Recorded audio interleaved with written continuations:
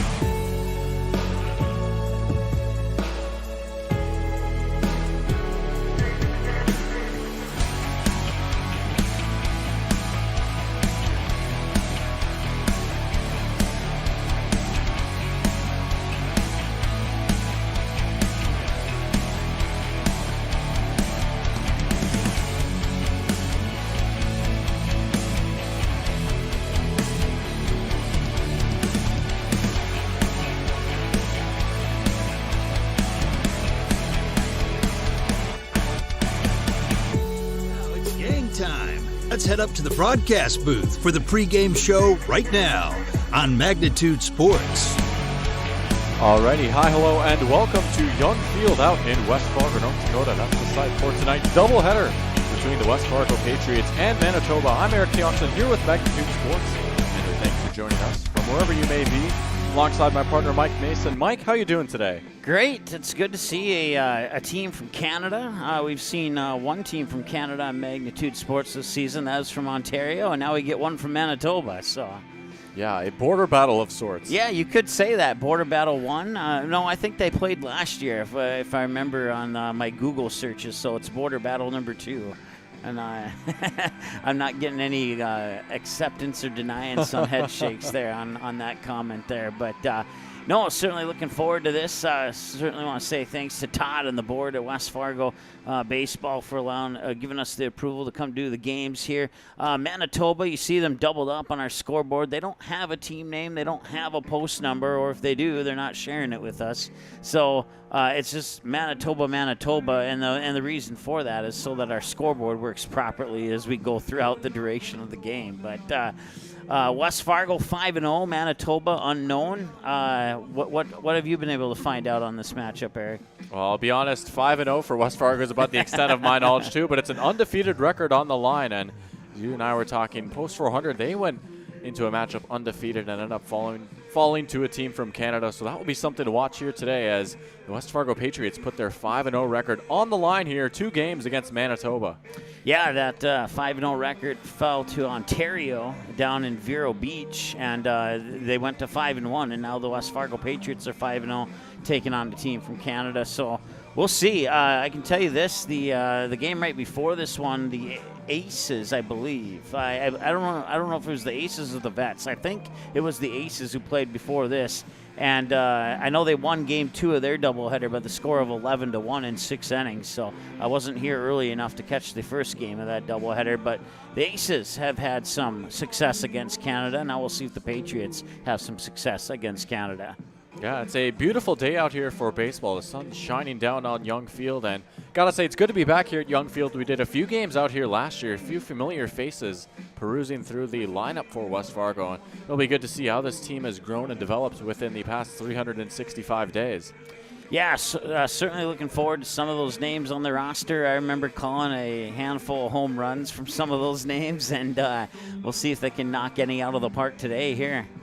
Yeah, a lot of power throughout this lineup, and taking a look at the outfield, fairly deep outfield as far as North Dakota Legion ball standards go, looking like 335 down both lines and then 370 dead center. But as we mentioned, these lineups certainly have the power in their bats to knock one out of the park, and it's a beautiful ivy-coated outfield out on the fence as well.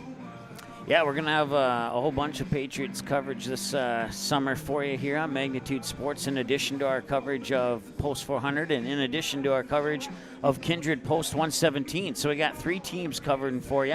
We'll be back here at Young Field tomorrow when the West Fargo Patriots take on the Moorhead Blues in a single 9-inning game, and Eric and I will both be back here for that. And then the Moorhead Blues travel to Starry and Bank Field to take on the Post 400 Stars on Magnitude in a 9-inning game.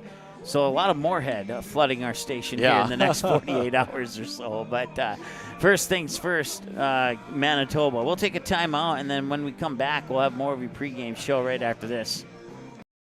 Looking for a new home? Make home happen by getting pre-qualified for free with Sean Carlson at Town & Country Credit Union. He'll help you find the best mortgage options for you and keep the process running smoothly from beginning to end. With a 97% satisfaction rate, awesome rewards, low fees, and great rates, it's clear why members love Town & Country Credit Union. Stop in or visit townandcountry.org to find out how you can become a Town & Country member today. Insured by NCUA, Equal Housing Lender. You may already know that at Clothes Mentor, you can shop great designer brands without the full designer price, and that you can bring your gently used items into Clothes Mentor and sell them for cash on the spot. Here's something else you should know. Buying and selling at Clothes Mentor aids in water preservation, reduces chemical pollution, decreases landfill waste, boosts your local community. That's right, it's resale, and it's better than retail. Be green and kind to the environment by selling your clothing and buying sustainable fashion for yourself.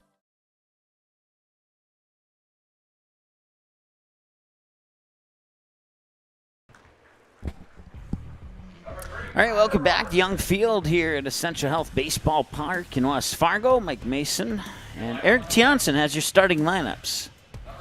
I think he does anyway. And the microphone, we need to hit a button here. I think the microphone is working. And there we go. Now I think we got him up on board. Is your microphone there now? I think so, yeah. Oh, there he is. There he is. Okay, so in case you missed what I heard earlier, Eric Johnson has the starting lineups for you. Absolutely. We'll start off with Manitoba. It's going to be leading off Cody Wheelgosh over at second base. Matt Thompson batting second at center field. Tyson Vassar over at third base batting third. Owen Weeks over at first base batting cleanup. Cameron Rose will be in right field batting fifth. Hayden Farragher will be at shortstop batting sixth. Eric Coate will be out in left field batting seventh. Rylan Slatcher will be the designated hitter. One of two DHs for Manitoba batting eighth. Tyler McGarrell will be catching and batting ninth. And then the extra hitter, Logan Dearborn, batting 10th. And then on the mound for Manitoba is going to be Jackson McDonald. And for the West Fargo Patriots, Nolan Dodd will be leading things off batting at first and second base. Brennan Hammond will be at short batting second. Mason Stolten will be out in center field batting third. Trey Stalker out in left field batting cleanup. Caleb Durr over at first base batting fifth. Cooper Borhart will be in right field batting sixth. Casey Clemenson will be designated hitting for the Patriots today and batting seventh. Easton Heisler will be behind the plate catching and batting eighth. Seth Wigginstrand will be over at third batting ninth. And then on the mound for the Patriots will be number 24, Matt Heupel. And Heupel's a guy that we saw a lot of last year, and boy, he's got a nice arm on him, doesn't he? Absolutely he does. And I took my headset off for a second, so I'm just kind of looking. I don't see. I don't remember. No, let's just pretend I didn't have anything to say. So.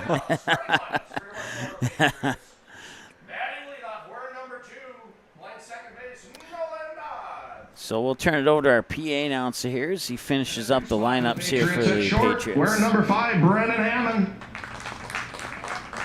Out in center field, wearing number 1, bat in the 3 spot for the Patriots, Mason Stolten. And batting cleanup, wearing number 3, out in left field, Trey Stalker. Over at first base in the 5 spot, wearing number 10, Kayla Deer.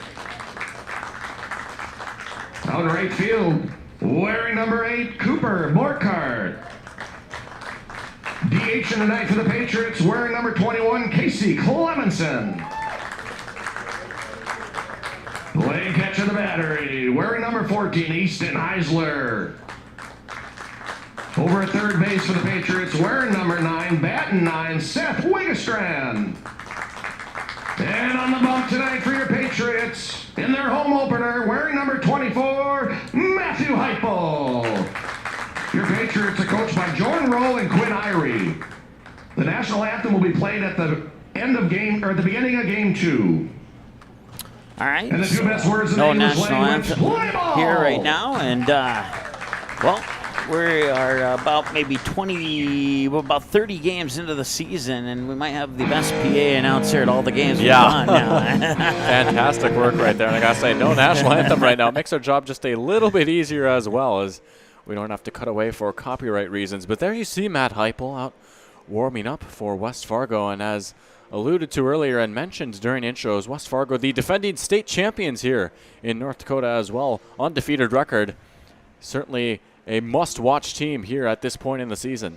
Yeah, defeated Post 400 in that state championship game, an opponent that they probably didn't expect to face in that state championship game, and I don't think anybody in the state expected West Fargo to face that opponent in the state championship game. The Post 400 actually knocked West Fargo off in the earlier round of the state tournament, and then West Fargo battled back to that state championship game and picked up a win against Post 400. They would go down to Sioux Falls, and I think they went 1-2 in that regional tournament, if I remember correctly. I know they lost at least 2 because it was a double elimination. So, probably not quite the turnout they were looking for, the way to end their season last year, but they're certainly going to be a team that's going to contend for not only the state tournament but that regional title this year as well. There's no doubt about it. Absolutely. There's a lot of staying power here on this West Fargo team, and we're going to see it on display here tonight. Taking a look at the first 3 due up here for Manitoba, it's Cody Wielgosh, Matt Thompson, and Tyson Vassar. So those are the top of the order that are going to be facing off against Heupel to start things off. And it looks like we're about ready to get underway as the final warm-up pitches have been tossed. And so here we go. Let's play some baseball. It's 2 games on tap here tonight, a doubleheader, 2 7-inning games, Manitoba and West Fargo. And here we go, and it's Cody Wielgosh. I have to give a assist to the PA announcer. So Cody Wielgosh settling in for the first at-bat of the night, and the first pitch on the game from Heupel. It's a fastball, and it's taken for ball 1. Might be the first game of the season that actually started when it was scheduled to start. First pitch coming at 6 o'clock under a partly cloudy sky and 81 degrees. Looking at low 80s, upper 70s throughout the duration of game 1. We'll see the low to mid 70s through the duration of game 2.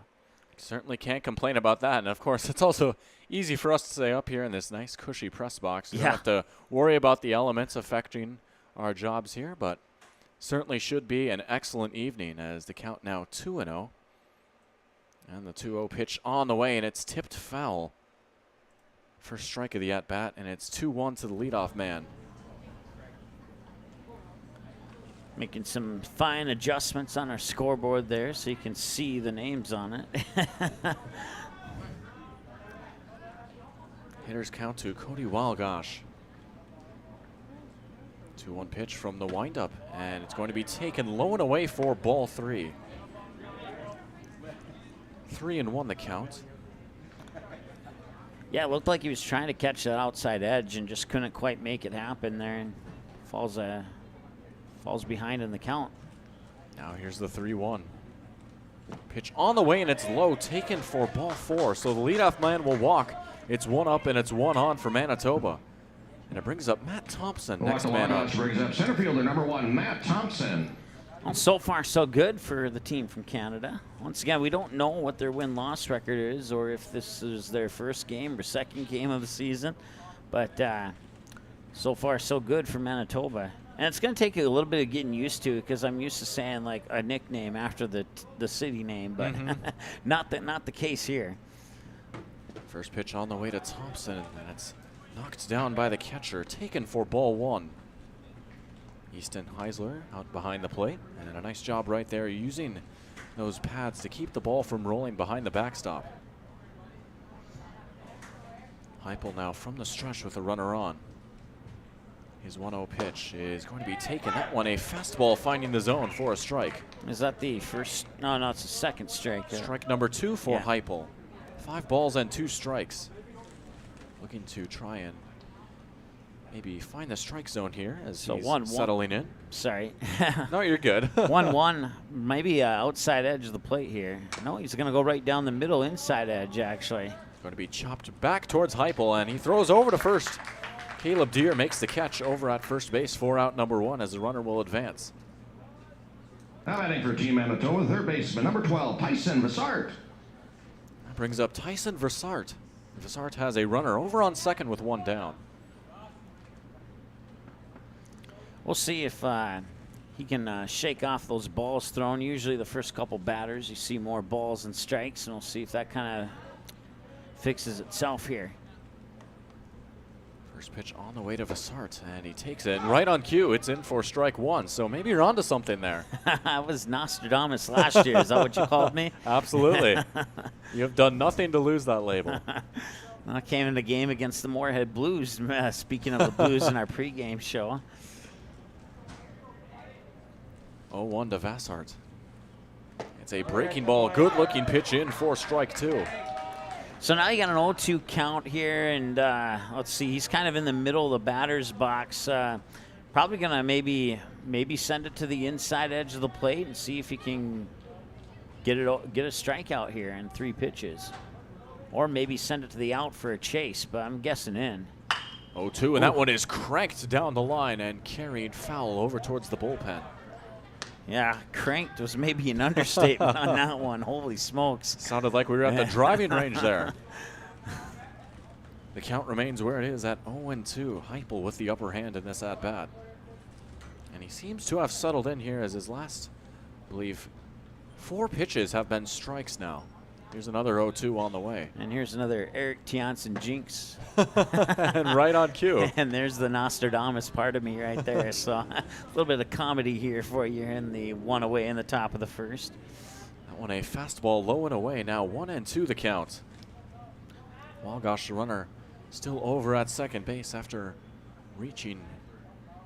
Well, he went inside, and that one was cranked foul. We'll see if he goes to the outside or not, or if he sticks with that inside pitch. Another 1-2, and that one got him outside part of the zone, and he goes down. It's a Buffalo Wild Wings strikeout, and it's your second out of the inning. Well, so far so good. I'm pretty proud of myself here. Owen Weeks. That'll bring up Owen Weeks with 2 down and a runner on second. Heupel settling in as alongside Mike Mason, who's been settling in. Some great calls early on. Heupel right down the middle fastball.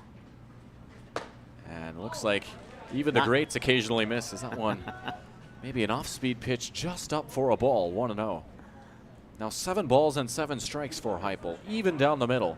And that's why I'm up here and I'm not hired as the pitching coach. 1-0 count to Owen Weeks. Pitch on the way, and it's a fastball taken. That one looking low, just around the ankles and shins for ball 2.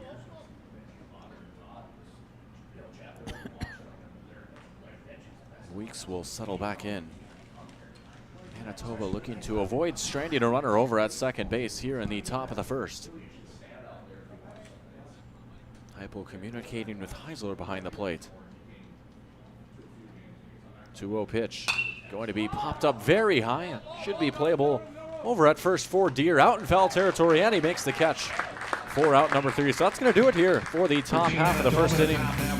No runs, no hits, no errors, no nothing. 0-0 your score as we'll turn it over to the Patriots at the top of the order for them after this here on Magnitude Sports. Don't go anywhere. We've got some great baseball coming your way. Buying, selling, or leasing commercial real estate or farmland in the Fargo, Moorhead, and surrounding area? From office to retail, industrial to multifamily, commercial land to farmland. As the #1 commercial, sales, and leasing brokerage in the FM region, Goldmark Commercial has the experience and skills to handle all of your commercial real estate and farmland needs with the highest levels of customer service and marketing around. Trust the experts at Goldmark Commercial Real Estate to lead your team to success. Do you have a teen ready for driving lessons? Don't know what they need to do or when things need to be done? If busyness keeps you from driving with them, then Gotta Go Driving School is the place to call. Jeff Weber at Gotta Go Driving School has been teaching driving lessons to all age groups since 1991. Call Jeff at Gotta Go Driving, 238-0236. Jeff will tell you to start planning ahead now. Don't wait. Got a new driver? Then it's Gotta Go Driving School. Talk to Jeff or go online at gottagodrivingschool.com. All right, welcome back. I want to thank some more sponsors, including mortgage lender Sean Carlson at Town and Country Credit Union, Clothes Mentor, Sinorama, Goldmark Commercial Real Estate, Gotta Go Driving School, Mr. Jeff Weber. You have a team, call Jeff at Gotta Go Driving School if you have a team that needs some driving lessons. They also help with the exams and all that cool stuff. Custom Express Car Wash, Runnings, Touchmark, the Knickerbocker and Hickson, and of course West Fargo Baseball Club for making coverage of the Patriots and select Aces and Vets games possible this year here on Magnitude Sports. Mike Mason alongside Eric Tiansen. Jackson McDonald, did I get that right? You did. You nailed it. He is the pitcher on the mound here for Manitoba. And when I set this game up, I had no idea what color Manitoba was, and it looks like I nailed it right on. It'll be McDonald on the mound, and he's facing off against Nolan Dodds, the leadoff man, and watching McDonald during warm-ups. He's got some zip on his pitches, so velocity will be something to watch out for here in the bottom half of the first inning. So here is Nolan Dodds getting things started for the Patriots. And the first pitch on the way. Dodds showing bunt, and he lays one down nicely down the line, digging over towards first, and he's going to be in safe. Yeah, McDonald slipped there as he went to pick up the ball, and that will allow him to reach base with no problem. Bunt single for Nolan Dodds, and that's the ideal start for West Fargo. Here's Brennan Hammond. Hammond's got a runner on over at first base after the bunt single by Dodds. Well, Hammond has some pop in his bat, and if he gets a velocity pitch like you were talking about, it could easily go 370. And right on cue, Hammond with a smoked liner down the line. That's going to be through for a base hit. It's 2 up and 2 on for the Patriots. Chalk it up as 2 hits now already for West Fargo. And that brings up Mason Stolten. Stolten has 2 on with no down. West Fargo already threatening early on in this one.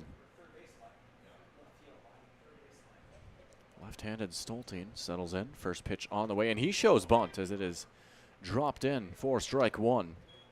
Yeah, nobody out. That's a perfect opportunity to place that bunt, to try and squeeze those runners to second and third, even if you have to sacrifice an out for it. We'll see if he squares up again here or not. Absolutely. The analytics will tell you that advancing those runners over into scoring position, that is a worthy trade for an out, and I think Billy Bean would back me up on that one.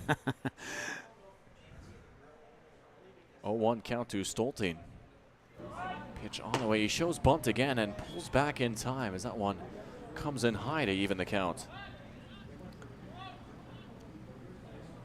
Yeah, it's a square up that I'm not used to seeing. He kind of holds it in front of his chest on the side of the plate instead of in front, but then maybe he was watching Magnitude Sports down in Rapid City. I'll tell you more about that later here. Bunt being shown again, and I think he pulled back in time again. Is now the count 2-1, and now I'm really curious.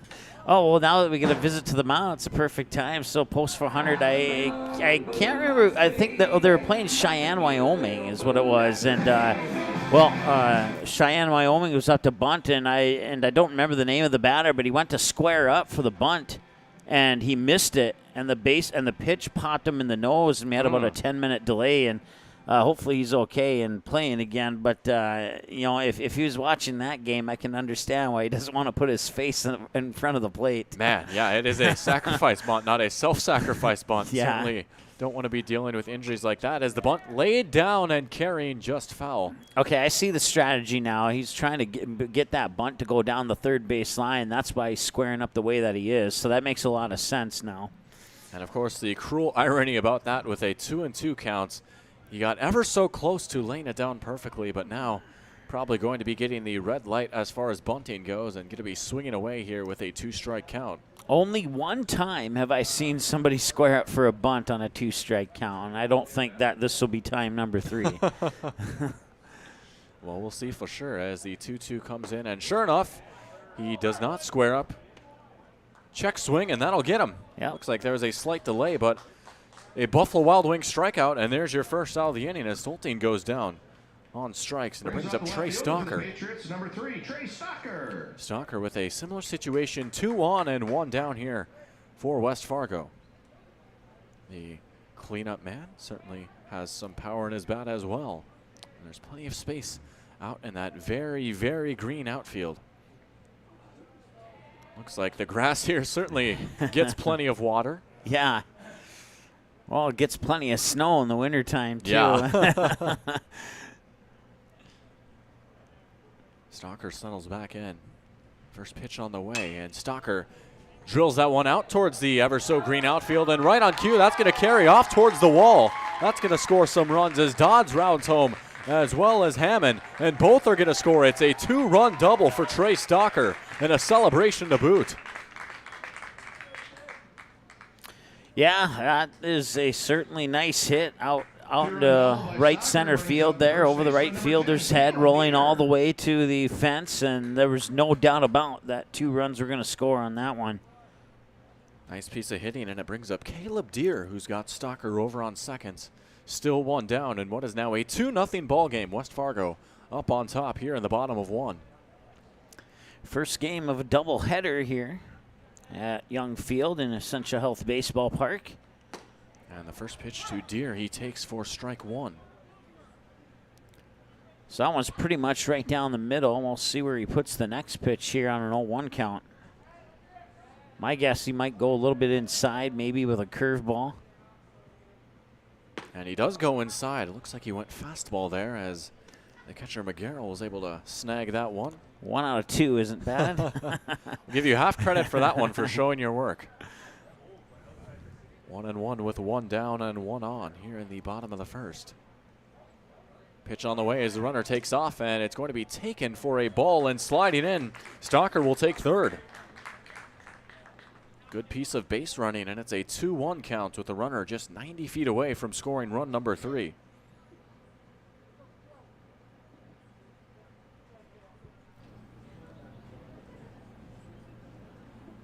McDonald from the windup. His pitch carrying out towards right field. It's carrying out towards the grass, and it's going to drop. That'll be another base hit as Stalker will score, and over to second. Some nice hustle from Deere. He's in with a double. It's back-to-back doubles for West Fargo, and it's 3-0. Well, it's early, but you can certainly not debate the fact that West Fargo is cruising right now. Absolutely. State champions, and they are playing like it. They're 2 runs shy of matching their win-loss record here in the first inning. That brings up Cooper Bornhart. Runner over on second, still 1 down, 3-0 ball game now. First pitch to Bornhart, and he takes it upstairs for ball 1. About 15 minutes into this ball game, 6:16 your local time. Of course, there might be a slight difference there between the seconds between minutes, as we did have an exact on-the-nose 6 o'clock first pitch. A pickoff attempt there from McDonald, not getting Deere in time as he slides back in safely. Count remaining 1-0. I said they were on time earlier, but they're probably about 20 seconds late. 1-0 pitch. Dropped in for strike 1, and hopefully we won't hold that against them. As far as start times go, I think you're right, as that has got to be the closest that we've had. We've had a few early starts, a few late starts, but this one right on the money. 1-1 pitch, and a big cut there for strike 2. Yeah, you just got to be careful what you say, or you're going to get hit with a bat. Yeah. So. That noise you might have heard there, one of the bats up in the box, Let and me grab that. thought I had it pinned safely against the wall, but apparently I took a wrong step, and clattering away it went. Runner takes off on the 1-2. It's popped up high, very high, and now the runner will have to head back as it's going to be caught by the first baseman, Weeks, for out number 2. Owen Weeks drifting over towards the middle of the infield. I think I've only seen one pop up higher than that one this season. Number 21, Casey Clemenson. And that happened in the very last game I broadcasted. So Certainly a lot of hang time on that one as it brings up Casey Clemenson. Clemenson has Deere over on second base with 2 down. oh, this is another guy who can easily get a base hit if he gets the pitch that he likes. And see what happens here from McDonald. First pitch from McDonald. It's a breaking ball just missing the zone. That one up high for ball 1. Clemenson, the designated hitter today for West Fargo. Runner taking off, pitch on the way. Deere heading over towards second. They might have got him. No, safe. The tag was not in time. That was very close. Caleb Deere stealing third. I was looking at that ump. I was expecting to put his arm up in that fist pump shape and motion, I should say, and looks like he was able to slide in just in the nick of time. He scampered like a deer crossing the interstate at night as the pitch comes in, and it's going to be taken for a strike. 2-1 the count. You're lucky the bat's over here now.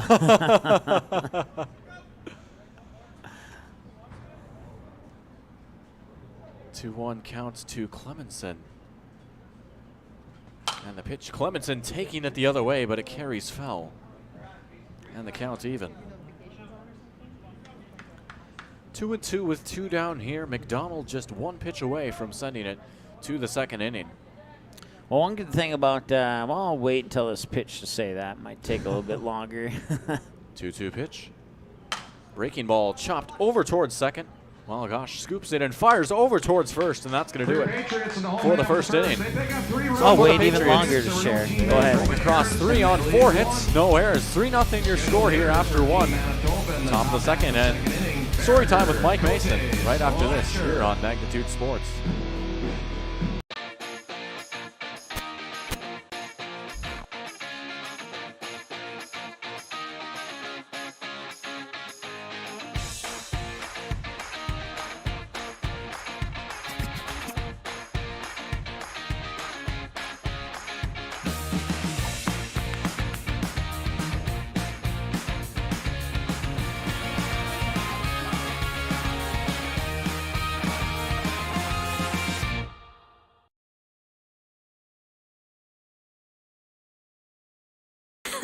Why do I choose to work here? It's the people. It's the feeling that you get when you've been gone for a weekend and everybody's genuinely happy to see you and you're so happy to see them too. They are wonderful. The staff is wonderful. They are so friendly. They're so happy all the time. It's a family. It's just that overall culture that we have. It's a great culture and I'm very lucky to be a part of it. Your full life happens here at Touchmark. Alrighty, welcome back here to Young Field out in West Fargo, North Dakota. 3-0 your score. It's the Patriots up on top over Manitoba. Strong first inning for the Patriots offensively. Mike, what did you see out there? Well, I saw a lot of hits from West Fargo. And the top of that inning, I thought Manitoba kind of got a good start. They got a couple of runners on base, but then they got the runner to second, and that was kind of all they did. And then West Fargo just came out and just made a statement in that top of the first, and we'll see how Manitoba responds. This top of the second is going to be a big inning to respond to a 3-0 deficit. And we'll see. I think the goal here is at minimum to get 1 run across if you're a Manitoba fan. That is spot-on analysis right there, and I think we preach so often the importance of runners on base and being able to bring home runners on base, and I think that was one of the big differences of the first inning is West Fargo was able to plate the runners they put on, and Manitoba not quite, but they've still got plenty of ball game to do just that, and it's going to start off with Cameron Rose, who settles in. He's the first man up for Manitoba in inning number 2, and the first pitch he will take low for ball 1. Well, you saw Heupel kind of start with that same pitch in the first inning, and it resulted in a ball, and we'll just see if he can get the strikes coming sooner than he did in the first inning. For Heupel, it was 16 pitches in the first inning. It was 8 balls and 8 strikes, so split right down the middle as that pitch is right down the middle, but low for ball 2. 2-0 count now, and I want to say hi to Jim watching from Denver, North Carolina. He's tuning into the West Fargo games now. In addition to he's got to be moving into the number 1 spot for our most valuable viewer. Definitely some stiff competition for most valuable fan as the pitch comes in, and it's going to be flared out the other way and carrying foul. Rose will foul that one off. It's a 2-1 count as you get a nice shot of some of the fans here filing in at Young Field. Beautiful day once again, as I keep saying, and a nice turnout here as well. We've got fans in the bleachers right, I guess not the bleachers, the seats right in front of us, and some down on the side as well. Here's the 2-1 pitch from Heupel. A nice breaking ball, and he drops it in for strike 2. I'm going to pan over here really quick. Story time from earlier, those trees off the first base side. It's kind of a good thing, because if you do foul away a pitch off the first base side, it's it's very tough to get it between the tree trunks and actually get it not be retrievable. That one is chopped over towards deer, and that one retrievable for out number 1. And make a good point. Has to make life just a whole lot easier for everyone. It's so much easier that they don't have to offer 50 cents to a youngster to go grab the fouled away pitch. Number 9, Hayden Fargo. Here's Hayden Fargo, the shortstop, who settles in with 1 down and the base is empty.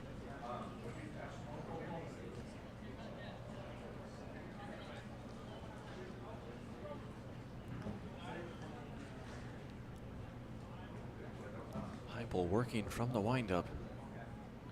Pitch on the way, grounded over towards deer again. Should be an easy play for him, and he scoops it up. Foot on the bag for out number 2. 1 pitch, 1 out. Peak efficiency.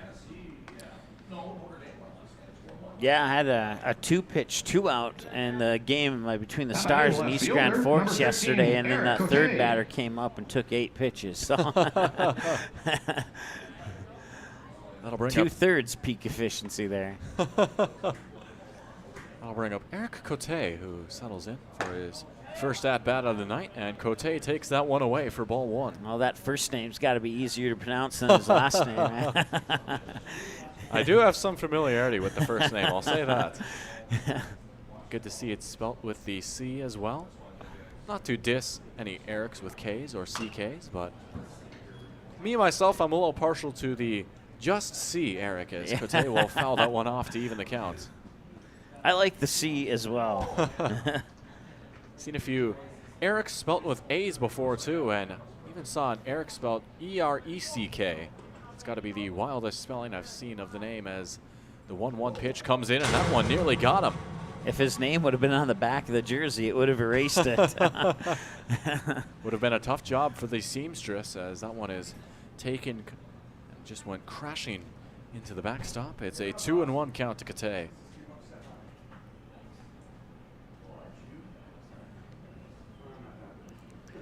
Heupel's delivery on the way. And a big chop upstairs for strike 2. Yeah, that's called stumbling at the top of the stairs right there. He was choked up on that, or choked down on the bat all the way at the handle there, and tried to swing at an inside pitch and paid the price. Here's the 2-2. That one missing low and away for a ball. Now a full count here, 3-2, and I believe our first full count of the game. Yeah, I think you're correct there. Could see what Heupel was trying to do there. He had the high fastball and then trying to set him up to go low and away with the next pitch, but he just couldn't quite get the chase. And now a payoff pitch upcoming from Matt Heupel.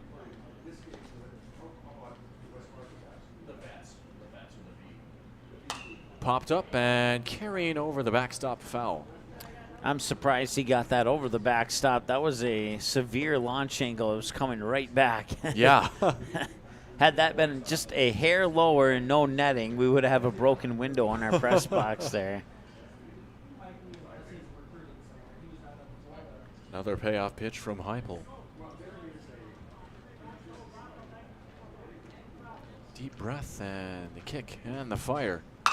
Grounded over towards third. A busy inning for Caleb Deere. And it's a 1-2-3 from Caleb Deere as the grounder is fielded effortlessly for out number 3. No runs, no hits, no errors, no nothing. It's 3-0. Patriots up on top over Manitoba. Back with more baseball right after this here on Magnitude Sports. The Knickerbocker in Hickson, North Dakota is the place for you and your friends to come and enjoy cold drinks, great food, and sports all under a friendly and fun atmosphere. Whether it's the Vikings, Twins, Wild, NDSU Bison, or one of your favorite teams, watch all the games at the Knickerbocker. Open Monday through Friday, 11 a.m. to 2 a.m., and Sunday, 12 noon to 2 a.m. You can find the Knickerbocker at 412 Main Avenue in Hickson, just a 10-minute drive south of Fargo. Take University Drive, head south until you arrive.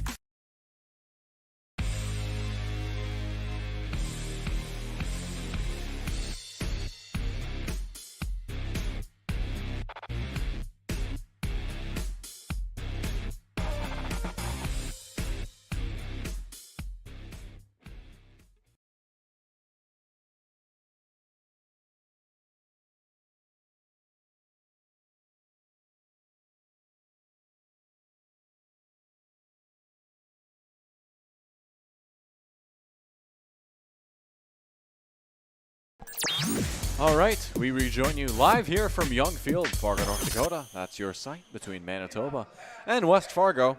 3-0 ball game, and the Patriots looking to maybe add on to their lead a little bit, as it's going to be Easton Heisler leading things off. The catcher, the number 8 hitter for the Patriots.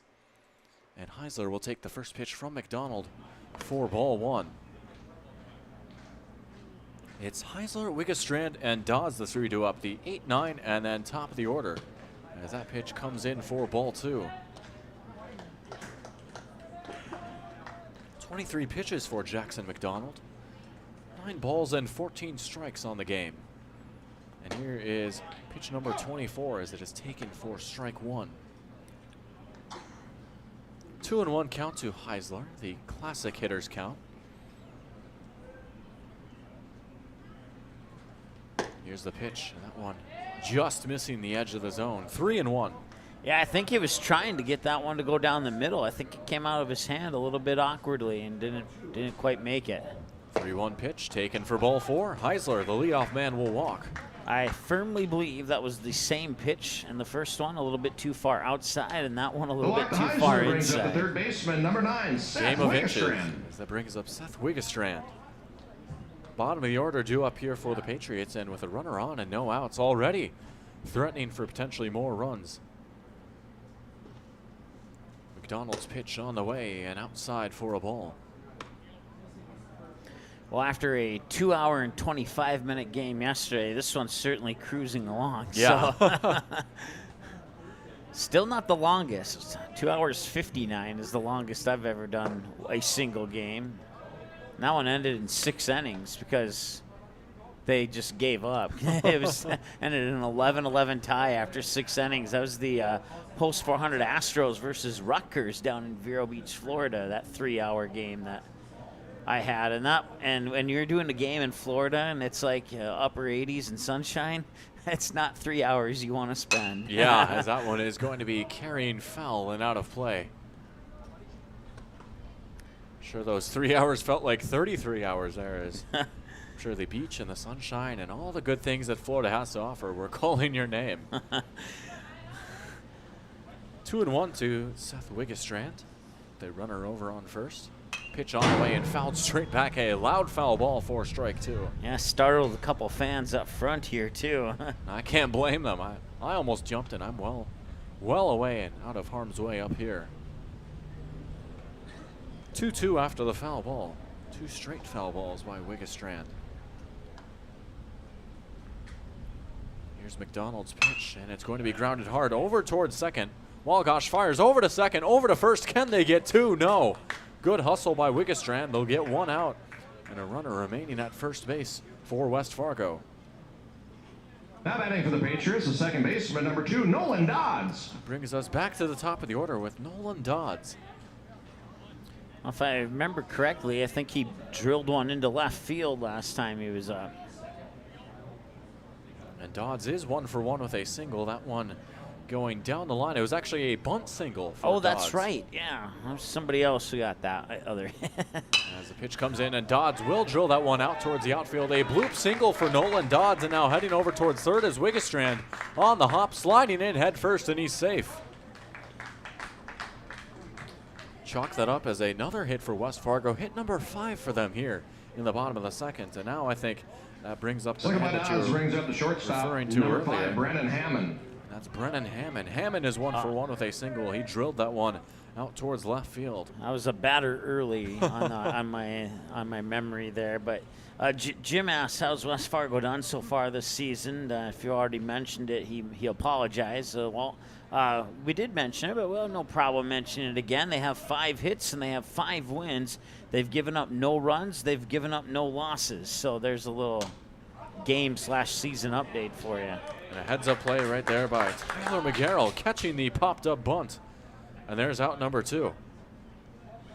As far as Manitoba, we're not 100% sure. We weren't able to track that information down. So Now batting center go fielder, 0-0 for Mason now and Stolten. update you if we learn more later. So That'll bring up Mason Stolten. Runners on the corners for him with 2 down. He's 0 for 1 with a strikeout in this ball game. First pitch, Stolten takes the other way over towards third. The throw on over to second. Vassar over to Wild Gosh for out number 3, and that's going to do it here for inning number 2. Your score remains 3-0. One hit for the Patriots. So leave 2 on base. And we'll head over towards the 3rd inning right after this here on Magnitude Sports. Looking for a new home? Make home happen by getting pre-qualified for free with Sean Carlson at Town & Country Credit Union. He'll help you find the best mortgage options for you and keep the process running smoothly from beginning to end. With a 97% satisfaction rate, awesome rewards, low fees, and great rates, it's clear why members love Town & Country Credit Union. Stop in or visit townandcountry.org to find out how you can become a Town & Country member today. Insured by NCUA, Equal Housing Lender.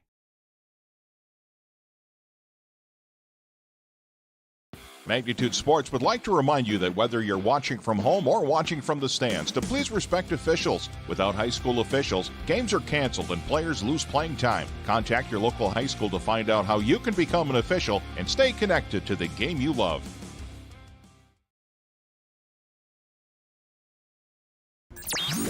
And we're back just like that. About to start the top of the 3rd here in West Fargo. West Fargo with a 3-0 lead after 2 innings of play, and the hits keep coming. 5 hits already for the Patriots. Their bats have been rolling. Yeah, the only thing that didn't work out for them in the top of the 2nd is they didn't play any runs like they did in the top of the 1st. But other than that, other than the no runs, it was pretty much an identical inning for West Fargo there as far as the bats are concerned. So. Bottom of the order going to be due up for Manitoba. It's Rylan Slatcher, Tyler McGarrell, and Logan Dearborn, the 8, 9, and 10 hitters, as I alluded to earlier on in the pregame show. A 10-man lineup here for Manitoba today, the designated hitter and the extra hitter. Yeah, becoming more common this year in my broadcast for baseball, having 10 or more hitters, but all previous years, to the best of my knowledge, it's been 9 aside, so... So here is Slatcher, who settles in for the first at-bat of the 3rd inning.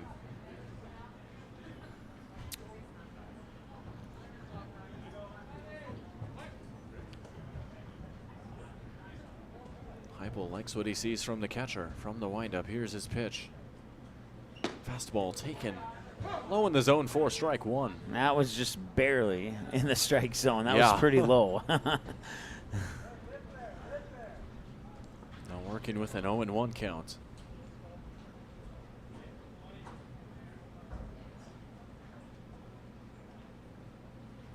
And a good pitch fired in. Back-to-back fastballs for strike 2. So quick 0-2 count to Slatcher. The first man up here for Manitoba.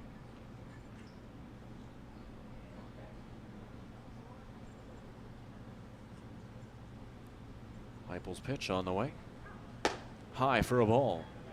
1-2, and Slatcher will stay alive. I was going to say something, but I forgot, so I'll come back to it later. The worst feeling in the world, especially doing what we do. Here's a 1-2 pitch. Outside for a ball. Count even at 2.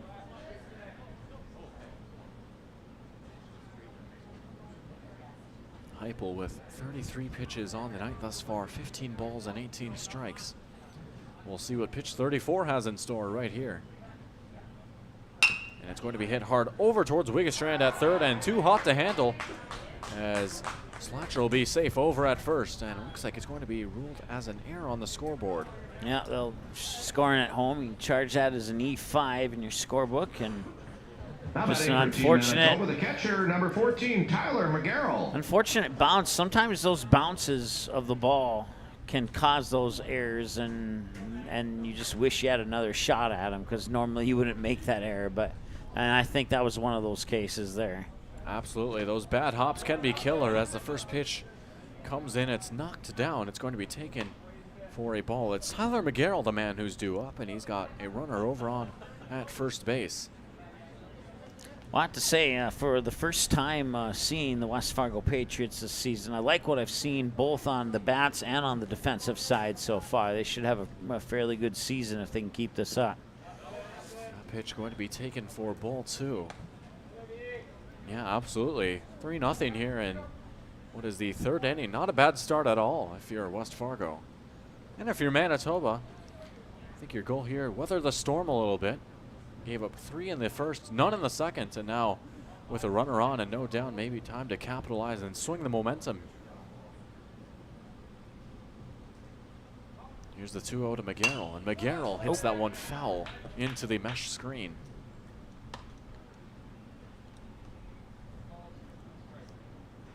Easy ball to fetch there as it stays in the park. 2-1 the count.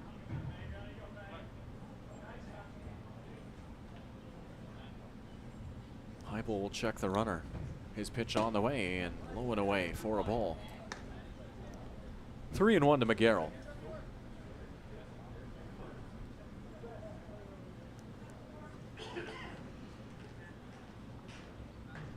Heupel steps back on the mound, trying to battle back in this at-bat. 3-1 pitch. Chopped over towards short. Tough play. Hammond fires over to first, and he got him. There's your first out as the runner Slatcher will advance. Well, that's about the equivalent of stealing on a strike 3. I mean, they both had the same result. I was kind of expecting him to steal, but he never really got a large lead off, and he never really showed any threat of running. So, but he's on second base nonetheless, so it works out the same. De facto sacrifice ground out, if you will, as it advances the runner over. And now here's the number 10 hitter, Logan Dearborn. And it's taken up high for a ball. So we have Deer on one side and Dearborn on the other. No headlight references in this game. Not yet. Maybe in game 2 when the lights come on. Well, maybe not done either. Maybe I'll put this bat back over on your side of the broadcast booth. We'll be calling the rest of these games trembling with fear. 1-0 pitch. Breaking ball, good-looking pitch in for strike 1. 1-1 to Logan Dearborn.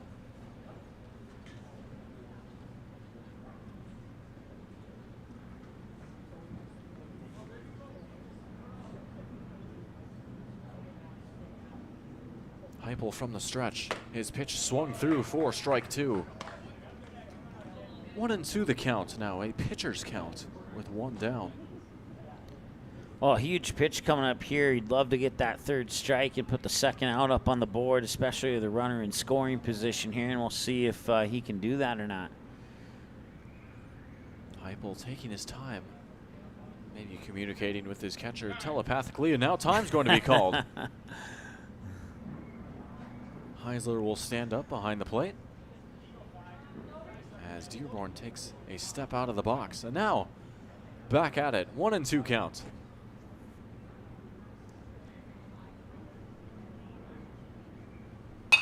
Heupel's pitch is popped up out into foul territory and out of play. Another one of those fairly easy balls to go fetch.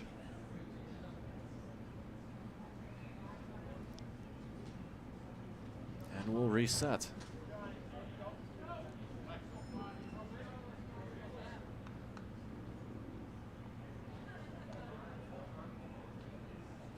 Another 1-2 pitch. Check swing, and it looks like he held off. Now runner taking off for third. The throw on the way. The tag is down, and he's out. What a throw by Easton Heisler. There's out number 2. And now he's a strike away from ending the inning. As we were just talking a moment ago, I wanted to get that strike to put up the second out. Now it just made it a little bit easier here if he can get a strike delivered. Yeah, that 2-2 count. Now all of a sudden a whole lot more daunting here for Logan Dearborn. Of course, he has a pitch to work with, so maybe I'm going to say like a pitch to the outside edge of the plate possibly.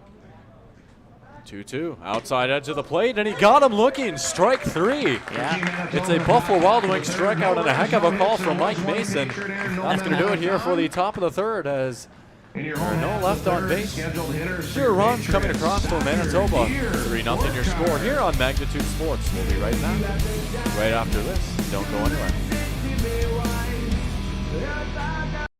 Looking for a new home? Make home happen by getting pre-qualified for free with Sean Carlson at Town & Country Credit Union. He'll help you find the best mortgage options for you and keep the process running smoothly from beginning to end. With a 97% satisfaction rate, awesome rewards, low fees, and great rates, it's clear why members love Town & Country Credit Union. Stop in or visit townandcountry.org to find out how you can become a Town & Country member today. Insured by NCUA, Equal Housing Lender. You may already know that at Clothes Mentor, you can shop great designer brands without the full designer price, and that you can bring your gently used items into Clothes Mentor and sell them for cash on the spot. Here's something else you should know. Buying and selling at Clothes Mentor aids in water preservation, reduces chemical pollution, decreases landfill waste, boosts your local community. That's right, it's resale, and it's better than retail. Be green and kind to the environment by selling your clothing and buying sustainable fashion for yourself. Welcome back to Young Field in West Fargo, North Dakota. It's West Fargo and Manitoba, the Patriots in Manitoba. It's 3-0 on your scoreboard, and due up, it's going to be Trey Stalker, Caleb Deere, and Cooper Borhart, the 4, 5, and 6 hitters for the Patriots. And for Trey Stalker, he's wall, so his bat will be one to watch here in the bottom of the third inning. Jackson McDonald still out on the mound here for Manitoba. In inning number 3 of pitching for him. McDonald with 34 pitches on the game thus far, 13 balls and 21 strikes. And actually, looks like they, as soon as I say that, there's a new pitcher out on the mound, and it's going to be Jacob Thornett. So Thornett will come in for McDonald, and he'll face off against Stalker for the first time. Well, it was the middle of the order here that got the runs for West Fargo in the bottom of the first. So we'll see if they can do some sort of damage here with the middle of the lineup this time around as well. It's an 0-1 count to Stalker after that fastball finding the zone. 0-1 pitch is upstairs for a ball. I believe, if memory serves me correctly, West Fargo batted 7 or 8 in that first inning. That sounds about right, yeah. 1-1 pitch, high for ball 2.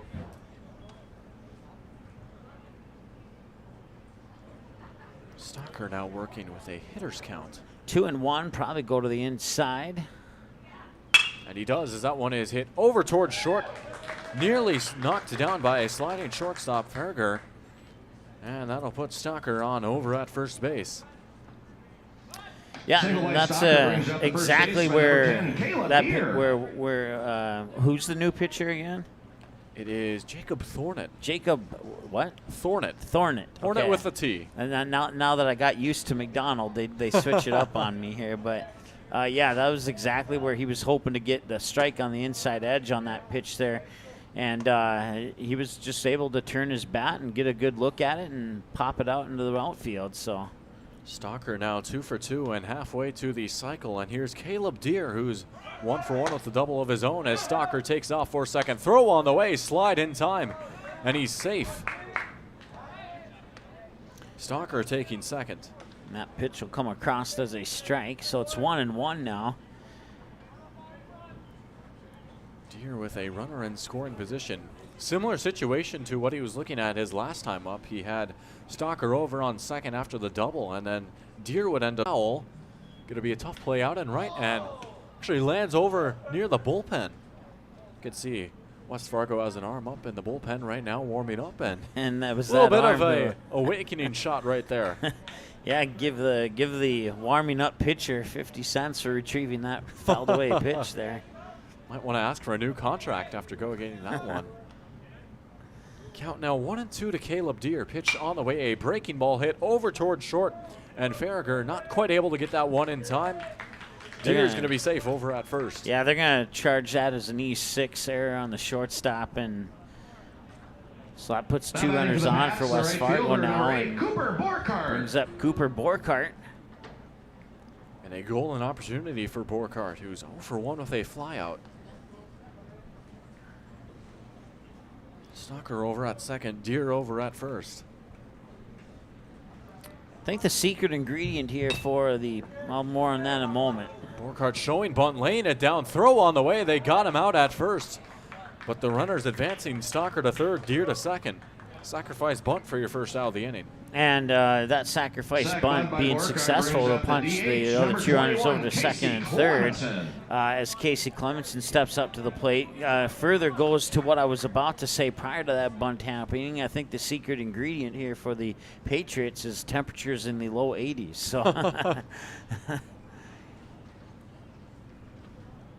here's the first pitch to Clemenson, who takes it in the dirt for a ball. Clemenson 0 for 1 on the game with a ground out. Of course, the defending state champs will get a chance to defend that state championship here on their home turf this year, as the state tournament will be right here at Young Field. 1-0 pitch is chopped in the ground over towards third. Vassar's throw on the way. That one with some zip on it, and a nice play. Nice pick by Weeks to keep his foot on the bag for out number 2. And a run will score, and it's now 4-0. Batting for your Pats, the catcher, number 14, Easton Heisler.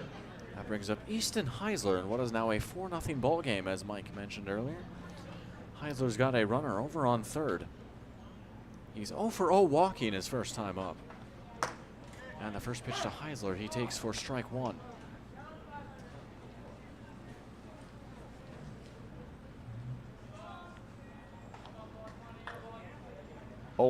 Expecting an inside pitch here.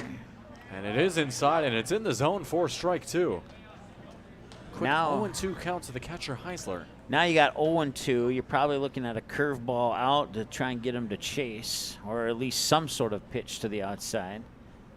0-2 pitch, and that one low and knocked down by McGarrell, the catcher. Otherwise, might have been another run scored as Deere was ready to pounce. I'm still predicting that outside pitch here, even on the 1-2. I would have thought that he would not try and go down the middle, but he did. So I can't predict every one of them. Thornett certainly does have a few pitches to play with here, and it looks like he's going to have a word with his catcher, Tyler McGarrell.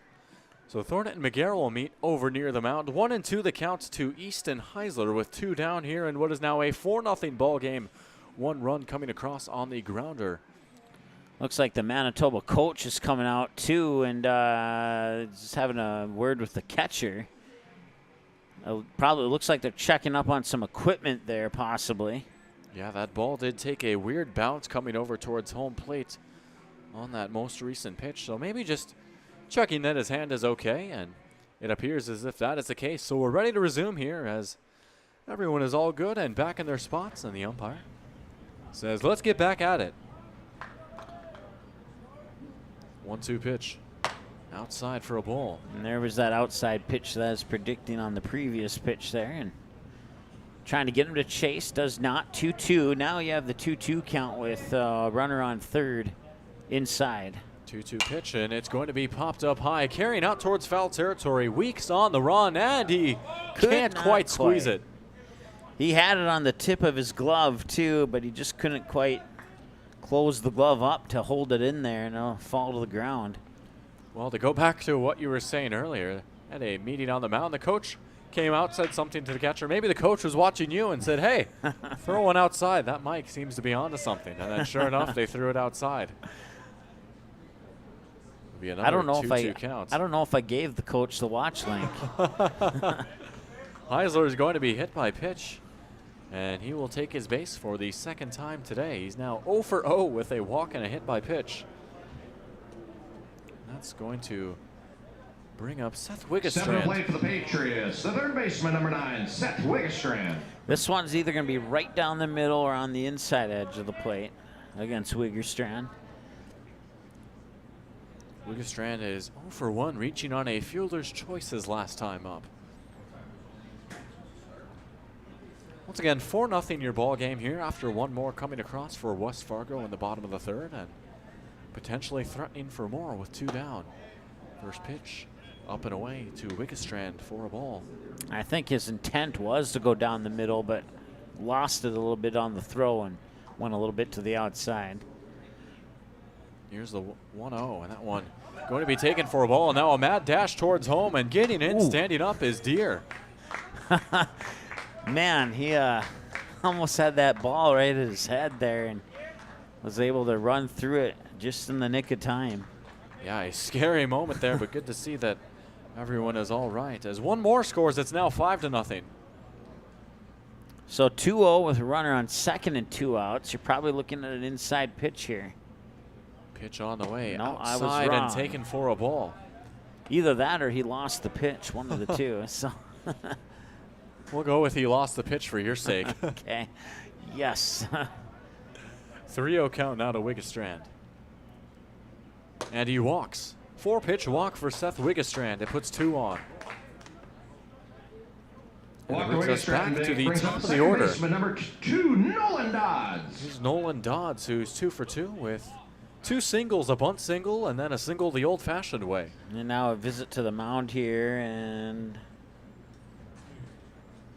See exactly what this entails, as is 22 pitches on the night thus far for Jacob Thornett. 12 balls and 10 strikes. Thornett coming in here in the 3rd inning, replacing Jackson McDonald, who got the start for Manitoba. And looks like it's a meeting on the mound and nothing else, as the coach will head back to the dugout and the catcher McGarrell back to behind home plate. Nolan Dodds, the leadoff man, been swinging a nice bat today, and hit number 3 might score some more runs. It's Heisler over at second and Wigginstrand over at first. Heisler was hit by pitch and Wigginstrand was walked. And we reset. Pitch on the way to the leadoff man, Dodds, and he takes it up high for ball 1.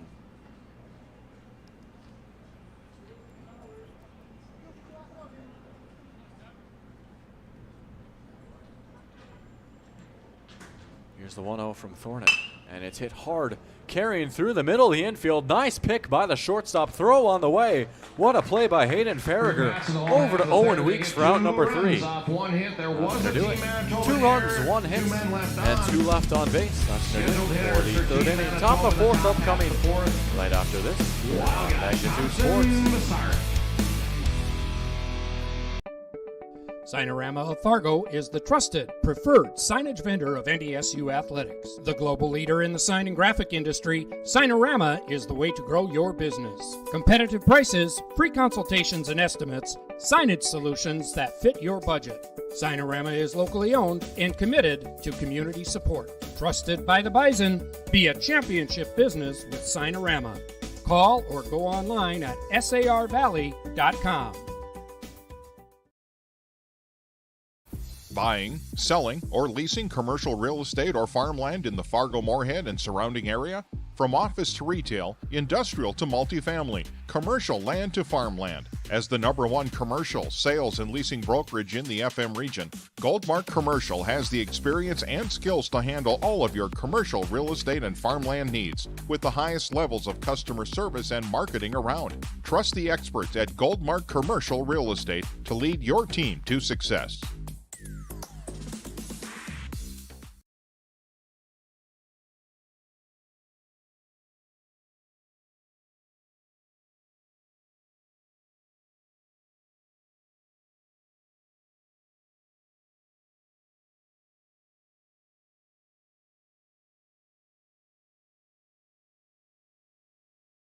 sing a little Nickelback. And we're back here singing Nickelback, as Mike said. And it is a 5-0 ball game. Patriots up on top over Manitoba. And actually, to go off of that thread, for those of you that follow Major League Baseball, the Los Angeles Angels actually had a massive losing streak.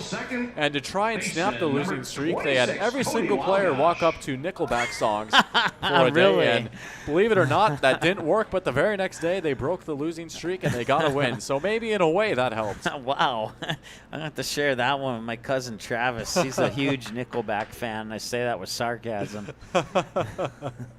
Here's the leadoff man, Cody Walgosh, who's 0 for 0. He walked his first time up, and he takes the first pitch for a ball. Did you say Los Angeles Angels? Yes, I did. Okay, yes. I'll have to look YouTube that. I wonder if that's on YouTube. I'd like to see that. Oh, it must be. 1-0 pitch. Hit hard and carrying through the hole for a base hit. Walgosh has got his first hit of the game. He's now reached base twice in this ball game, 1 for 1 with a walk and a hit. Sigma Walgosh brings up the center fielder, #1, Matt Thompson. That brings up Matt Thompson.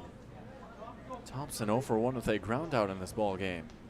That is now hit number 2 for Manitoba. Just about an hour into this ball game, 57 minutes according to my phone, and we're breezing right along, nearing the halfway point. Hit hard over towards short. Nice catch. The throw on the way back over to first, and they got him. Wow. Brennan Hammond with the double play. How about that? That's a 6-3 double play. 2 outs for the price of 1. Normally you see a 6-4-3 on a double play, but that was a straight 6-3, and man, that was a hard shot right into the glove of the shortstop. Yeah, the exit velocity was there, but just wrong place, wrong time for Manitoba. Brings up Tyson Vassar now, completely changing the complexion of this inning. Number 12, Tyson Vassar. And Vassar, instead of potentially having 1 or 2 on with 0 outs, has the bases empty with 2 down. Well, maybe if they play a Nickelback song going into the top of every inning, they'll get 2 outs for the price of 1. And that one eliciting a chuckle from some of our friends here in the press boxes. That one is going to be fouled off to even the count. If they need some Nickelback songs, I can put some up on my Spotify account. Well, you heard it here first. Mike Mason, Nickelback aficionado. 1-1 pitch outside for a ball. And Vassar now looking at a hitter's count. 0-for-1 with a strikeout in this ball game. I need to bring my cousin Travis to one of these West Fargo baseball games. Make sure we put a lot of Nickelback into the PA system and make him stay. 2-1 pitch inside for a ball, now 3-1. Owen Weeks, the cleanup man on deck. I should text him and tell him to tune in. Yeah. It's probably working right now. I never know when he's working and not working. 3-1 pitch from Heupel. And he got him swinging there for strike 2. Got a little too excited, forgot the count for a sec. But instead of strike 3, it's strike 2 and a full count. And Vassar's now facing an all-important payoff pitch.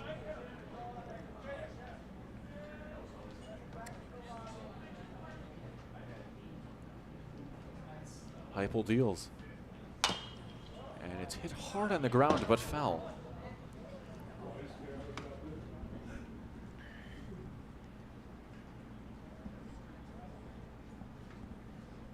Count remains where it is. It's filled up with 2 down here in the top of the 4th.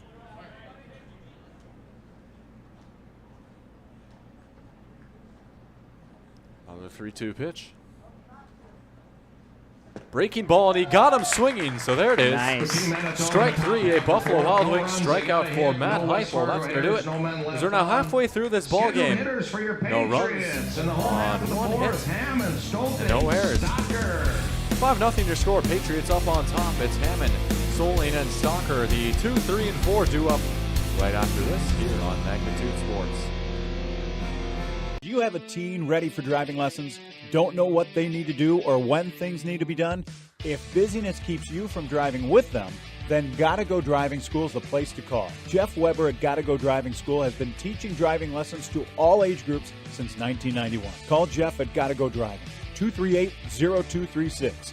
Jeff will tell you to start planning ahead now. Don't wait. Got a new driver? Then it's Gotta Go Driving School. Talk to Jeff or go online at gottagodrivingschool.com.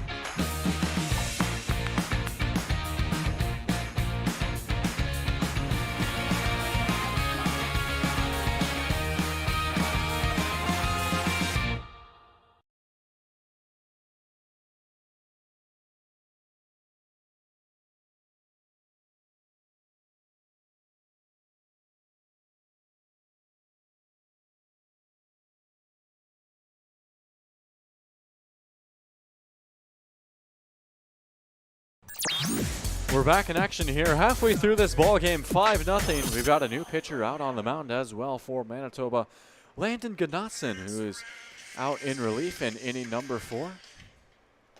And the first pitch from Gnatson is good for a strike to Hammond.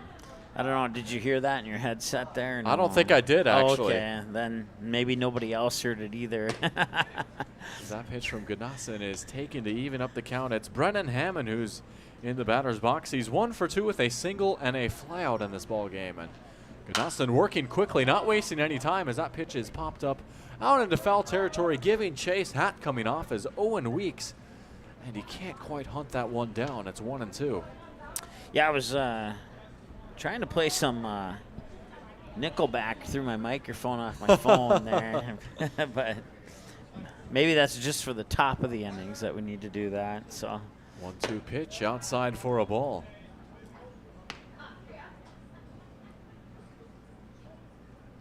Even count to Brennan Hammond. Gunnarsson's pitch popped up very high, and the catcher McGarrett will take one look at it and say, forget about it. He fires it back to the pitcher as it goes out of play.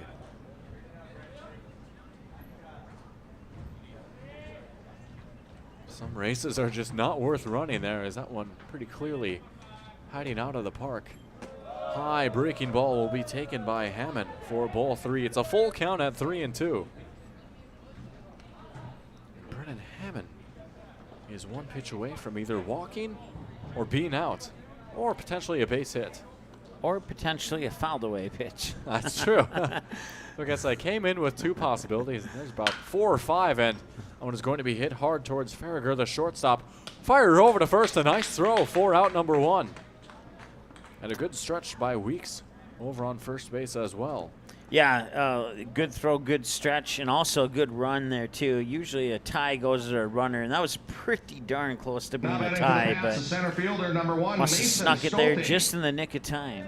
I believe this is Stolten, right? It is. It's Mason Stolten who settles in. He's 0 for 2 with a strikeout and a ground out. Base is empty for him with 1 away, and the first pitch at the shins for a ball.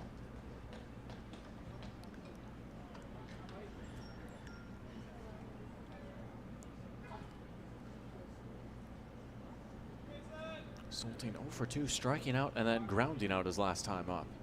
And the pitch is tipped foul off the catcher, and the count even.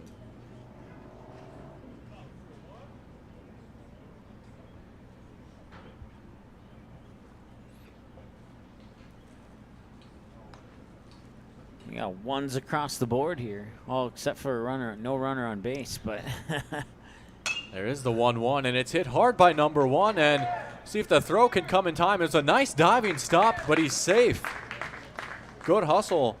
Tyson Vassar nearly with one heck of a play over at third base, but just couldn't quite beat the runner. Yeah, that was a nice infield hit there. Trey Stalker. And even an A for effort there by the third baseman for Manitoba. Here comes the cleanup man cleaning his plate. He's 2 for 2, a double and a single, and I don't know. Got to start thinking about the cycle as he takes the first pitch low for a ball. He has the 2 hardest legs left of the cycle to get, the triple and the home run. Well, the home run's usually easier than the triple, but absolutely.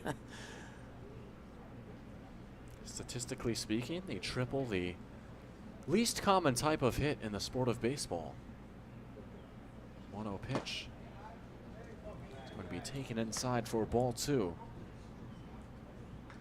And just for reference, to sort of put that number in context, the MLB record for most home runs in a season, well, depends on who you ask. Some people say it's 74, some say it's 61, as that is a pickoff attempt, not in time, but 61 or 74 as opposed to the record of 36 for most triples in a season. So just goes to show the discrepancy between those 2 hits. And now runner nearly taking off with the pitch, and now Stolten thinking better and heading back. The pitch was in for a strike to make the count 2-1.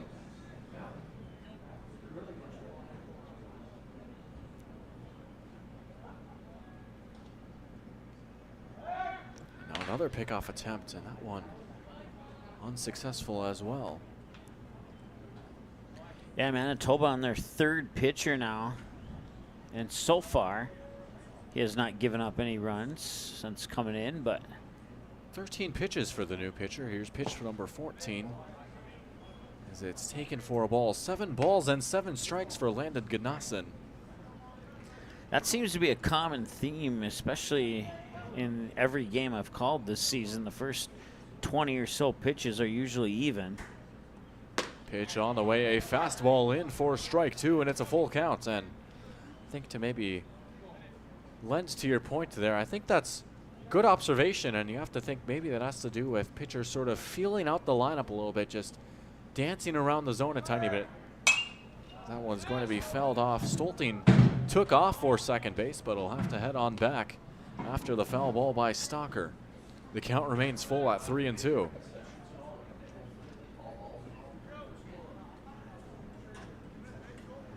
Little over an hour into this ball game, an hour and 8 minutes. Just a reminder, 7:09 your local returning time. foul balls, the concession stands or the respective dugout. Another payoff pitch as the runner takes off, hit hard and carrying, dropping into the grass for a base hit. Nice piece of hitting, a hit and run as Stolten digs for third, and he's in safe. So Mason Stolten will take over third base. Trey Stalker with his third hit of the game. He's now 3 for 3. Single by Stalker brings up the first baseman, number 10, Caleb Deere. Here's Caleb Deere, who's 1 for 2, doubling and then reaching on an error, and essentially 2 for 2, reaching base twice in this game. But of course, with the weird way that baseball stats are kept, reaching on an error, they don't want that to skew the batting average, and so that's why it does not count as a hit, but it does count as an at-bat. First pitch as the runner takes off for second. Throw on the way, the tag is down, and he got him. Yeah, I think he came off the base on the slide-in, and the tag was applied the entire time, and that is why he's out. What a throw by the catcher, Tyler McGarrell, for the second out of the inning.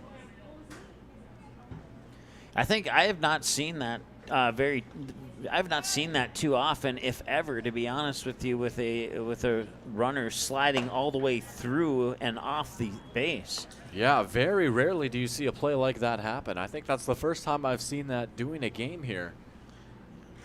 Well, now you're getting back to your first on magnitude. You had a lot of them last year. Yeah, absolutely. Had a basketball stuck up in the wire beam above the backboard. Remember that one? Absolutely. I ended up writing about that when I applied to the journalism school in the sports media program, actually. Fun little story. As the pitch comes in, and it's a fastball taken for ball 3. I think it's about a 5 to 10 minute delay to get that ball down, and eventually the referee was able to knock it down. 3-1 count to Caleb Deere. Deere cranks that one foul. Giving chase is Rose from right field, but it's going to drop out of play. Yep, dropped in the bullpen again. Been a busy day for that bullpen thus far. Not just the pitchers warming up, but a lot of balls being hit over there. I know when I first started broadcasting baseball about 4 years ago, I saw my first steal home with the bases loaded, and then on the next pitch, he hit a 3-run home run, and I never got my first grand slam until about a year later. So, almost like a baseball bucket list of sorts. Yeah, I've had plenty of grand slams since then, but in both sports, softball and baseball. Here's another 3-2 from Goodnasson. And that one fouled off again. Deere is on it. It's now 3 straight foul balls.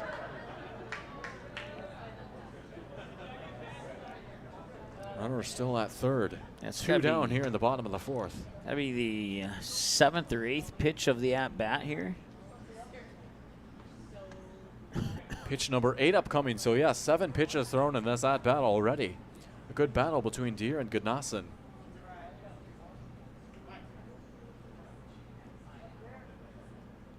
Here is pitch number 8.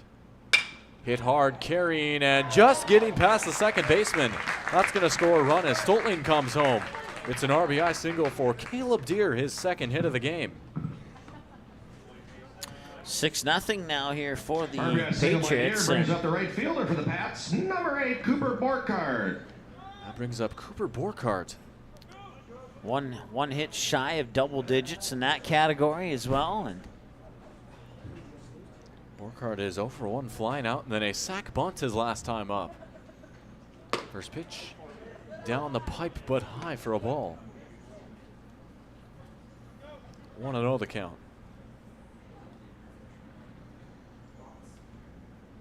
Goodnasson operating from the stretch. He checks the runner. Now his pitch on the way and high and away for a ball. 2-0 the count. And now trying to catch the runner napping. He might have caught the first baseman napping. That one getting past Weeks and taking off for second. And now third is Deer. And he slides in safely. It's 2 bags that he takes on the throw. Caleb Deer now just 90 feet away from scoring run number 7.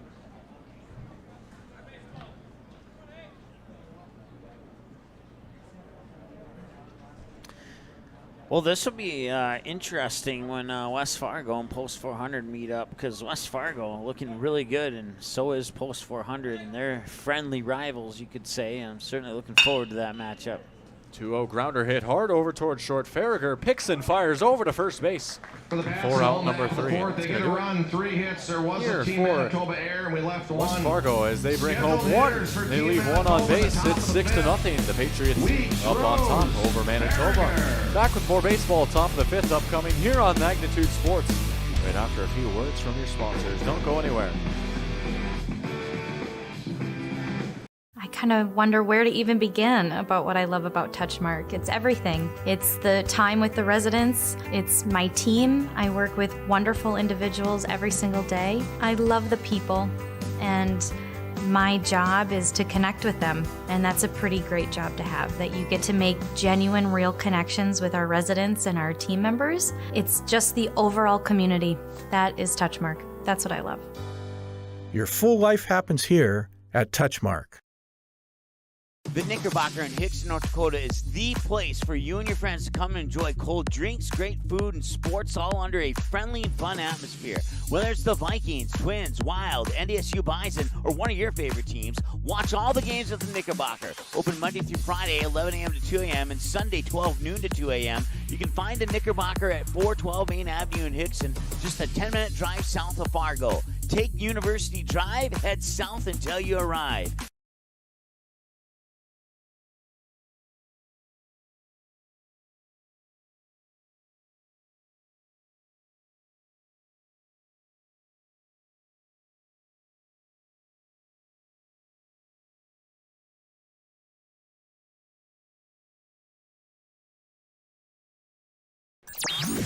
We rejoin you here live in the top of the 5th inning. 6-0 your score. The Patriots up on top over Manitoba. You can see Matt Heupel out there warming up for inning number 5 of pitching. He got the start here in game 1, and he's been breezing through thus far. Only allowed 1 hit and no runs through 4 innings of work, and he's going to be facing off against Owen Weeks, the cleanup man, the first baseman, who will lead things off here for Manitoba in the 5th. And for Manitoba, they've been able to hang in there a little bit, but you get the feeling now as we approach the 5th inning that they're going to have to try and muster some run support here if they want to try and claw their way back into this one.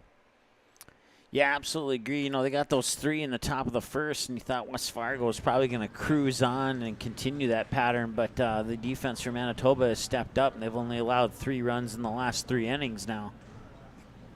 First pitch to Weeks. He grounds it sharply over towards Hammond over at short. Throw on the way, and it's in time. 1 pitch, 1 down.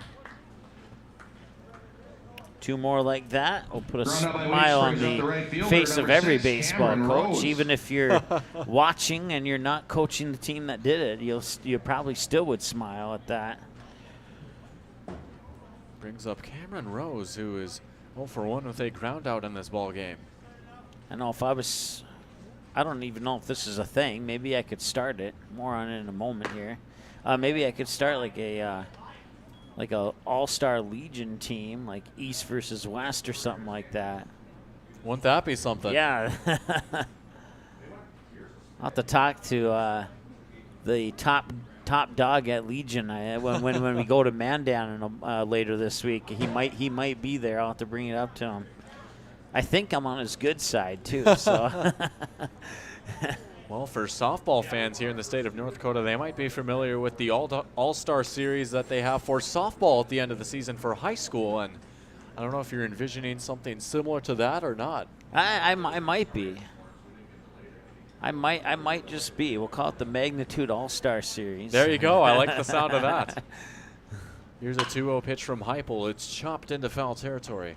And any pitcher who can deliver one pitch, one out will be on my roster. So it'll be the Mason versus Tianson teams. I like that. you can have all the pitchers that throw multiple pitches. So. Maybe even put a steak dinner on the line for that one. Here's I think the 2-1 from Heupel. Chopped in the ground and foul yet again. Speaking of steak dinners, that was on the line for that blue-white series. And, yeah, for Post 400. And, well, White did not earn their steak as they would fall short a game in that 5-game series. But maybe they could do like an orange-green series here at West Fargo. Yeah. Here's the 2-2, and that one taken outside, knocked down by Heisler. It's a full count. Though I think green-orange would have a better ring than orange-green. So green-orange, there you go. You heard it here first, folks. The green-orange series is an idea. I'm coming up with a lot of ideas here in the top of the fifth. It's because they haven't played any Nickelback recently. Payoff pitch is going to be taken low for ball 4, and Rose will walk. There's your first base runner of the inning.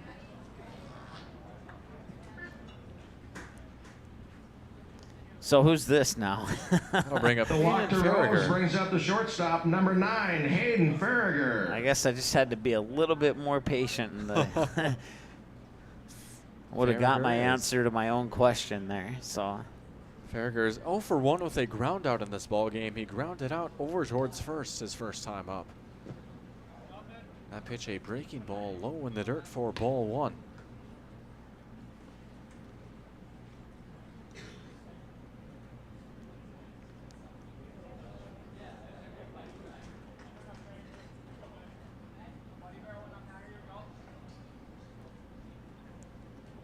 Here's the 1-0. Fastball popped up very high, should be playable. And it's going to be the first baseman Deere making the catch for out number 2. So an easy, lazy fly ball over at first for Deere as the runner Not holds batting up. for Team Manitoba, Brings left up fielder, Eric number 15, Cote. Eric Cote. Cote 0 for 1 with a ground out also towards Deere over at first. Been a busy day. At Not just a busy inning, but a busy day for Caleb Deere at first base. And if you ask any first baseman, that's just how they like it. That's exactly what they sign up for. A lot of balls hit their way, a lot of throws coming their way. It's been the case here tonight. I think it was in the top of the third. He had 3 direct ground outs to first for outs 1, 2, and 3. And he won't get the out right there, as that's going to be a nice line drive off the bat of Cote. Call it a single now. Hang on a second. We've got a situation on the base paths, and Rose is going to be tagged out over at second. So that's going to do it here for the inning. Wow. Didn't get the fly out, but they got the out nonetheless. So as we head towards the middle of the 5th inning, it's going to be a 6-0 ball game. Take a break, get a few words from your sponsors, and when we come back, bottom of the 5th, right after this, here on Magnitude Sports. Looking for a new home? Make home happen by getting pre-qualified for free with Sean Carlson at Town & Country Credit Union. He'll help you find the best mortgage options for you and keep the process running smoothly from beginning to end. With a 97% satisfaction rate, awesome rewards, low fees, and great rates, it's clear why members love Town & Country Credit Union. Stop in or visit townandcountry.org to find out how you can become a Town & Country member today. Insured by NCUA, Equal Housing Lender. You may already know that at Close Mentor, you can shop great designer brands without the full designer price, and that you can bring your gently used items into Close Mentor and sell them for cash on the spot. Here's something else you should know. Buying and selling at Close Mentor aids in water preservation, reduces chemical pollution, decreases landfill waste, boosts your local community. That's right, it's resale, and it's better than retail. Be green and kind to the environment by selling your clothing and buying sustainable fashion for yourself.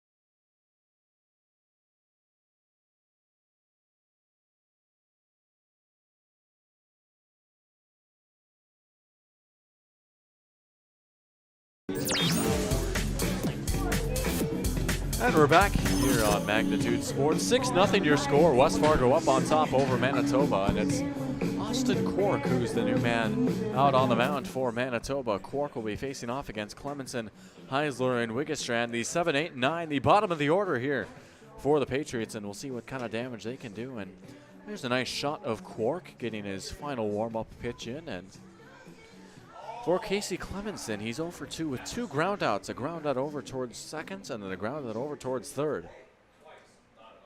Here's at-bat number 3 for the DH Clemenson. The designated hitter, number 21, Casey Clemenson. Yeah, I'm always up for volunteering to do PA announcing, but now I'm not sure I can top that one. Yeah, set the bar very, very high. Count is 1-0 to Clemenson. Quark working from the stretch. His pitch, a fastball taken low for ball 2.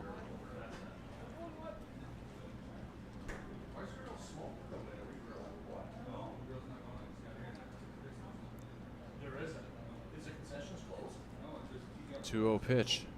That one just missing the zone. 3-0. Looked like it was just 2 outside. That would have been a strike if it was 12-0 instead of 6-0. So 3-0 pitch. We'll see if he swings. He does not. And for good reason, as Clemenson will walk on 4 pitches. And it brings up Easton Heisler, a man who knows a thing or two about walking. He walked his first time up and then hit by pitch his second time up. He's 0 for 0 with 2 walks. The catcher for the Pats, number 14, Easton Heisler. Heisler has Clemenson over on first base.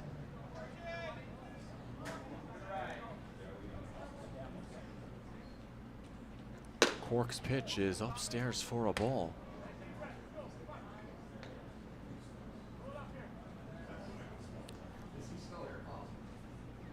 1-0.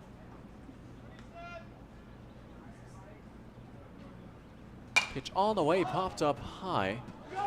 Might be playable for Weeks over at first. Out in foul territory, and he makes the catch. Owen Weeks putting the squeeze on it for out number 1. Now batting third baseman, number 9, Seth Wigginstrand. That brings up Seth Wigginstrand, who's 0 for 1. Reaching on a fielder's choice his first time up and then walking. So he has reached base twice, but 0 for 1 in the scorebook, and that's why a lot of teams now look at on-base percentage when evaluating a hitter's effectiveness. Of course, it answers the age-old question, does he get on base a lot? That one is taken by Wigginstrand for ball 1. To quote the movie Moneyball, one of my all-time favorite movies, and of course a movie that just so happens to be about baseball. Go figure.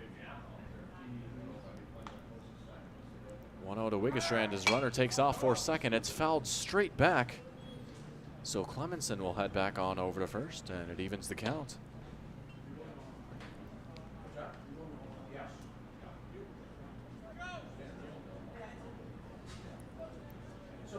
One and one with one down to the third baseman. Leadoff man Nolan Dodds in the on-deck circle. Quark's pitch bouncing in the dirt, heading over towards second is Clemenson, and it's going to be an easy jog for him as he settles into scoring position.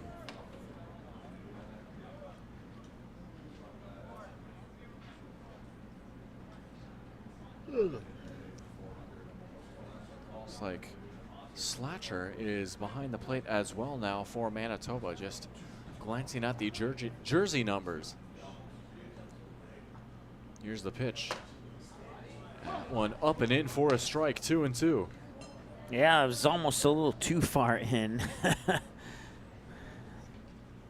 Some hitters, they love those up and inside pitches. Some of them absolutely hate it. That one laid off right there for a big second strike. Here's the 2-2, and it's carrying out towards the outfield, heading out towards the gap on the run. Can't quite make the diving catch is Thompson. And now heading over towards third is Clemenson. Over to second is Wigginstrand. It's 2 in scoring position.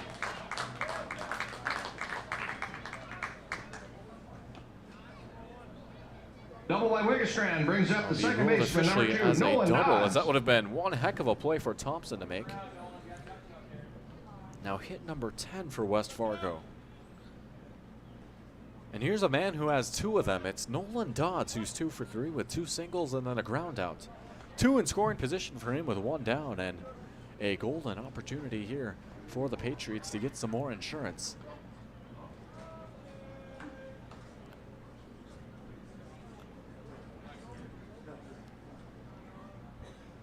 Short delay as the center fielder had to get a new glove. Is the reasoning for the short delay. Now that pitch is up high. It's not often you see that. You need a glove change in the middle of the game. Sometimes in hockey, you talk about broken sticks that needed a new stick. Maybe baseball, you break your bat, but a new glove. We've really seen it all now. Somewhere cows are trembling at the thought of more gloves need to be made as that pitch is fouled straight back to even the count. The only thing we haven't seen yet is a broken bat on a metal bat, so. I think if you ask any pitcher or infielder, they're okay with that. Count 1-1 to the leadoff man, Dodds. Second, third base hit here would be huge for West Fargo. 1-1 pitch. Dodds lays off for a ball. Or even a wild pitch would be huge for West Fargo. Almost happened there.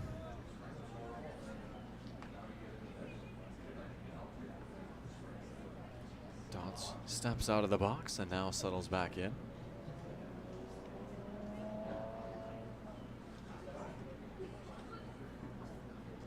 Cork checks the runner. 2-1 pitch. Ooh. High and in for a ball. 3-1. And oof is right. Maybe a little bit lower. That one would have hit Dodds in a spot where he does not want to be hit, and that's the helmet. Yeah, almost had a haircut there. Yeah. So. 3-1 pitch. First base is open. It's going to be popped up high towards center field. Thompson on the run, getting underneath it. He makes the catch for out number 2 as Clemenson will tag and score. And over towards third, sliding in and safe is going to be Wigginstrand. So both runners will advance. One comes across. It's now 7-0 your ball game with 2 down. Yeah, sacrifice fly, scores that run, advances the other runner to third. Now you have 2 outs, and you just need a base hit to avoid leaving that runner stranded 90 feet away.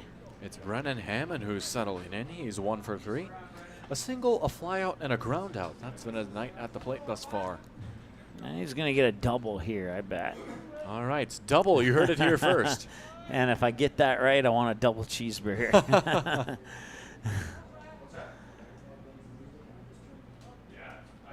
First pitch to Hammond. And he takes it high for a ball. All right, well, a double cheeseburger on the line in this at-bat right here. Most important bat of the night. Triple cheeseburger if it's a ground rule double. Here's the 1-0. Fastball taken low for ball 2.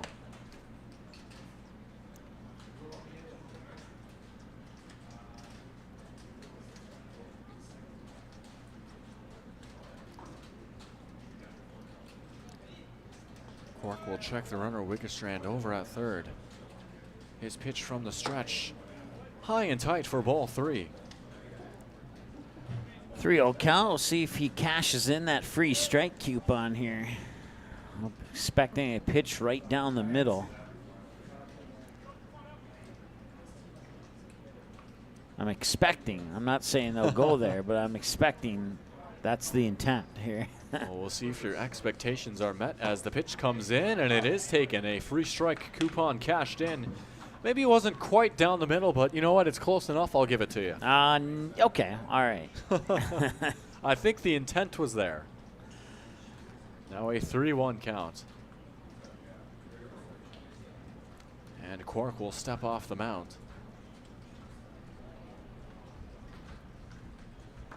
Just over an hour and a half and 32 your local time. 3-1 pitch. Hit hard and over the head of the third baseman. It's going to be a base hit for Hammond. That's going to score Wigginstrand. It's now 8-0 after the RBI single. RBI single by Hammond brings up the center fielder, number 1, Mason Stolten. That brings up Mason Stolten. I also have a visit to the mound here as my stomach was hoping for a double, and I should have predicted the single.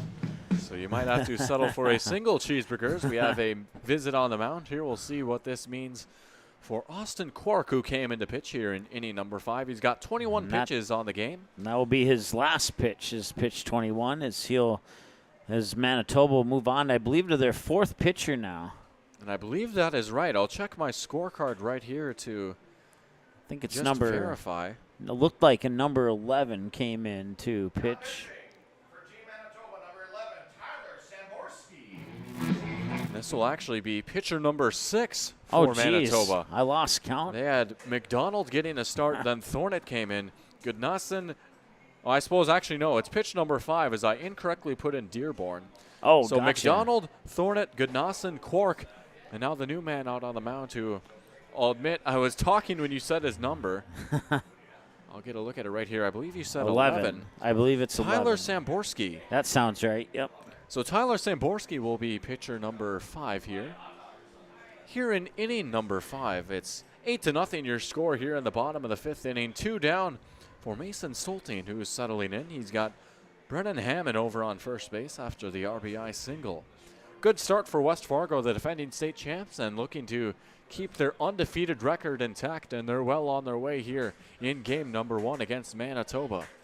Yeah, Jim from Denver, North Carolina says thank you for this broadcast. He definitely appreciates it, and I'm pretty sure 80% of that appreciation goes to Eric with a C. So,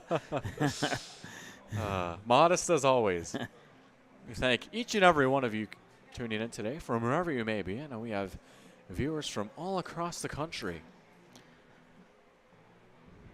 A few more warm-up pitches here for Tyler Samborski as he gets settled in. Facing the number 3 hitter for West Fargo, Dangerous Bat, stepping into the box. And whether you're watching from Western Fargo or Eastern West Fargo, we thank you for tuning in.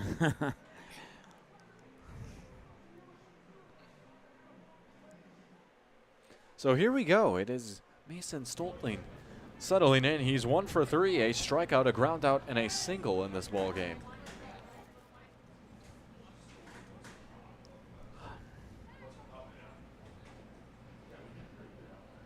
First pitch to Stolten. And it's going to be off the shin of the catcher. Taking off for second is going to be Hammond. It's another runner into scoring position now, and an 8-0 lead here for West Fargo in the bottom of the 5th. Seems like we've been in the bottom of the 5th for the longest of all the half innings. Certainly been a very productive inning for West Fargo, coupled with a pitching change, and that might do it. 1-0 pitch. Check swing. It's in for a strike. 1-1. That was a nasty pitch that went to the outside and caught the outer edge, and batters hate to take those strikes, but they come, so they have to. 1-1 count. That one fired in for strike 2. Well, this well, I forget his name because Tyler Samborski. Samborski has some zip on his pitches here on the first couple that I've seen. That he does. Impressive velocity from the reliever. Here's a 1-2. And that one low and away for a ball to even the count. It is worth noting that Stolten technically does represent the winning run in the batter's box right here. Should he score as well as Hammond, it would make it a 10-0 ball game here in the 5th inning. But 2-2 count with 2 down. We'll see what happens. Samborski's pitch is swung through for strike 3. It's a Buffalo Wild Wings strikeout, and a big one at that. That's going to do it here for the 5th inning. To come across on 2 hits and no errors. 1 left on base here for West Fargo. And as we take it towards the 6th inning, we'll be back with more baseball after a few words from your sponsors here on Magnitude Sports. Don't go anywhere. We've got more coming up right after this.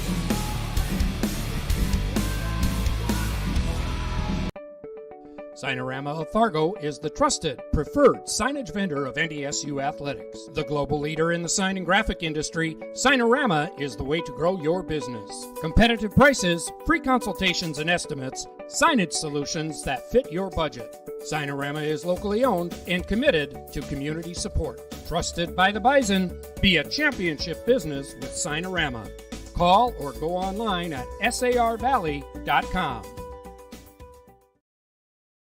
Buying, selling, or leasing commercial real estate or farmland in the Fargo, Moorhead, and surrounding area?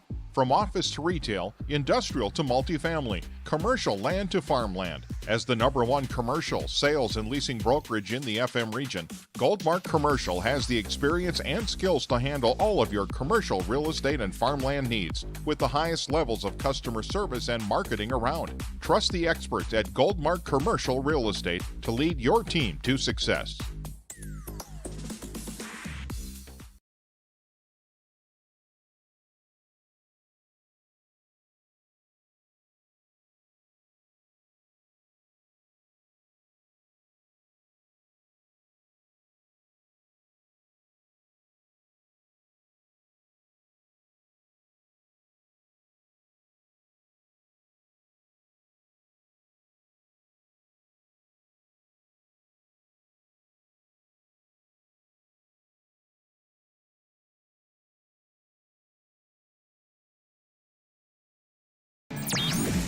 And we're back. It's an 8-0 ball game. Now the Patriots up on top over Manitoba.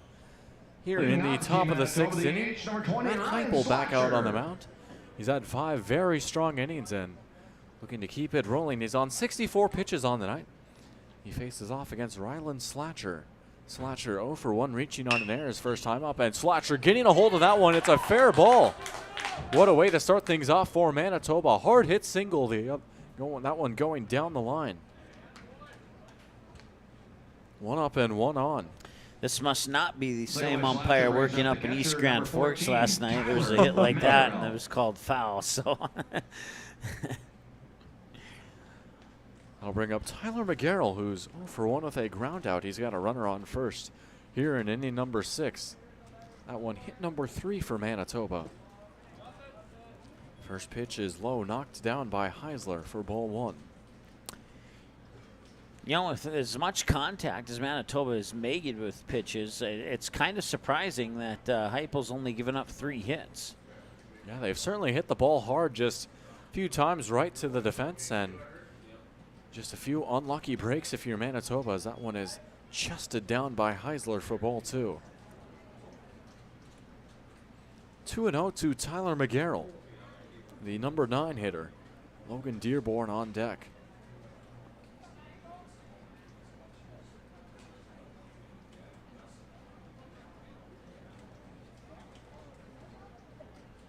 Two-0 pitch.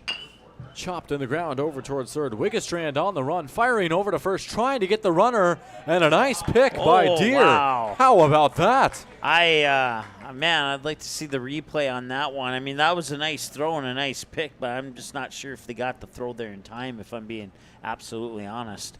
It's a close play, and we've got one away as Slatcher goes over to second. Logan Dearborn. And it brings up Logan Dearborn, the DH. Well, you cannot accuse me of being one-sided now with that comment. So there you go. You have your alibi ready.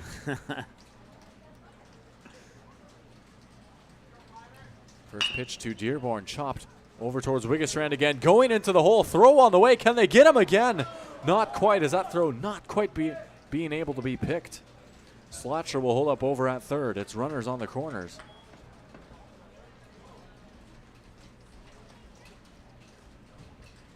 He scored as hit number 4. Yeah, I just looked at the replay, and he did indeed get the throw there in time. He beat the runner out by about a step. So well, there you go. So I was wrong. Replay official. That replay courtesy of YouTube mobile app. So.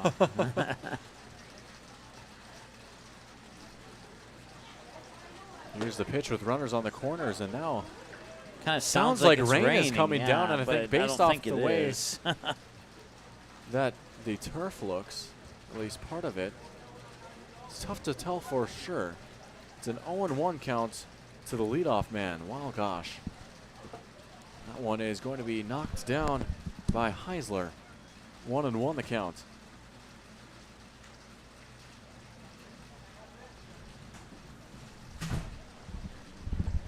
And I just got confirmation it is indeed raining. Some pretty big raindrops out there. According to the radar, doesn't look to be anything too serious. According to the just a tiny blip on there.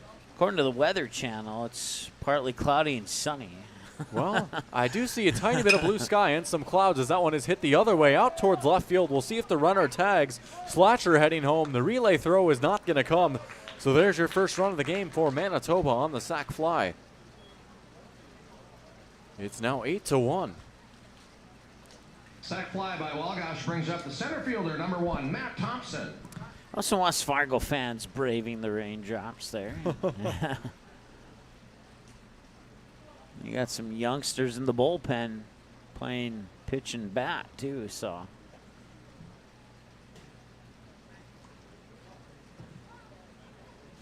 That brings up Matt Thompson with a runner on first and 2 outs. Thompson 0 for 2, grounding out and then lining out his last time up. And Thompson hitting that one hard and over towards Wigginstrand at third. Another nice play by Seth Wigginstrand. Good inning for Seth Wigginstrand as one comes across and one is left on base. As we head towards the bottom of the 6th inning. Your score 8-1. West Fargo up on top over Manitoba. We'll see what the bottom of the 6th has in store here and what is a now rainy West Fargo. Back with more baseball in a moment. Don't go anywhere on Magnitude Sports. Do you have a teen ready for driving lessons? Don't know what they need to do or when things need to be done? If busyness keeps you from driving with them, then Gotta Go Driving School is the place to call. Jeff Weber at Gotta Go Driving School has been teaching driving lessons to all age groups since 1991. Call Jeff at Gotta Go Driving, 238-0236. Jeff will tell you to start planning ahead now. Don't wait. Got a new driver? Then it's Gotta Go Driving School. Talk to Jeff or go online at gottagodrivingschool.com.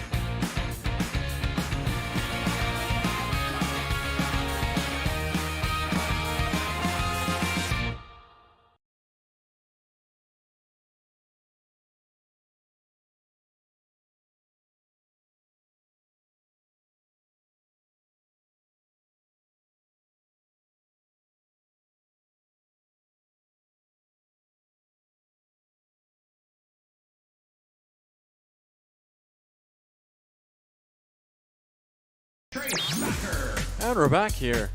8-1 your score. West Fargo up on top over Manitoba. Manitoba getting their first run of the game here in the top of the 6th. And now in the bottom of the 6th, it's going to be Trey Stalker leading things off. And Trey Stalker is the man on fire right now. He's 3 for 3, a double and 2 singles in this ball game. 1-0 is low and inside for ball 2 to Stalker. 2 homers, 2 triples, and a double shy of the double cycle. Yeah. Oh, man. I don't know if that's ever happened, but that'd be kind of crazy if it did. Big chop right there from Stalker for strike 1. You would have to get up to the plate 8 times in a single game, and that doesn't happen too frequently. That in itself is impressive enough. 8 for 8 is a whole different beast. To do that twice is really the icing on the cake, as that one comes in for strike 2. That might be a question for our research department for those of you at home. If that piqued your interest, feel free to look up if the double cycle has ever happened. Here's a 2-2, and I'll have something to share after this. Samborski's pitch, and that one just missing the zone. It's a full count, 3-2. I will say the most unique cycle that I've ever seen, and this happened in college baseball maybe a few years ago, was the home run cycle. And I'll explain that as the pitch comes in. It's exactly what it sounds like as it's grounded over towards short. Berger's throw over to first base, and it's in time for out number 1. I cannot remember the name of the player nor the school, but I do know that he hit 4 home runs in a game, which is already impressive enough. But not only that, it was a solo home run, a 2-run home run, a 3-run home run, and a grand slam, all in the same game, the home run cycle. Here's Caleb Deere, who's 2 for 3 with a double, reaching on an error and then a single. And he's been swinging a great bat as well. First pitch, Deere gets a hold of it, lined over towards center field, and Thompson on the run snags it for out number 2. 2 quick outs for Samborski and company. Now batting for your Patriots, our infielder number 8, Cooper Borkhardt. According to theoldballgame.com, nobody in the Major League Baseball leagues has hit a cycle twice in a game. Well, that sounds about right, as that would be quite the story, as that pitch is taken outside by Borkhardt for ball 1. I do wonder, and this would probably be hard to look up, if at any lower levels like high school or amateur, as that pitch is taken for a ball, 2-0 the count. If that has ever happened. I would not be surprised if a batter's stepped up to the plate 8 times in a game, but I doubt that he's gone 8 for 8 or maybe even 6 for 8. I don't know. Of course, if you're up to the plate 8 times, your team's having some sort of success, and you probably are 8 for 8. So, no, I was doing a softball game maybe 3 years ago, and had an inside the park home run, an inside the park 2-run home run, an inside the park 3-run home run.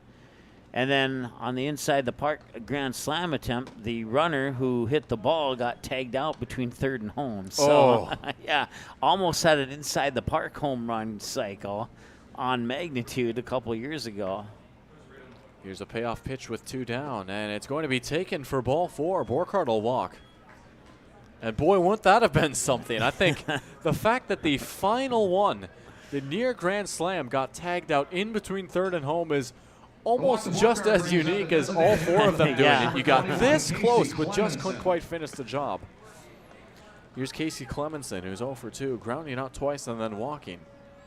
Runner on first for him with 2 down. Here's the pitch. Fastball taken for strike 1.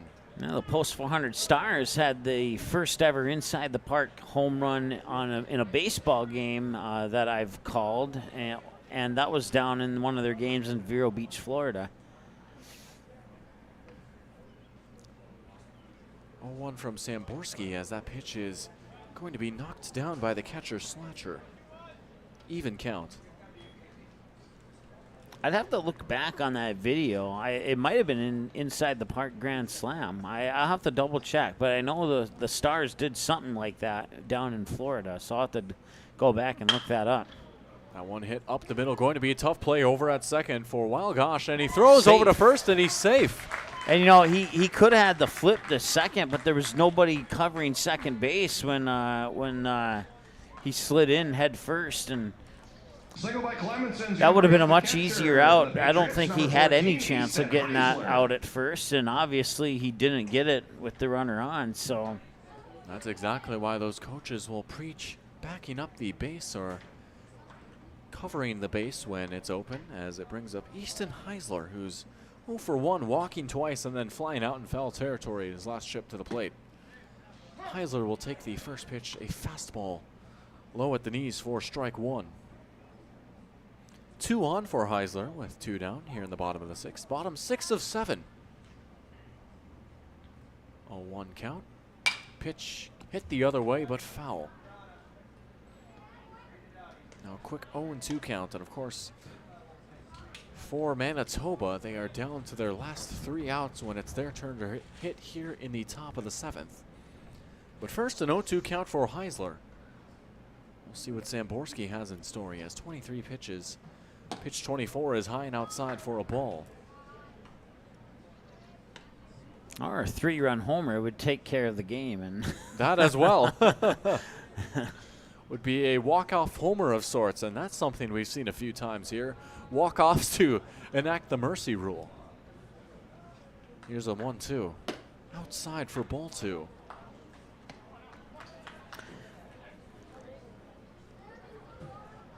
Even count, 2 apiece, and 2 down and 2 on for Easton Heisler. Here's the pitch. Low for ball 3. Full count. There's a stat I don't know if you were aware of, but in the walk-off situation with that enacts the mercy rule, more on it after this pitch. It'll take a little while to explain. Payoff pitch upcoming from Samborski. He checks the runner. Now we'll check the runner at first. Pitch on the way as the runners take off, and he walks. Heisler walks, and that loads the bases for Wigginstrand.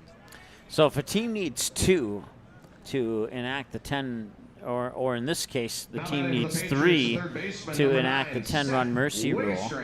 If the bases were loaded and a grand slam were hit, all 4 runs would count. Otherwise, only 3 of the runs would count. So all the runs count if it's done on a home run. Otherwise, if it's not a home run, only the runs needed count.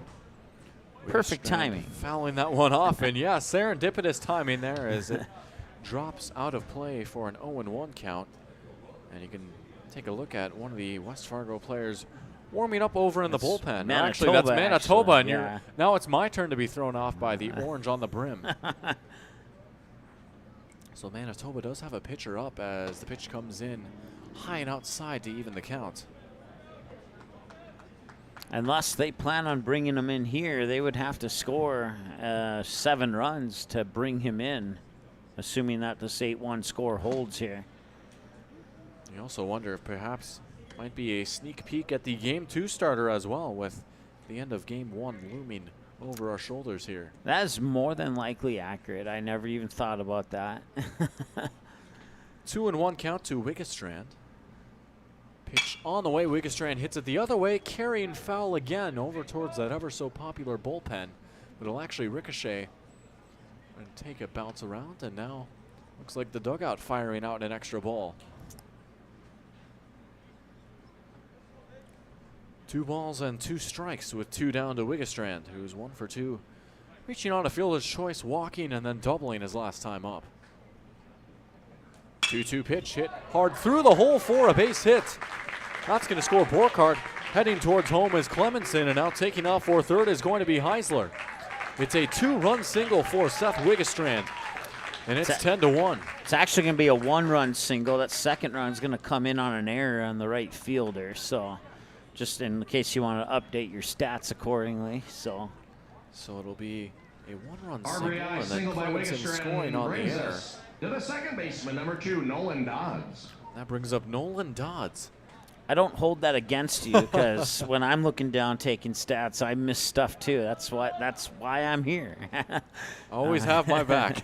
That's what the color guy is supposed to do. So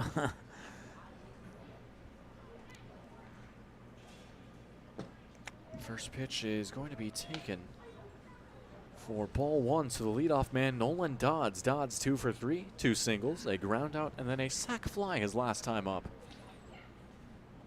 Yeah, Cameron Rose, is that how you say it? I'm not even sure. The right fielder. He got it in his glove off the hop, and then when he went to throw it, the ball came out of his glove and went behind him. He had to backtrack a little bit to pick that one up, and that's what allowed the second run to score. That one hit the other way and carrying foul. Dodds nearly winning the game right there, but he'll have to settle back in with an even count. Of course, a base hit would end this ball game with a runner over on third in a 10-1 ball game.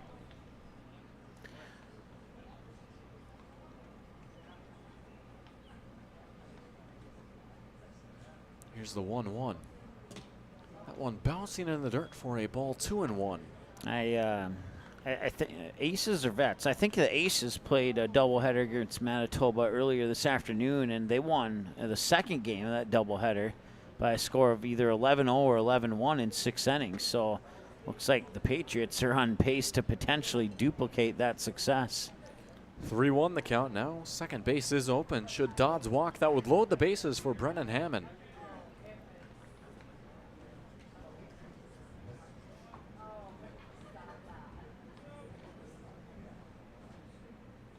Three-one pitch. Hit hard on the ground. Going to be a tough play over at third. Knocked down and heading home to score and end the game is Heisler. Throw on over to third. Hang on a second. And it's a sliding in safely by Wigginstrand. So now your score 11-1, and I believe that will do it. I think it will, yeah. Although not a whole lot of action's being taken. Coach coming out, and now the runners are leaving base, and now the runners are returning to base, and I think after some confusion, we do have confirmation. That's going to do it here. Your final score on Magnitude Sports for Game 1, 11-1. The Patriots toppling Manitoba a 10-run victory in the 6th via the 10-run mercy rule. Those West Fargo Bats coming to life in the first and 6th innings. 3 runs in the first and 3 runs in the 6th, alongside some more runs sprinkled throughout the 3rd, 4th, and 5th. And that's going to do it here for Game 1. Game 2 will be starting up shortly thereafter. We're going to get that set up. But for now, we're going to take a step back, take a break, and when we come back, Game 2 between West Fargo and Manitoba. Don't go anywhere. We've got more baseball here on Magnitude Sports right after this. Game 2 coming up.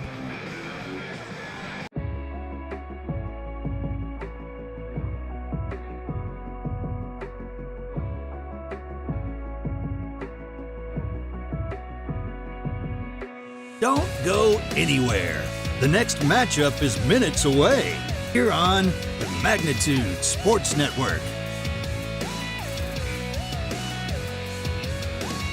While you're waiting, subscribe to our YouTube channel and click the notification bell.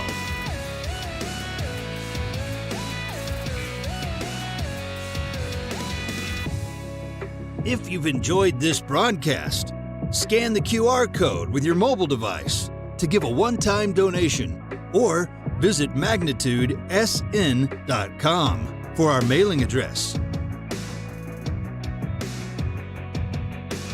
You can also consider a monthly financial gift by clicking the Join button.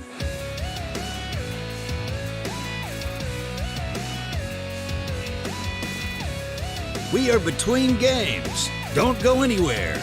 Your favorite team is playing next on Magnitude Sports.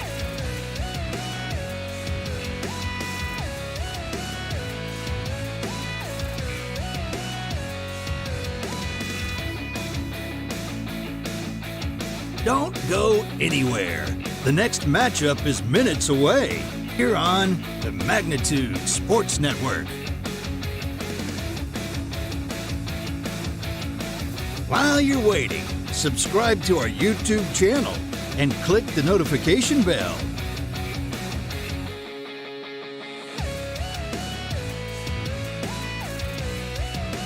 If you've enjoyed this broadcast, scan the QR code with your mobile device to give a one-time donation or visit magnitudesn.com for our mailing address. You can also consider a monthly financial gift by clicking the Join button.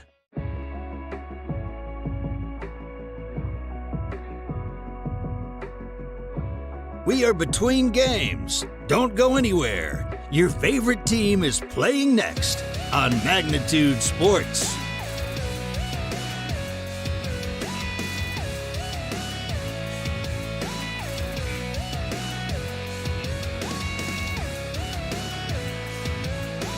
Don't go anywhere.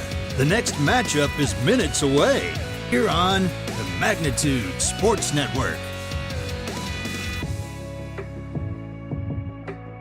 While you're waiting, subscribe to our YouTube channel and click the notification bell.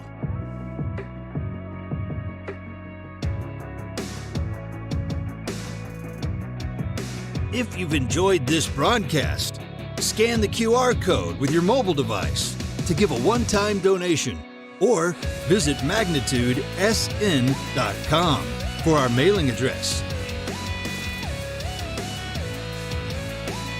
You can also consider a monthly financial gift by clicking the Join button.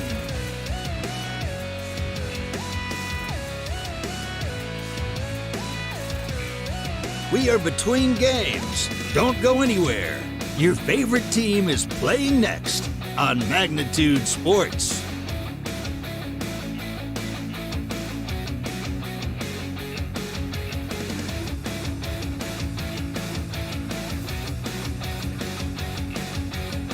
Don't go anywhere. The next matchup is minutes away here on the Magnitude Sports Network. While you're waiting, subscribe to our YouTube channel and click the notification bell.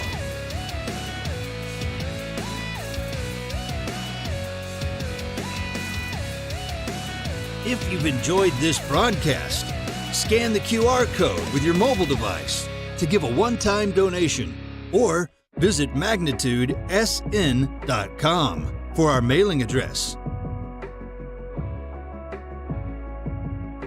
You can also consider a monthly financial gift by clicking the Join button.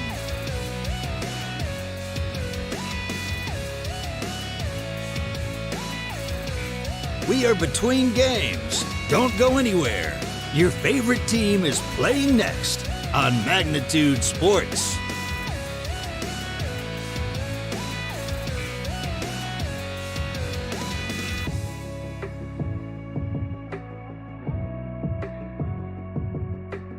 Don't go anywhere. The next matchup is minutes away.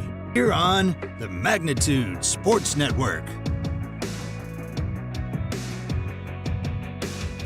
While you're waiting, subscribe to our YouTube channel and click the notification bell.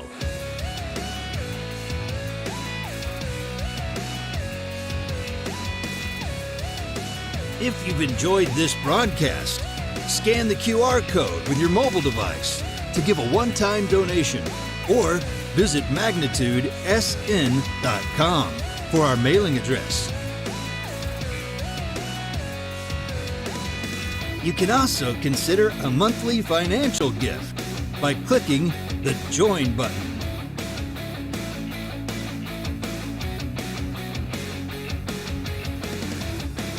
We are between. Don't go anywhere.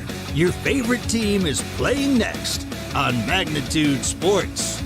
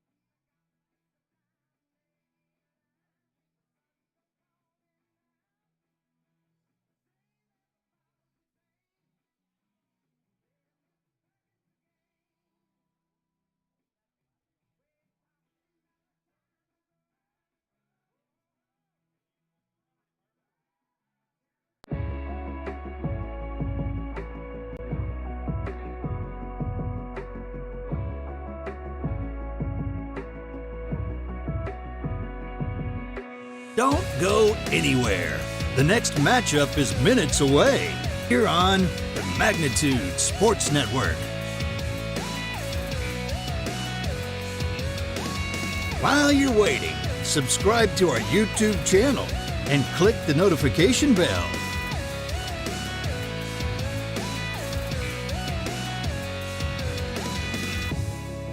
If you've enjoyed this broadcast, scan the QR code with your mobile device to give a one-time donation or visit magnitudesn.com for our mailing address.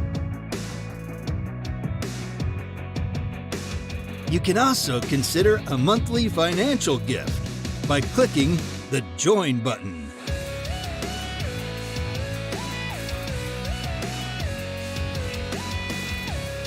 We are between games. Don't go anywhere. Your favorite team is playing next on Magnitude Sports.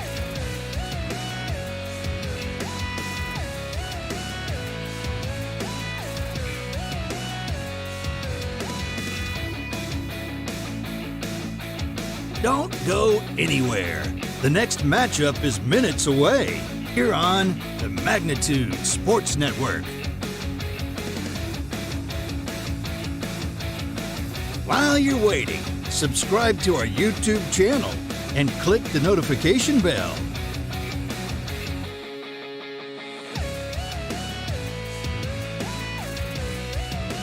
If you've enjoyed this broadcast, scan the QR code with your mobile device to give a one-time donation or visit magnitudesn.com for our mailing address.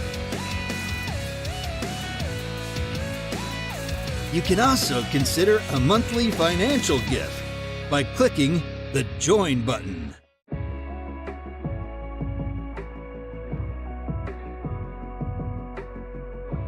We are between games. Don't go anywhere. Your favorite team is playing next on Magnitude Sports.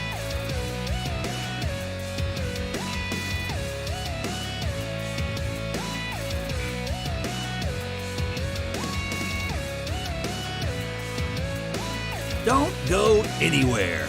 The next matchup is minutes away here on the Magnitude Sports Network. While you're waiting, subscribe to our YouTube channel and click the notification bell.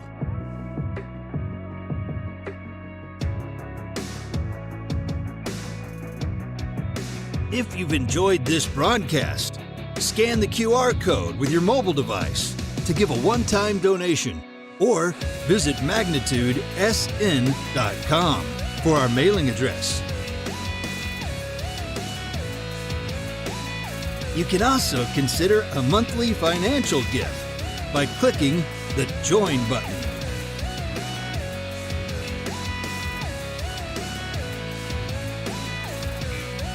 We are between games. Don't go anywhere. Your favorite team is playing next on Magnitude Sports.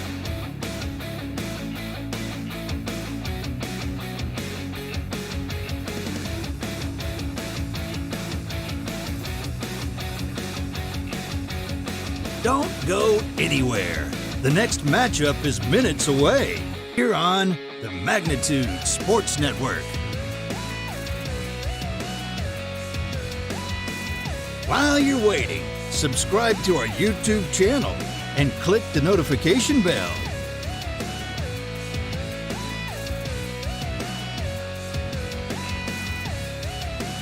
If you've enjoyed this broadcast, scan the QR code with your mobile device to give a one-time donation or visit magnitudesn.com for our mailing address.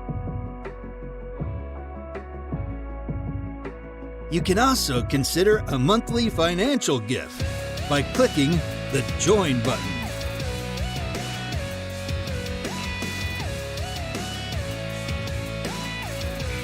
We are between games. Don't go anywhere.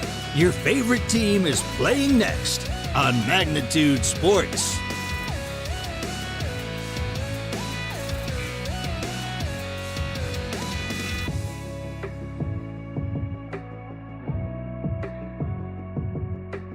Don't go anywhere. The next matchup is minutes away here on the Magnitude Sports Network. While you're waiting, subscribe to our YouTube channel and click the notification bell.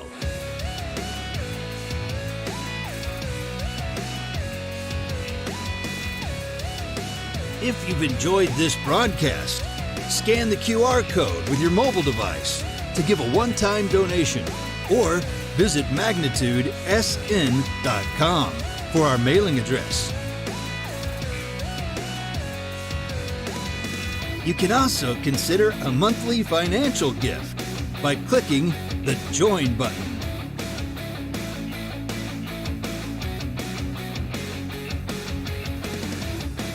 We are between games. Don't go anywhere. Your favorite team is playing next on Magnitude Sports.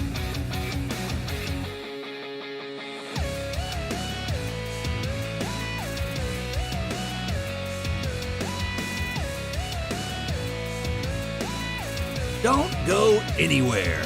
The next matchup is minutes away here on the Magnitude Sports Network. While you're waiting, subscribe to our YouTube channel and click the notification bell.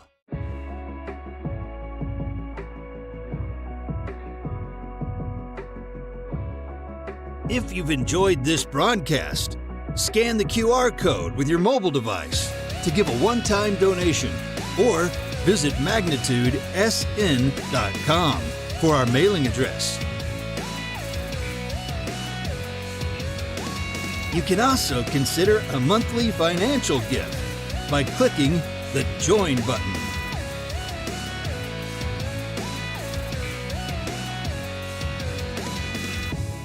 We are between games. Don't go anywhere. Your favorite team is playing next on Magnitude Sports.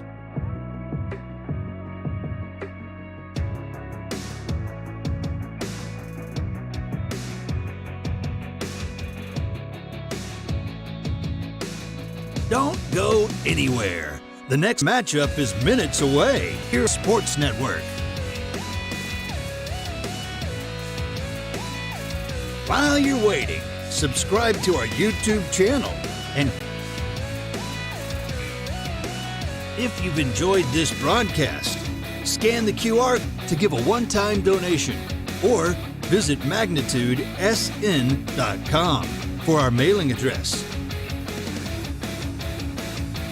Also consider a monthly financial gift by clicking the Join button.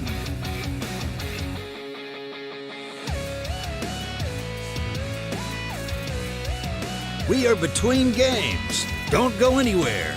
Your favorite team is playing next on Magnitude Sports.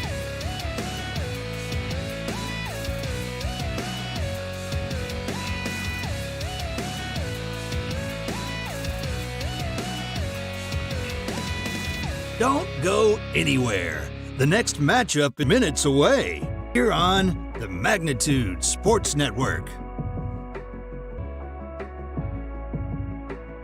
While you're waiting, subscribe to our YouTube channel and click the notification bell.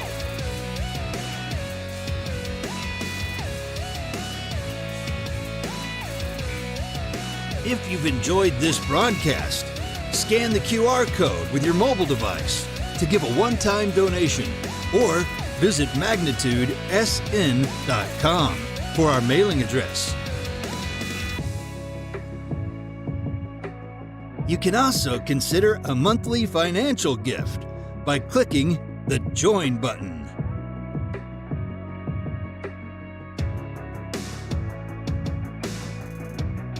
We are between games. Don't go anywhere.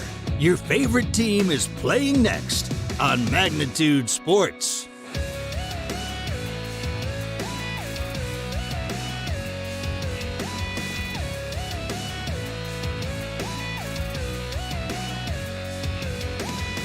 Don't go anywhere. The next matchup is minutes away here on the Magnitude Sports Network. While you're waiting, subscribe to our YouTube channel and click the notification bell.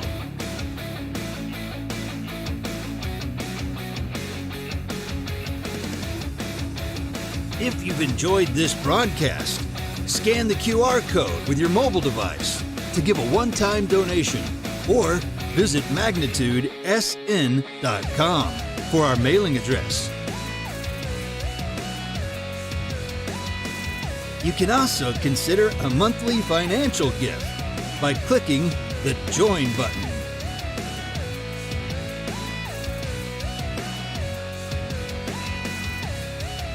We are between games. Don't go anywhere. Your favorite team is playing next on Magnitude Sports.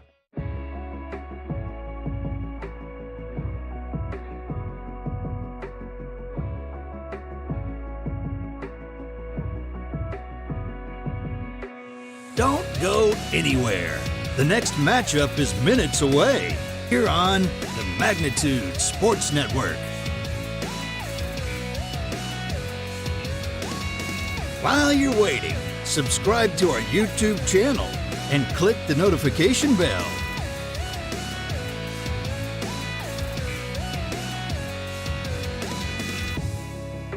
If you've enjoyed this broadcast, scan the QR code with your mobile device to give a one-time donation or visit magnitudesn.com for our mailing address.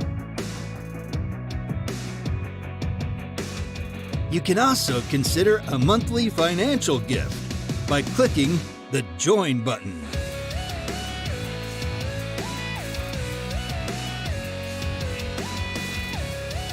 We are between games. Don't. Favorite team is playing next on Magnitude Sports.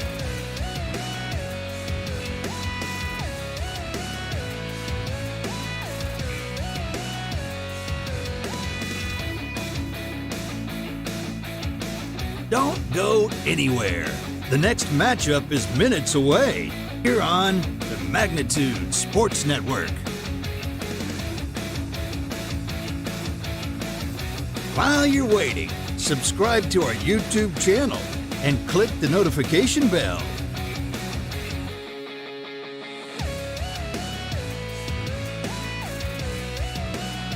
If you've enjoyed this broadcast, scan the QR code with your mobile device to give a one-time donation or visit magnitudesn.com for our mailing address. You can also consider a monthly financial gift by clicking the Join button.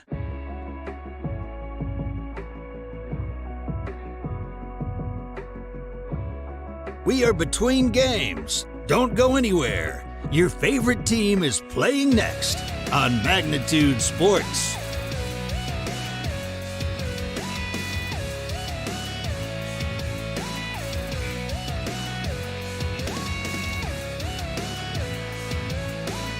Don't go anywhere. The next matchup is minutes away here on the Magnitude Sports Network. While you're waiting, subscribe to our YouTube channel and click the notification bell.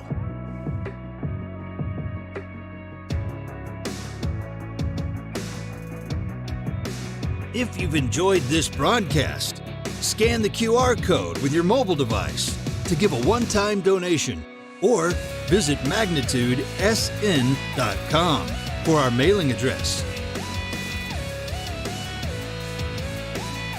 You can also consider a monthly financial gift by clicking the Join button.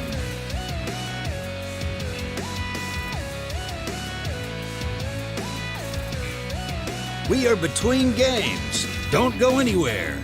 Your favorite team is playing next on Magnitude Sports.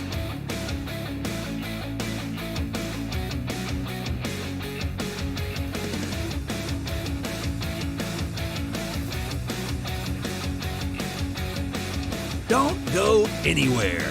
The next matchup is minutes away here on the Magnitude Sports Network.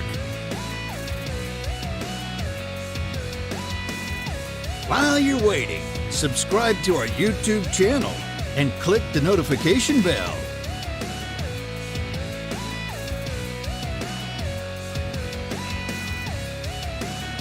If you've enjoyed this broadcast, scan the QR code with your mobile device to give a one-time donation or visit magnitudesn.com for our mailing address. You can also consider a monthly financial gift by clicking the Join button.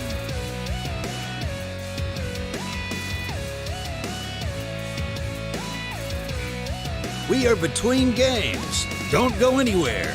Your favorite team is playing next on Magnitude Sports.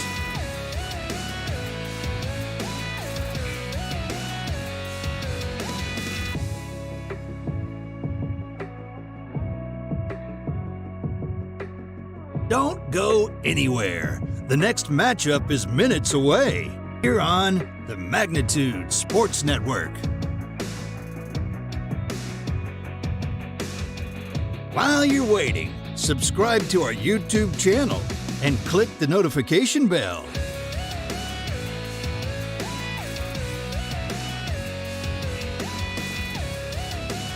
If you've enjoyed this broadcast, scan the QR code with your mobile device to give a one-time donation or visit magnitudesn.com for our mailing address. You can also consider a monthly financial gift by clicking the Join button.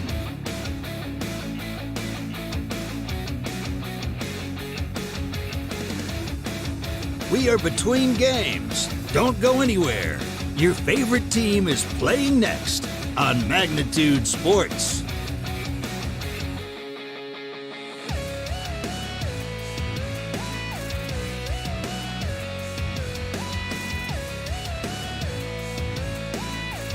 Don't go anywhere. The next matchup is minutes away here on the Magnitude Sports Network. While you're waiting, subscribe to our YouTube channel and click the notification bell.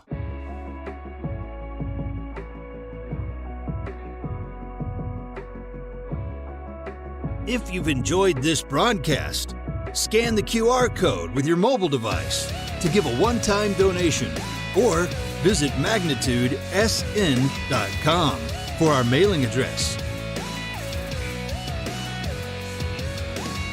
You can also consider a monthly financial gift by clicking the Join button.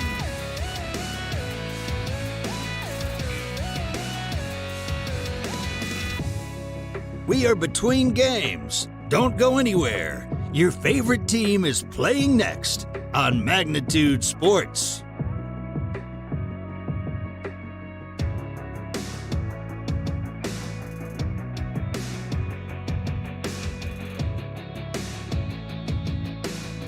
Don't go anywhere. The next matchup is minutes away here on the Magnitude Sports Network. While you're waiting, subscribe to our YouTube channel and click the notification bell.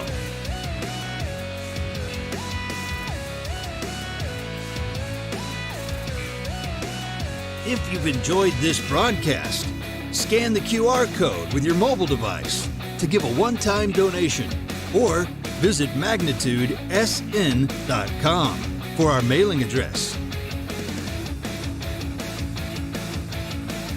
You can also consider a monthly financial gift by clicking the Join button.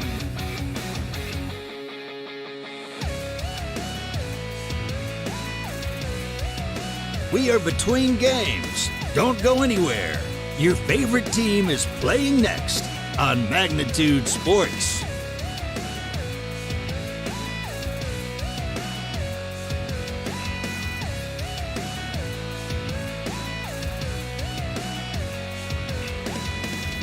Don't go anywhere. The next matchup is minutes away here on the Magnitude Sports Network. While you're waiting, subscribe to our YouTube channel and click the notification bell.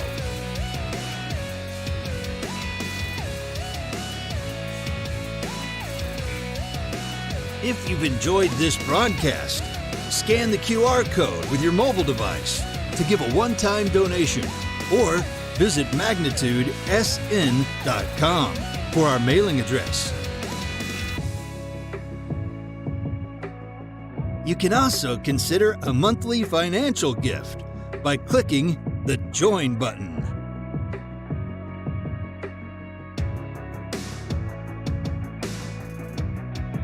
We are between games. Don't go anywhere. Your favorite team is playing next on Magnitude Sports.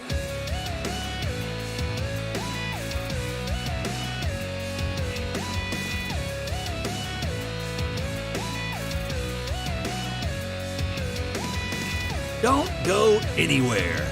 The next matchup is minutes away here on the Magnitude Sports Network.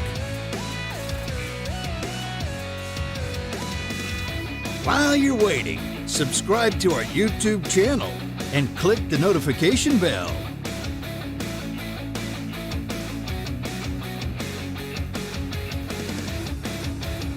If you've enjoyed this broadcast, scan the QR code with your mobile device to give a one-time donation or visit magnitudesn.com for our mailing address. You can also consider a monthly financial gift by clicking the Join button.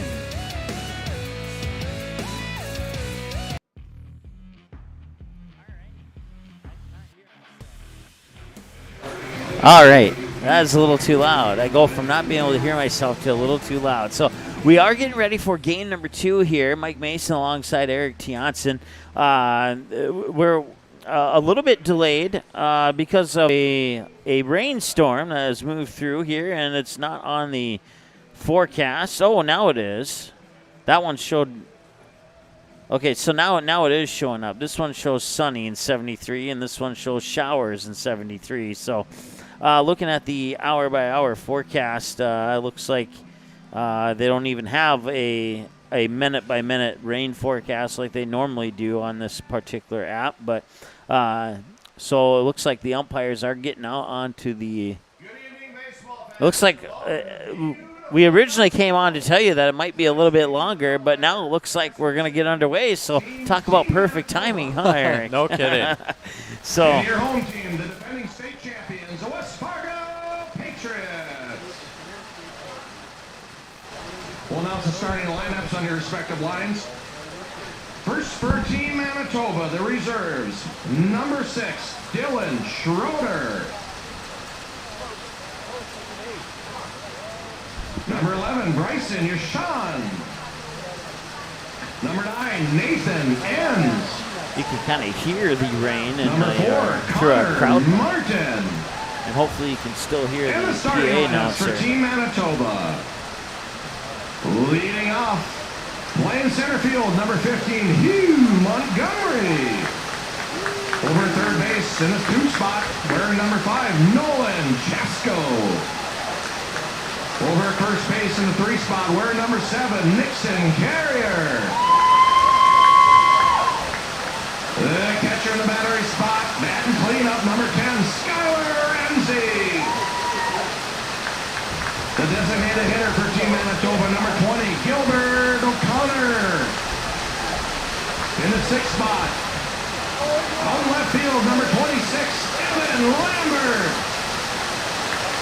Out in right field, number 23, Luke Wagner. Over at second base in the 8th spot, number 14, Jack Lucer. At shortstop, wearing number 12, Aiden McKenzie. The EH for Team Manitoba, number 2, Colson Smith. And on the mound for Team Manitoba, number 3, Anders Mueller.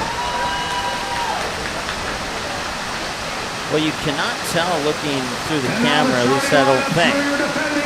But if I go over here to the bleachers, you can see that it is absolutely downpouring right now. And I'm honestly a little bit stunned, Eric, that they're even announcing starting lineups right now. Me too. That's a lot of rain coming down. Number 11, Skylar Horde. I will say this. Number 14, Easton Heisler. The rain that's coming is going to be minimal, but boy, oh boy, they're coming down pretty hard right now. So we'll see how this impacts the game and if it starts on time or not. And now the starting lineup for the Patriots in game 2 of the doubleheader against Team Manitoba. Leading off, designated hitter number 10, Caleb Deere. Out left field in the 2 spot, wearing number 1, Mason Tyson Stolten. Over at shortstop in the 3 spot, wearing number 5, Brennan Hammond. In center field, number 3, Trey Stalker. Over at first base, number 21, Casey Clemenson. Over in right field, number 8, Cooper Borkart. Over that corner, third base, number 7. In the 7th spot, Evan Byrd. Battery catching, number 12, Peyton Jancy. Second base, number 9 in the 9th spot, Seth Wigginstrand. And on the bump for your Patriots in game 2, number 6, Carter O'Lean. Your Patriots are coached by Jordan Rowe and Quinn Irie. Team Manitoba is coached by Cody Benson. And the 2 best words in the English language, play ball! All right, well, there you have it. It's time to play ball here at a rainy Young Field. Rain still coming down here in game 2. I'll check the radar one more time here, but at least the last time I checked, there was only tiny rain clouds that were dotting my screen, and now still looks like we're just in the middle of the worst of this tiny little rain cloud. It will certainly pass through over these next few minutes, but it is about time to play ball. Those are your starting lineups. On the mound, it's Carter O'Lean for West Fargo, and he'll be facing off against Andrews Miller for Manitoba. It's a different Manitoba squad out there, but it's still West Fargo versus Manitoba. You can see some of the fans staying dry out behind home plate. They've got that nice overhang on the grandstand to keep them dry, and I got to say, they're probably thanking it right now. It's going to be the maximum amount of umpires in this game here. So yeah, as they are all sitting right behind home plate, and we were we on the air or off the air when I said I think we were on the air. So maybe everybody already heard me say this, but I thought we were talking about it privately off the air. I'm just simply surprised that they were even doing starting lineups. I mean, that was a pretty huge downpour. Yeah, and even now it looks like still coming down pretty hard. The umpires are talking with the coaches. You can see them throw their hands up, just trying to sort out everything right now. Your local time, 8:36 here out at Young Field in West Fargo, North Dakota. Rain coming down, but maybe for not too much longer. I'd anticipate that this game will be getting on the road here in maybe 10-15 minutes or so. I'm going to say from 8:36 is when we'll see our first pitch. That's going to be my guess. So I guess if you do some math, that's 8:49. That'll be my prediction. You betting a double cheeseburger on that? Or? I'll put that up. Sounds good. Looking at the bleachers that you saw when we put it on a camera a little bit ago, it seems like that rain's already slowed down a little bit. Not quite as pounding as it was even 90 seconds ago. So yeah, that's always, and of course they had to play all the rain songs here, and I think I'd rather hear Nickelback, but that's okay, I guess. So. Well, for you radar enthusiasts, of course, green is the lightest color for rain on the radar, and yellow being the second lightest as far as rain intensity and rainfall goes. Well, we just experienced the yellow, and I think there's a tiny blip of yellow surrounded by a tiny blip of green, and I would assume that is passing through right now. And even now, it's at least a little bit quieter out there. The rain's still coming down now. Umpires are still having a word with the Manitoba coach, and as you can see, those bleachers, that really is the shot that does it justice. Rain splashing in the puddles that it created.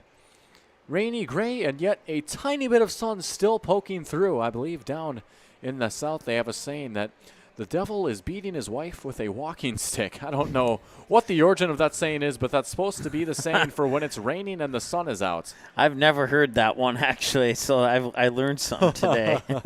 Heard it a few times, and then heard it a few more times reinforced down in my time in Athens, Georgia. But for a half moment there, I thought you were semi-promoting violence or something. I do not condone the devil nor beating your wife with a walking stick, but that is what they say. So I will put that out there right now. All right, we'll officially edit that out of our broadcast in post-production, but no, it's all good. It's all good. At least we can get a few chuckles out of it. as they give some updates over the PA on some college baseball that's happening around the country. While we have a moment to take a look at things here, let's go ahead and take a look at our upcoming schedule. We're going to have a busy week of baseball coming up for you here on Magnitude Sports. We got the 2 games between Manitoba and West Fargo today. We'll see West Fargo in a single 9-inning game. First pitch scheduled for 7 o'clock tomorrow night against the Moorhead Blues. And then the Moorhead Blues will kind of sort of stick in town. They go from Moorhead to West Fargo to Fargo all in one day. And 3 cities in one day for the Moorhead Blues. They make that sound bigger than it actually is, but you gotta make it sound appealing in some way.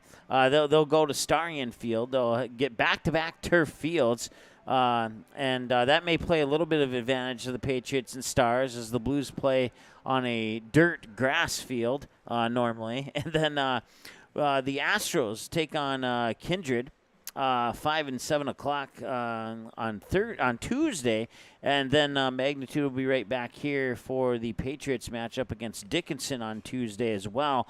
5:30 for the first pitch of that doubleheader on Tuesday, and then Eric and I will be on the road Wednesday, June 15th. The Post 400 Stars move over to Bismarck Municipal Ballpark just off Washington, and I forget the other street, but if you're here traveling to Bismarck, you can find Washington Street. It's one of the more popular streets in Bismarck, and it's right off South Washington there. Beautiful facility where the Bismarck Larks play. If you're not familiar with the Bismarck Larks, they're not in the same league, but similar semi-pro league as the FM Redhawks. And then the very next day, the Stars will spend a night in a hotel and head across the river 7 miles to take on the Mandan Chiefs. They have split the last 4 with Mandan. Or no, I'm sorry. The last time they traveled to Mandan, they actually split 1-1. And then when Mandan came to Starion last year, I think the Stars swept Mandan. And then so they'll go back there and try and get one more, where they had much success on that field during the state tournament last year. They came in second place next to the West Fargo Patriots, who have I think we're having some connectivity issues here, and we apologize for that. But the Stars took second right next to the West Fargo Patriots, and you can dig deeper into that schedule as we'll see the Moorhead Blues again on that Friday as we move into the first inning of play now. Yep, about ready to get underway, and it's Hugh Montgomery who's going to be leading things off here for Manitoba. Game 2, the rain has calmed down, so let's play some baseball. First pitch, Montgomery popping up high, carrying out towards the edge of the outfield, and it's going to be caught by the shortstop, Hammond, for out number 1. Brings up the third baseman for Team Manitoba, number 5, Nolan. What do I always say? 1 pitch, 1 out, peak efficiency. And there it is right there. Nice start for Carter O'Lean. Yeah, it's amazing how the connectivity issues corrected themselves right before that first pitch. OBS has a funny way of working sometimes. As the first pitch to the number 2 man, Nolan Chastko, comes in, a fastball popping the glove for strike 1. A 1 pitch check swing, and it's in for strike 2.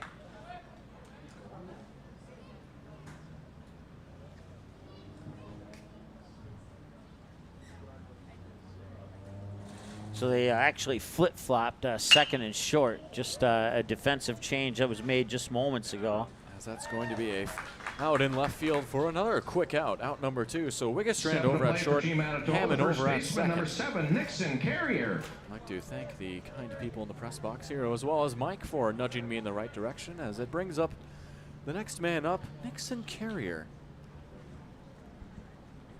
Carrier has the bases empty with 2 down. First pitch, it's a fastball high and away for ball 1. And we're still working on those connectivity issues. We didn't have them in game 1, but seem to have them now. I don't know if it's rain related or not, but apologize for that. 1-0 from O'Lean outside for ball 2, and that is a decent hypothesis right there. The rain, the clouds maybe having an effect on the way we can connect and bring you this live stream here. 2-0 to Nixon Carrier. pitch from Olin is a fastball, popping the glove of the catcher Peyton Jancy for strike one.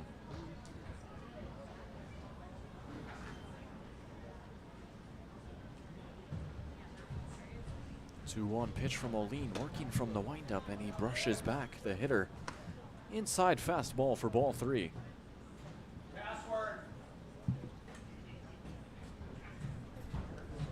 Now a hitter's count at 3-1. Carrier on the verge of walking. Olin's pitch swung through for strike two. Full count. And a big payoff pitch with the top of the first hanging in the balance.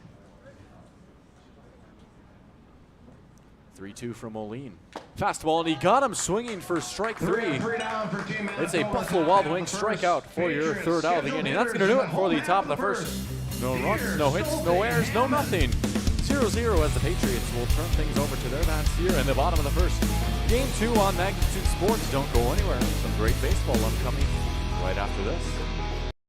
Looking for a new home? Make home happen by getting pre-qualified for free with Sean Carlson at Town & Country Credit Union. He'll help you find the best mortgage options for you and keep the process running smoothly from beginning to end. With a 97% satisfaction rate, awesome rewards, low fees, and great rates, it's clear why members love Town & Country Credit Union. Stop in or visit townandcountry.org to find out how you can become a Town & Country member today. Insured by NCUA, Equal Housing Lender.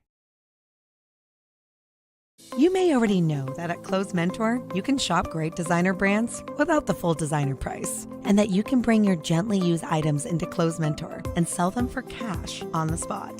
Here's something else you should know. Buying and selling at Clothes Mentor aids in water preservation, reduces chemical pollution, decreases landfill waste, boosts your local community. That's right, it's resale, and it's better than retail. Be green and kind to the environment by selling your clothing and buying sustainable fashion for yourself.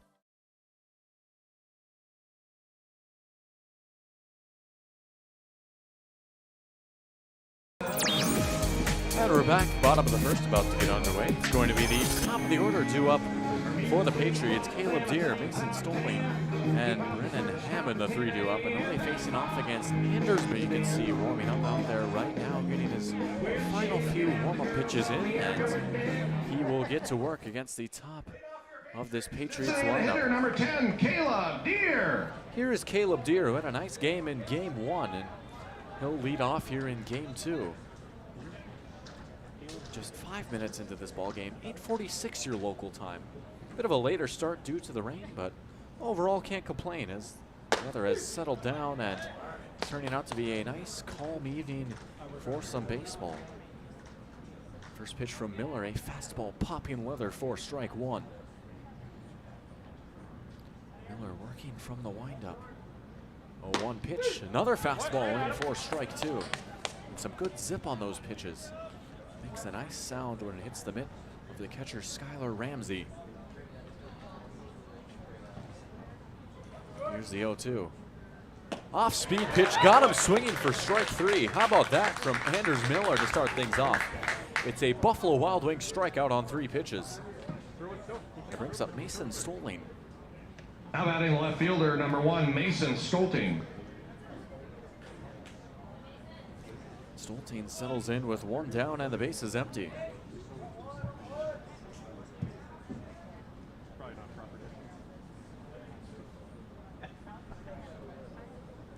First pitch from Miller.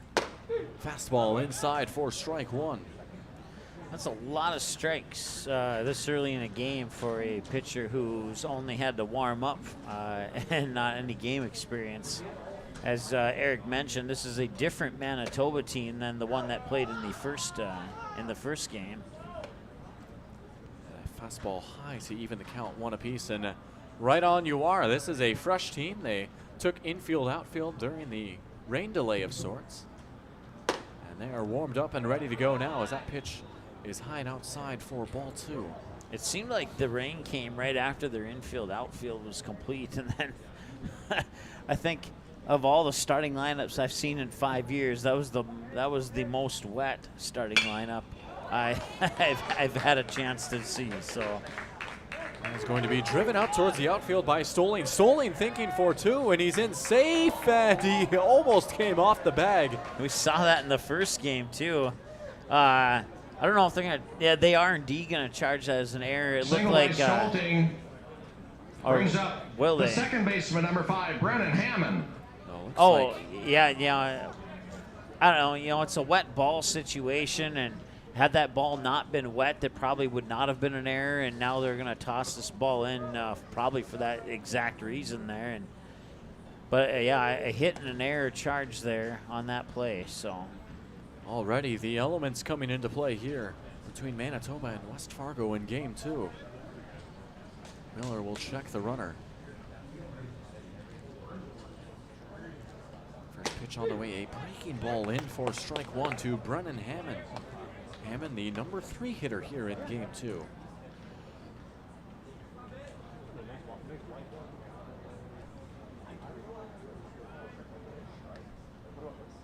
0-1 pitch. And another breaking ball in for strike 2. Quick 0-2 count to Brennan Hammond.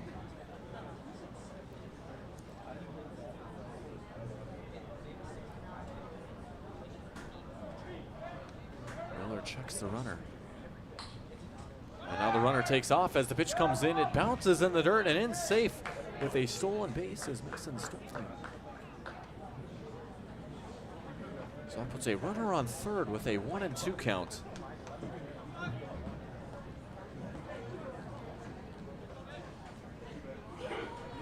Miller will rub off his hands.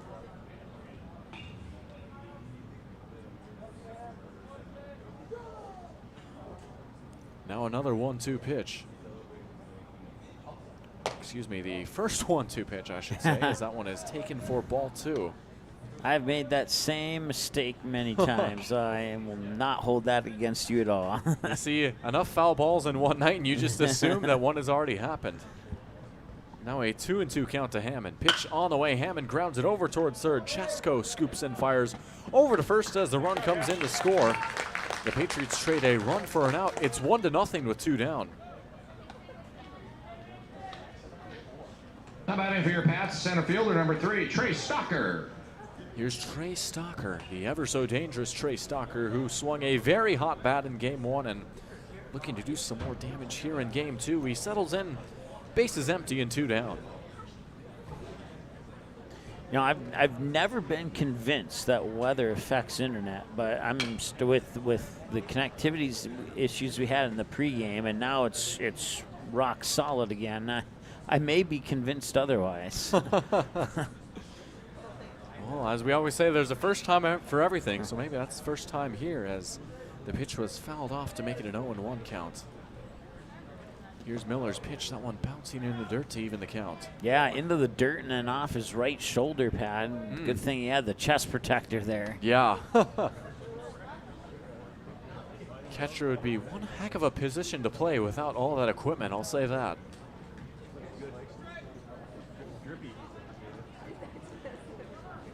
One from Miller. Ooh, that high was for a ball. Ooh. That was blistering close to taking off the orange on his green helmet there. Yeah.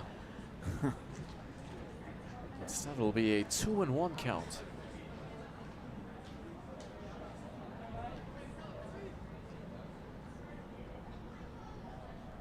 Miller from the windup, his pitch just upstairs for ball 3. Stalker with a hitter's count.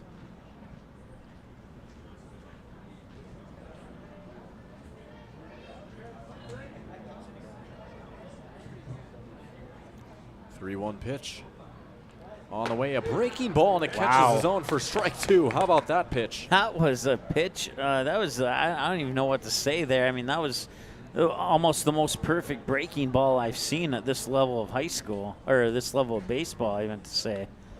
Anders Miller with some good stuff here in inning number 1. 3-2 payoff pitch, and he got him swinging for strike 3. It's the second Buffalo Wild Wings strikeout of the inning for Anders Miller. That's going to do it here for the first inning, as there's 1 run on 1 hit, 1 error, 1-0 your score. West Fargo up on top over Manitoba. 4, 5, and 6 due up for Manitoba right after this here on Magnitude Sports.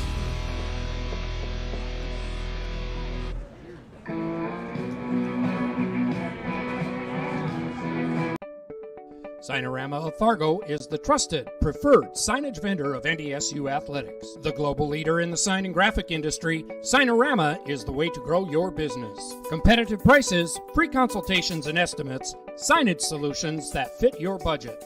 Signorama is locally owned and committed to community support. Trusted by the Bison, be a championship business with Signorama. Call or go online at sarvalley.com. Buying, selling, or leasing commercial real estate or farmland in the Fargo, Moorhead, and surrounding area? From office to retail, industrial to multifamily, commercial land to farmland. As the #1 commercial, sales, and leasing brokerage in the FM region, Goldmark Commercial has the experience and skills to handle all of your commercial real estate and farmland needs with the highest levels of customer service and marketing around. Trust the experts at Goldmark Commercial Real Estate to lead your team to success.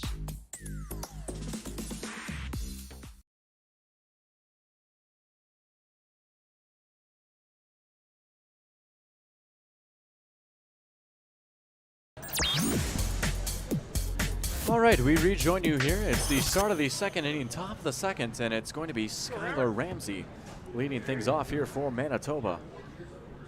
Ramsey, the cleanup man and the catcher, and he takes the first pitch low for ball one.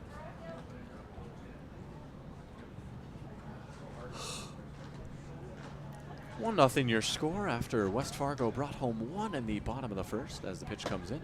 Swung through by Ramsey to even the count. I think that first game in the rainstorm tired me out there. I'm not as talkative as I was back in game one.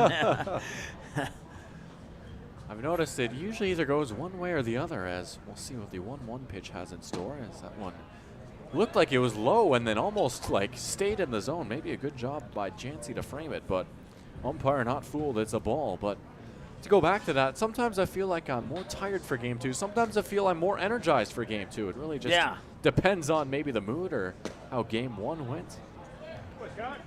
Ramsey takes that fastball low for ball three. Well, we can talk about moods and lengths of games maybe off the air during a commercial break. I certainly have a story to share with you, that's for sure. Oh boy, well now that really intrigues me. Here's a 3-1. And it's fouled, just tipped foul by Ramsey. Full count, 3-2. I'll see if I can figure out a way to tame it down for broadcast purposes. I'll put it that way. Payoff pitch upcoming to Skylar Ramsey.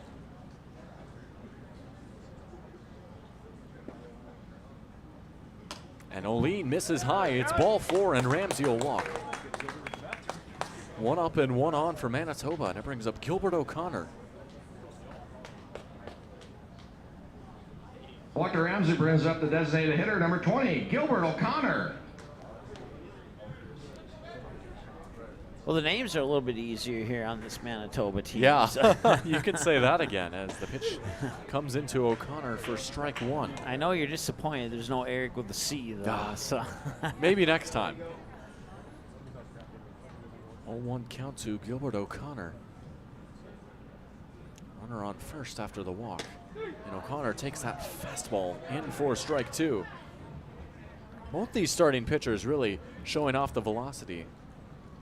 Be curious to get a gun on some of these pitches. They have a gun at all the post 400 games that we've done this season. So 0-2, and that one too hot to handle. It gets past, and Ramsey's going to be in at second, standing up.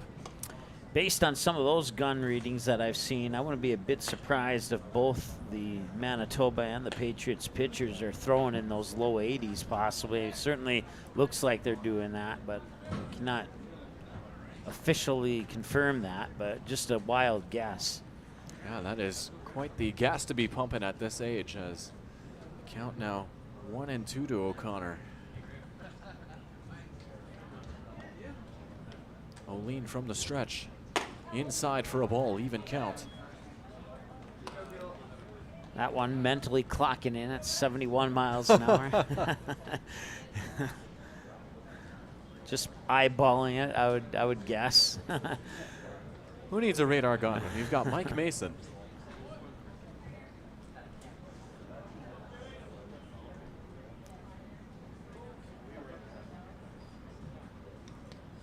Now the 2-2. Fastball, and it just misses low for a ball. Full count.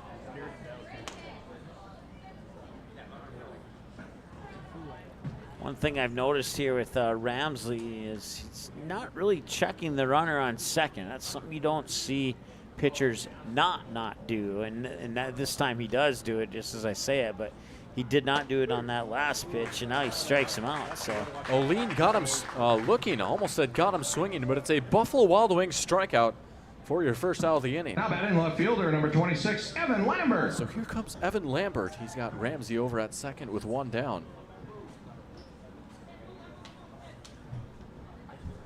I'm going to bring that multi-channel board here. We're going to get our PA guy integrated into our broadcast for the next game. Wouldn't that be something? As that fastball misses outside for ball one, and a friendly glance between the PA announcer and Mike. 1-0 the count. I gotta say, it's nice having your own box back at Starion, but it's also nice to kind of share the space with some other people like we do here too. You get a little bit of everything. Is that pitch a good one from Olin to even the count?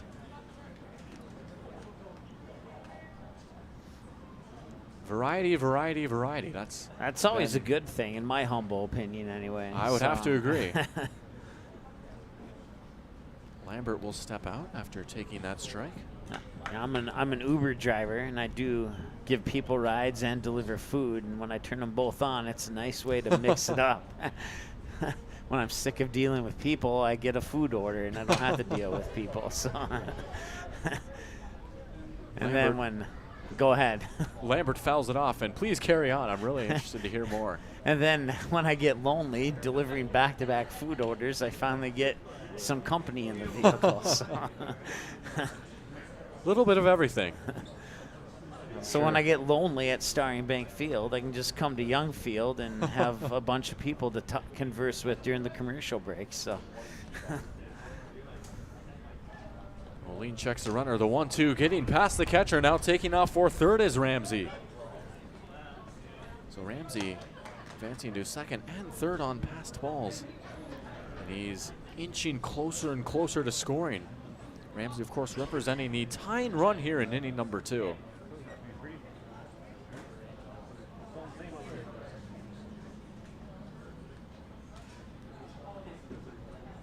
Pitch on the way, chopped in the ground over towards first. And Clemenson will check the runner and then step on the bag for out number 2. And that is an ideal result if you're West Fargo. I think I've seen 5 of those so far here in the 2 games. By Lambert brings up the right fielder for Team Manitoba, number 23, Luke Wagner. That brings up Luke Wagner, the outfielder. Wagner has Ramsey, who will try to not leave on base over at third. I guess. Bear with me, I'm going to check where the bat is before I make this joke.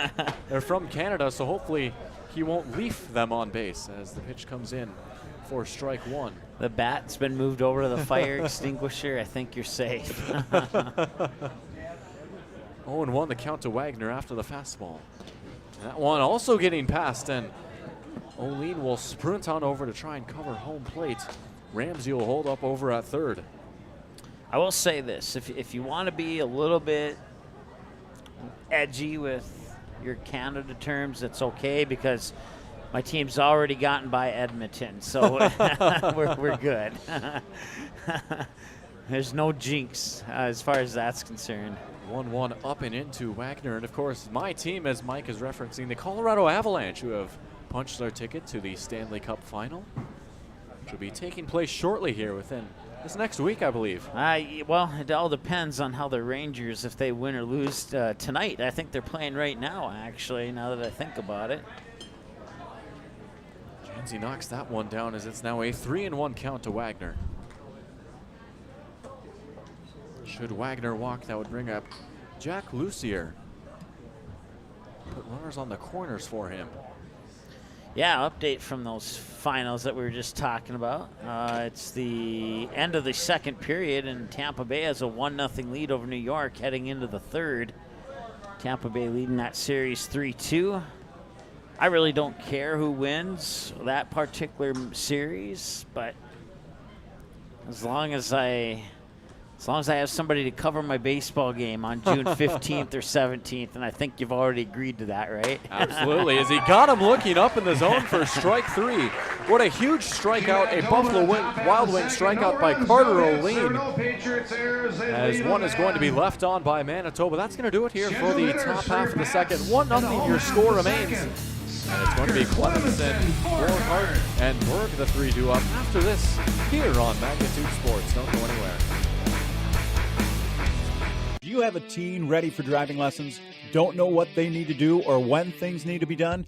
If busyness keeps you from driving with them, then Gotta Go Driving School is the place to call. Jeff Weber at Gotta Go Driving School has been teaching driving lessons to all age groups since 1991. Call Jeff at Gotta Go Driving, 238-0236. Jeff will tell you to start planning ahead now. Don't wait. Got a new driver? Then it's Gotta Go Driving School. Talk to Jeff or go online at gottagodrivingschool.com.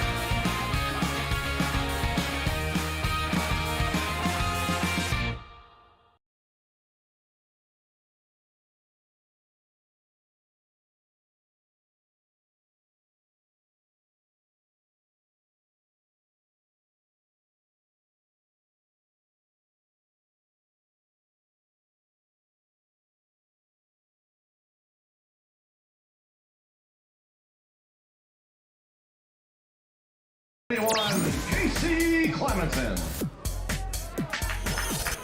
Leading things off here in the bottom of the second for West Fargo. Facing off against Anders Miller, and pitch comes in to Clemenson, and it's taken for strike 2. It's a 1-2 count. Quick 1-2 count to Casey Clemenson. He'll step out of the box, get a few swings in. Clemenson, Borghardt, and Berg, the 3 due up here in the bottom of 2. Breaking ball, check swing, and looks like that one just missing the zone. Count even. Thought that he might have got him there for a sec. Clemenson holding up, and the pitch just outside the zone. Here's the 2-2. Another breaking ball, and that one up and in. It's a full count.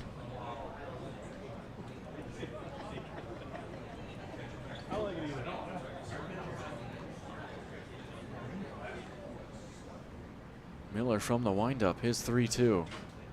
Fastball missing outside, ball 4. Clemenson walks. 1 up and 1 on for West Fargo, and it brings up Cooper Borghardt. While Clemenson brings up the right fielder, number 8, Cooper Borghardt. The number 6 hitter will settle into the box for the first time here in Game 2. Saw him plenty back in Game 1.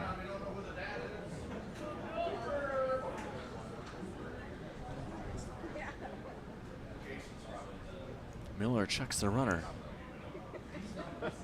Here's the pitch, a fastball knocked down by the catcher, Ramsey. And the runner, Clemenson, will hold up over at first base.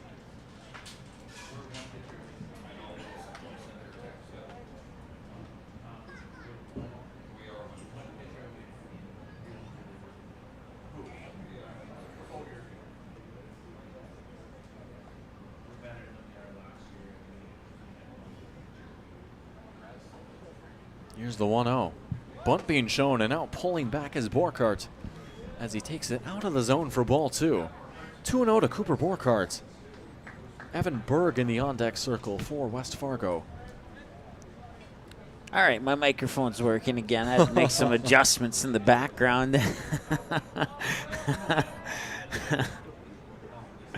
This is not the best job you've ever had. Absolutely, as the ball gets past Borghardt. Clemenson's going to take off for second, excuse me. It's a 3-0 count.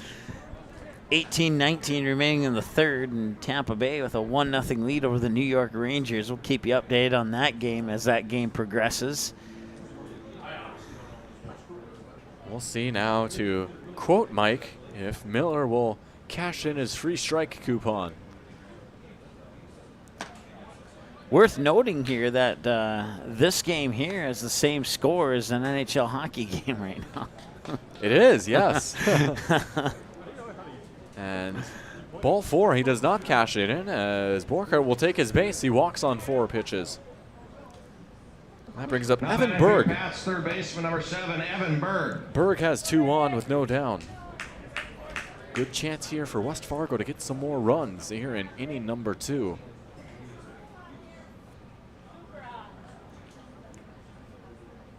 First pitch, Berg takes it outside for a ball.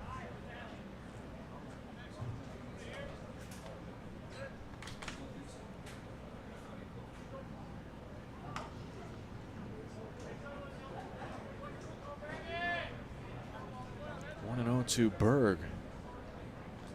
For Anders Miller, he's unofficially at 30 pitches, 16 balls, 14 strikes as he checks the runner. Pitch number 31, bunt being shown. Berg pulls back into the mitt for a ball, 2-0.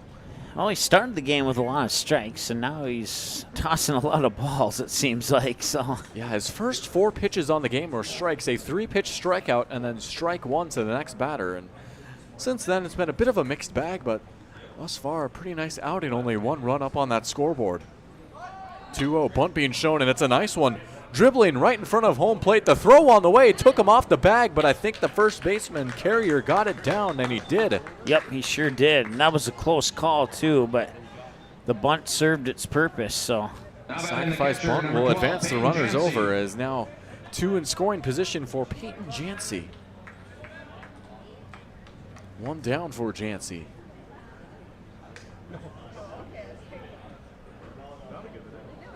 Now just about half an hour into this ball game, 29 minutes according to my phone.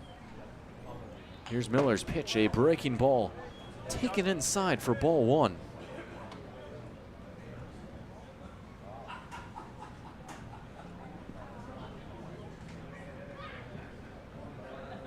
Miller's 1-0 from the windup, a fastball dribbling just down the line. We'll see if they throw over to first, and then the throw back to home, sliding in safe is Clemenson. And West Fargo doubles their lead. It's 2-0. Another out on the board as well.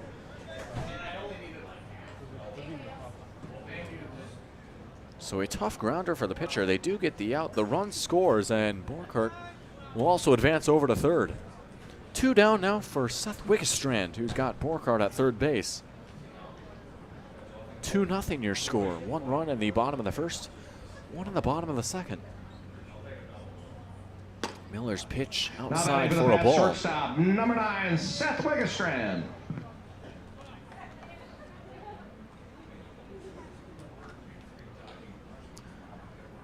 One ball, no strike, and inside, and that was also high. Wigginstrand having to duck to avoid that one as he's now looking at a 2-0 count.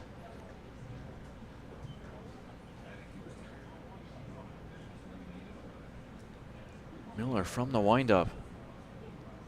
Fastball, that one looks like it just missed the zone, and it did. Yeah, he tried to frame it up there, but as you said earlier, no fooling the official, and now a quick visit here as the coach makes the fastest recorded run from the dugout to the mound that I've ever seen in my years of broadcasting baseball. So... Yeah, well, that's why I'm up here and not down on the field as an umpire, as that frame might have fooled me.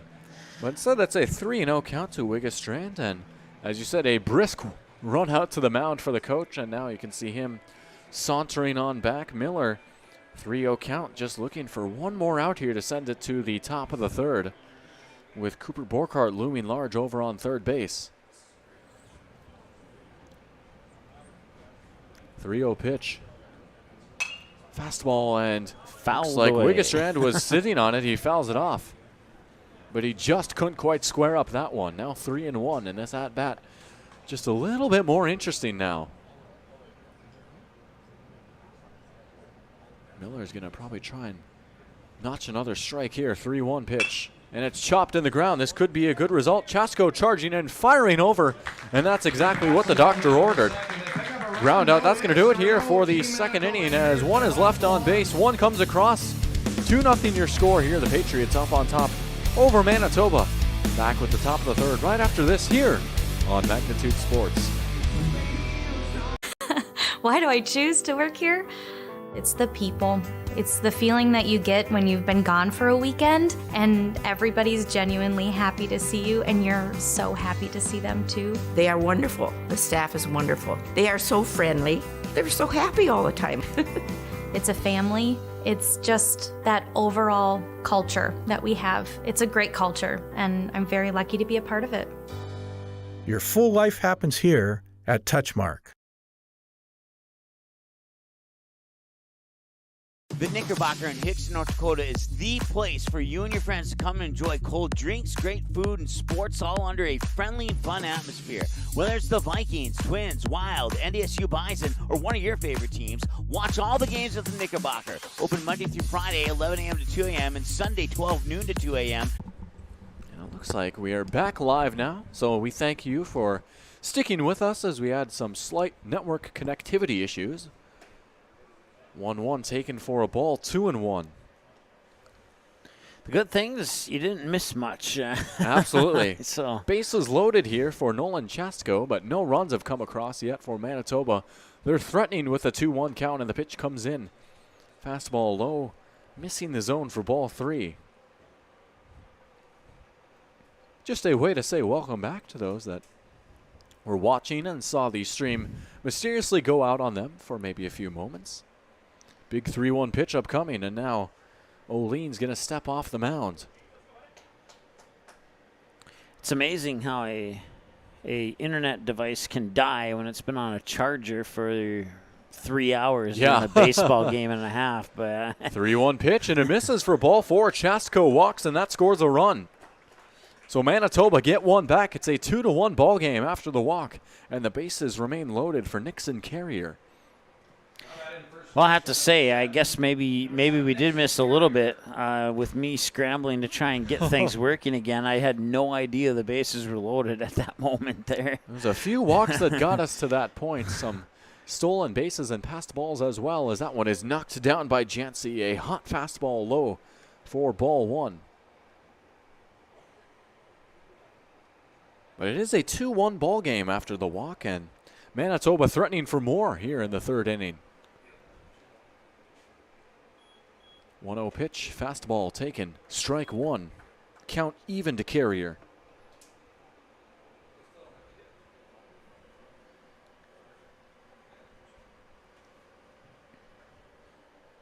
One from the stretch, a foul ball popped up and out of play. Coming to a thud over on the metal bleachers area. And a lucky fan scooping it up. And a souvenir only for a moment, as he'll have to hand it off to one of his buddies, and that ball will be returned to the respective dugout. Count now at 1-2 to Carrier.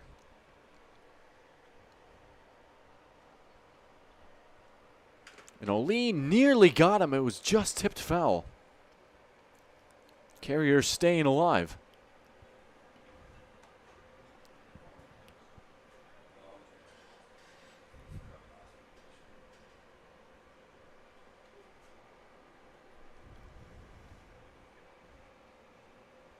Here's another 1-2.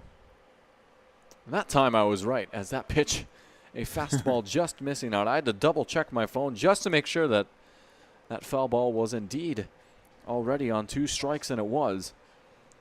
And now the count even at 2 apiece. 2-2 inside pitch. Nope, I was wrong. Outside pitch. Maybe trying to mix it up on us a little bit as the pitch misses outside, and it's another full count, 3-2 to Nixon Carrier. Skylar Ramsey, the cleanup man on deck for Manitoba. Olean deals, fastball just fouled back. And oh man, that could have scored some runs had he squared it up. Yeah, no kidding. But instead, Carrier will get back in the box and hope he gets another pitch like that.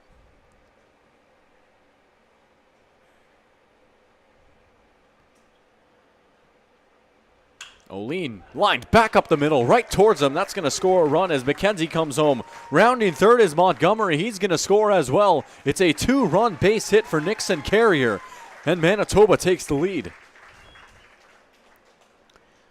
3 runs on one swing of the bat. You go from 2-0 to up 3-2, and now a little bit of a momentum shift here is currently favoring Manitoba. And interestingly enough, that was the first hit of the game as well for Manitoba. So it breaks up the no-hitter and it gives them the lead, all with one swing of the bat. Here's Skylar Ramsey. Ramsey chopping that one in the ground. Over towards first. Clemenson is going to try and find a way to get the out, and now they'll fire over to second. So Carrier's out at second as Cheska will advance over to third.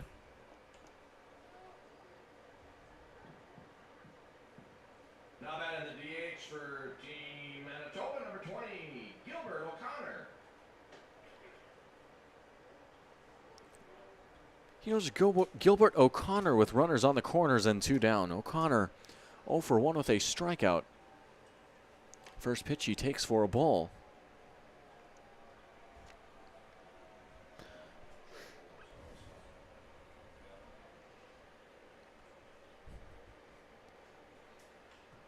One-0 from O'Lean. And it misses low and away for ball 2. Yeah, tried to scoot it over the edge, and he might have, but as you mentioned, Eric, it was a little bit low on that one.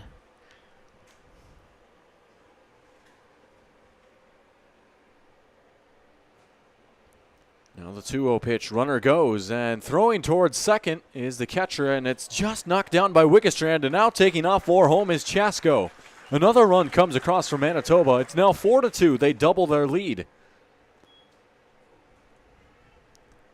Ramsey safe at second as well. And an update from the Eastern Conference Finals. The Rangers have just scored on a power play to tie it at 1-1 with just inside 7 minutes to go in the third period. That's game 6 of a best-of-7 in that series, and it's a must-win for New York.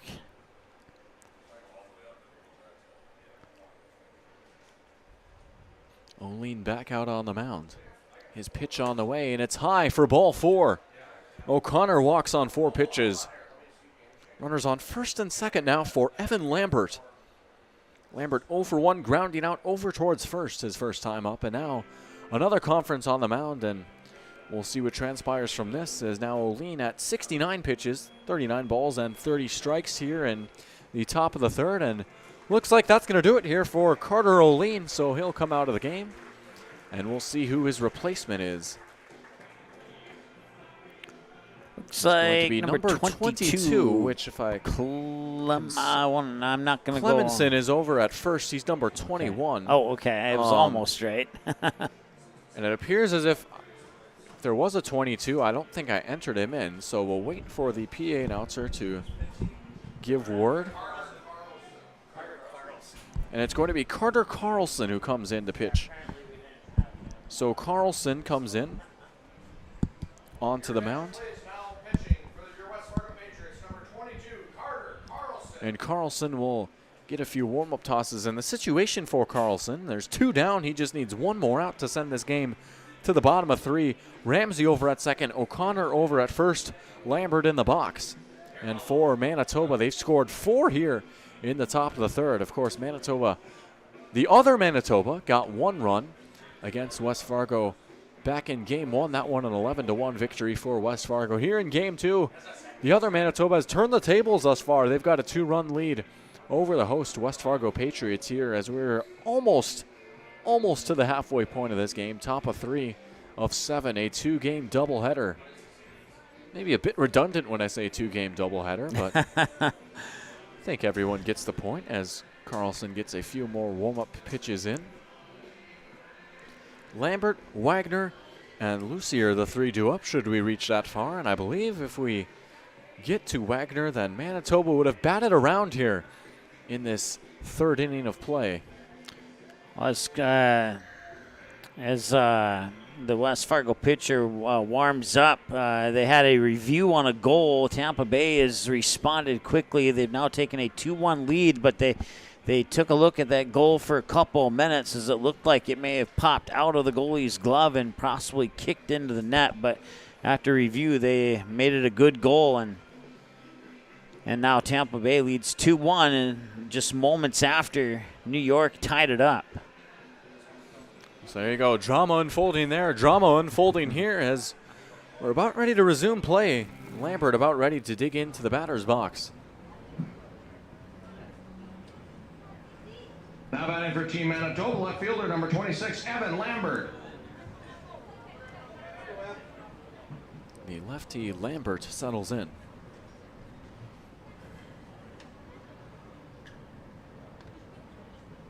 First pitch from Carlson. Inside to Lambert. The runners take off. Ramsey to third, O'Connor to second. And it's just not going West Fargo's way right now. Everything is going wrong for West Fargo, and everything's going right for Manitoba here in the top of the third. Yeah, it's just been one of those innings where everything seems to be swinging one way, and we'll see if Manitoba can continue to strike while the iron is hot. They do have 2 outs, so they got to make it count here. But they do have 2 in scoring position as Lambert steps out of the box. 4 runs on 1 hit. That does not sound like a very good defensive effort. And I say that with much respect, but I mean, facts are facts. So now we'll have a meeting between the catcher Jancy and his pitcher Carlson. A big at-bat here for Evan Lambert.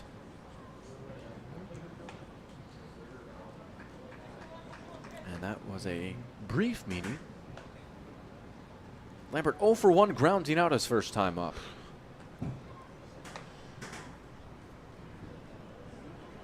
1-0 from Carlson. Fastball chopped in the ground. Over towards second. Hammond scoops and fires over towards first, and that's going to do it here for the top half of the third inning as 2 are left on base for Manitoba. They bring home 4 on the 1 hit and 1 error. 4-2 your score. Manitoba up on top over West Fargo. Bottom of the third, due up right after this here on Magnitude Sports. looking for a new home? Make home happen by getting pre-qualified for free with Sean Carlson at Town & Country Credit Union. He'll help you find the best mortgage options for you and keep the process running smoothly from beginning to end. With a 97% satisfaction rate, awesome rewards, low fees, and great rates, it's clear why members love Town & Country Credit Union. Stop in or visit townandcountry.org to find out how you can become a Town & Country member today. Insured by NCUA, Equal Housing Lender. You may already know that at Close Mentor, you can shop great designer brands without the full designer price, and that you can bring your gently used items into Close Mentor and sell them for cash on the spot. Here's something else you should know. Buying and selling at Close Mentor aids in water preservation, reduces chemical pollution, decreases landfill waste, boosts your local community. That's right, it's resale, and it's better than retail. Be green and kind to the environment by selling your clothing and buying sustainable fashion for yourself.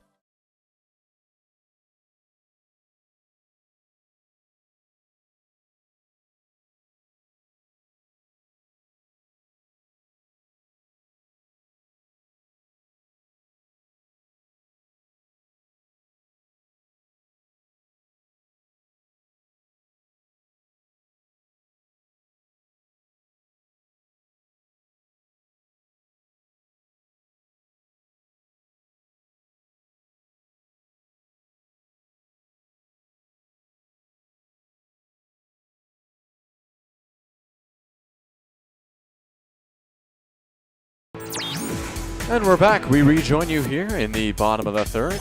It's Manitoba and West Fargo.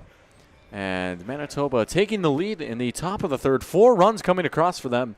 They lead 4-2 over the Patriots. And for the Patriots, due up, it's going to be the top of the order. And Caleb Deere, Mason Stolten, and Brennan Hammond. Here's Caleb Deere, who's 0 for 1 with a strikeout in this ball game. He's got the bases empty to start things off.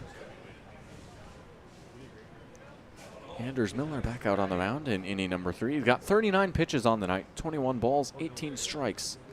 And a breaking ball hit hard over towards second. Lucier firing over towards first for out number 1. 1 pitch, 1 out. Say it with me, ladies and gentlemen. Peak efficiency.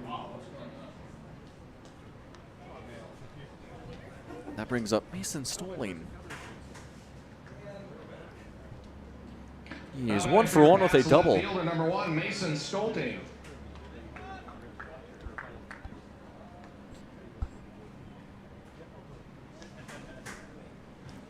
Pitcher Miller will step off the mound.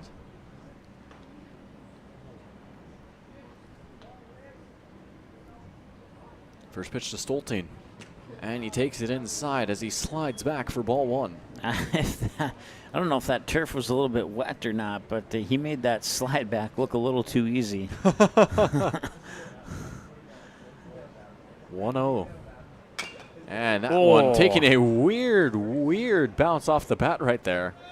Well, I saw that from my angle. I saw that pretty well. He hit the ball, and then on the follow-through, he hit the ball a second time. Yeah. And I don't know if I've seen that before or not. And believe it or not, if you hit it twice in one swing, it does not count as double, as that one's a foul ball.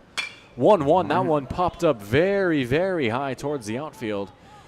And calling him off is the center fielder Hugh Montgomery for out number 2.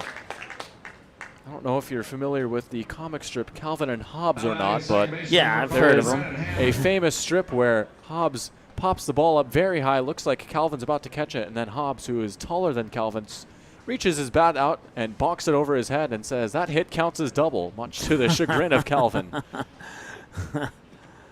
That pitch on the way to Hammond, and he takes it for a ball, 1-0. Hammond 0 for 1 grounding out in this game.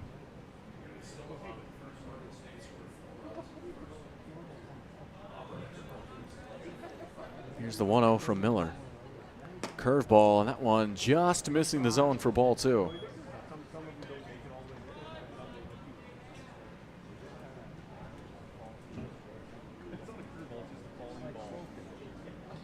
Miller's pitch on the way, popped up very high, carrying out towards foul territory. Chasko, the third baseman, giving chase and can't quite pick it out in the night sky. It drops for a foul ball.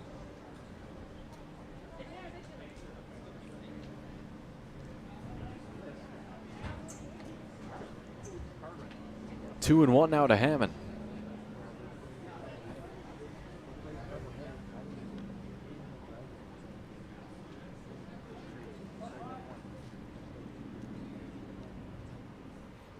Pitch on the way from Miller. Breaking ball, just missing the zone for ball 3. Trey Stalker on deck.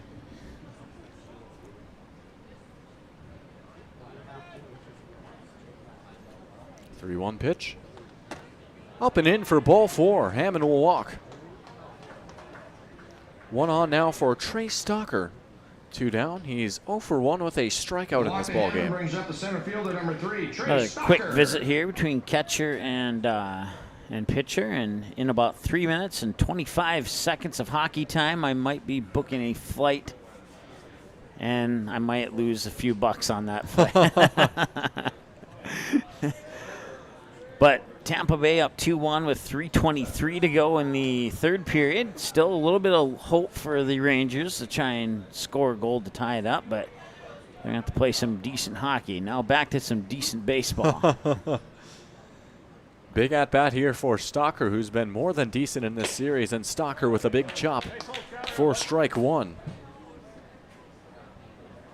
Almost an hour into this ball game now, 59 minutes showing on my phone, 9:40 your local time. And as you can see, the sun really starting to go down. The sky has cleared up a tiny bit, and it's turned into a beautiful night out at Young Field. Runner takes off as the pitch comes in. Throw on the way from the catcher, Ramsey, and that one getting over everyone. Montgomery with the backup in the outfield.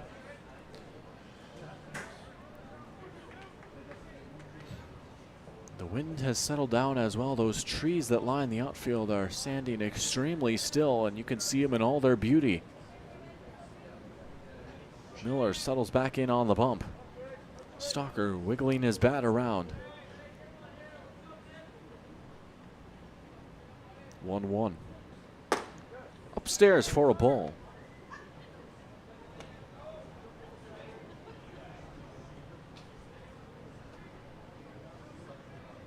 Casey Clemenson in the on-deck circle for West Fargo. 2-1 pitch. Breaking ball. That one just missing high. Should Stalker walk, that would put 2 on for the aforementioned Clemenson. My goodness, I wanted to say Clemson there. I couldn't tell you why, but it is Clemenson. Almost like the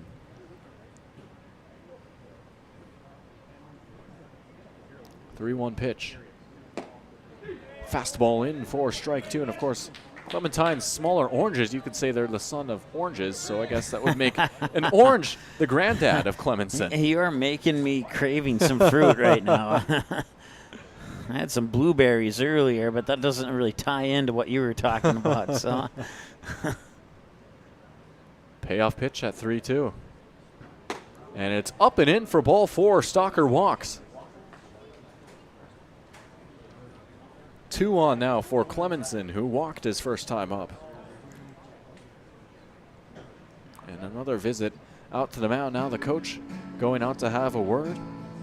Anyways, here's Wonderwall as we'll turn that down so we don't get a copyright strike. Well, with 1:13 and counting, the Rangers have the puck still down 2-1 as they go into the offensive zone, and Tampa Bay will take it away. And now New York has pulled their goalie. They have an empty net. They have the extra attacker on. There's 59 seconds to go in Game 6. So I think Tampa Bay won 3-1 in Game 5 on an empty net goal. And they're down to 45 seconds as we return to baseball. Keep you up to date on that ASAP. Here is Clemenson with a big at-bat for West Fargo. 2 on with 2 down. They're trying to cut into the deficit. They trail by 2 as that pitch is taken for a ball. Clemenson, the number 5 hitter here in Game 2. 1-0 pitch into the zone to even the count.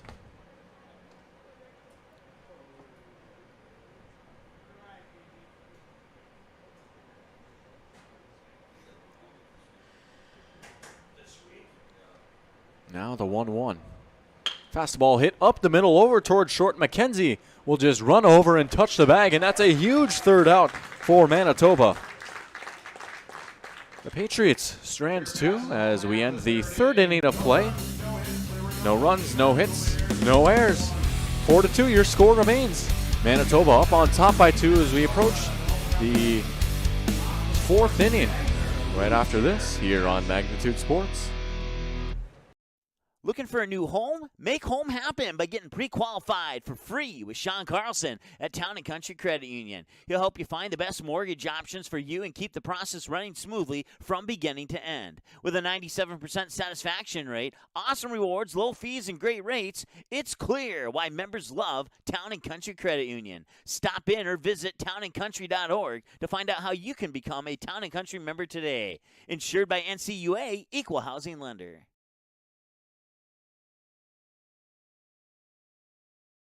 You may already know that at Close Mentor, you can shop great designer brands without the full designer price, and that you can bring your gently used items into Close Mentor and sell them for cash on the spot. Here's something else you should know. Buying and selling at Close Mentor aids in water preservation, reduces chemical pollution, decreases landfill waste, boosts your local community.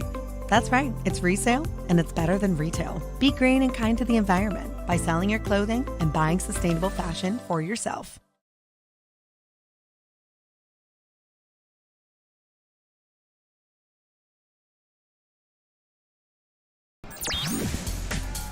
Hello, hello, hello, hello. We are back here at Young Field, top of 4. It's going to be Luke Wagner, Jack Lucier, and Aiden McKenzie, the 3 due up here in the top of the 4th for Manitoba. Manitoba scoring 4 their last time up, and we'll see what they have in store here as they face off against Carter Carlson, who came in relief here in Game 2 for West Fargo. And it is official now. Tampa Bay has knocked off New York and eliminated from the playoffs. 2-1 final. They'll face the Colorado Avalanche in the Stanley Cup Finals, and I'll be there in person for Game 1. I'm looking forward to that. That should be one heck of a series.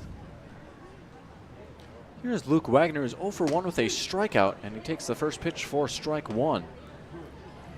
I believe Tampa Bay is going for their 3rd straight Stanley Cup title. Is that correct? Yeah, that's correct, and hopefully they don't get it. So. 0-1, and that one getting away from the pitcher Carlson as Wagner ducks down. And the count even.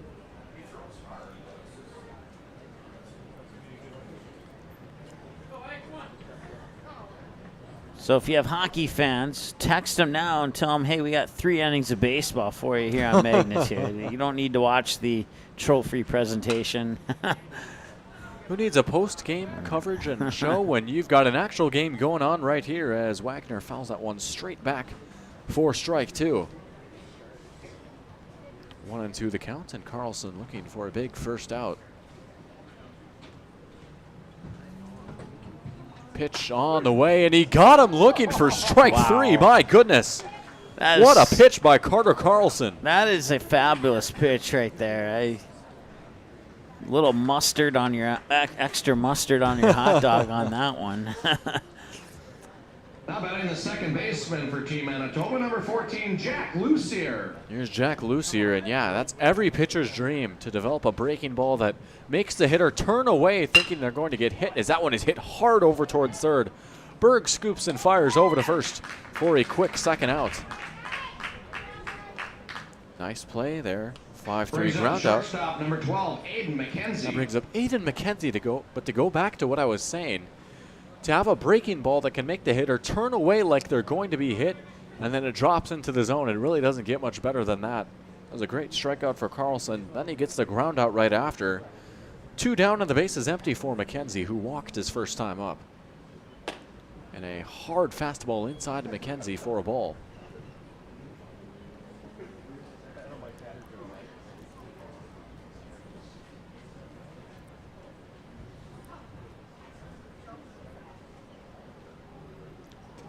Second pitch of the at-bat, that one just getting away from Carlson. Ball 2. Yeah, starting to see the pitching go a little bit downhill for both of these teams here in this game. Be interesting to see, especially for West Fargo, for this Manitoba team. They did not play a game 1, so they've probably presumably got a larger selection of pitchers to choose from, as that one is going to be taken for ball 3. Yeah, he was slow to get up there. I think he maybe slipped on the throw, and he kind of fell forward head first, and he was slow to get up, and a couple of his teammates will give him a fist bump, and it looks like he's good to go. I just need to shake it off. But yeah, if he could have had that pitch back, it may not be 3-0 right now. Yeah, and I'm sure that rain that came through earlier might have an impact, making it slippery on the bump, as that is a hard fastball. Fouled off for strike 1. My goodness, I got to say this. Carter Carlson, out of all the pitchers that I've seen, he might have the fastest fastball that I've seen this season. That thing zips out of his arm. I could have swore I saw a spark when the ball hit the when the bat hit the ball there. 3-1. Upstairs for ball 4. McKenzie walks. It's a runner on first, with 2 down for Colson Smith, the number 10 hitter. Smith 0 for 1, striking out his first time up.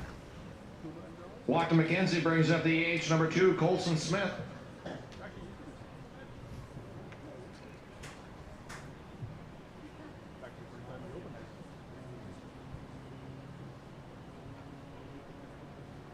First pitch to Smith, and that one getting by, and now taking off for second is McKenzie, and now rounding second, but he'll eventually trot on back. He's in standing up, runner in scoring position. Don't see any movement from coaches on the West Fargo dugout.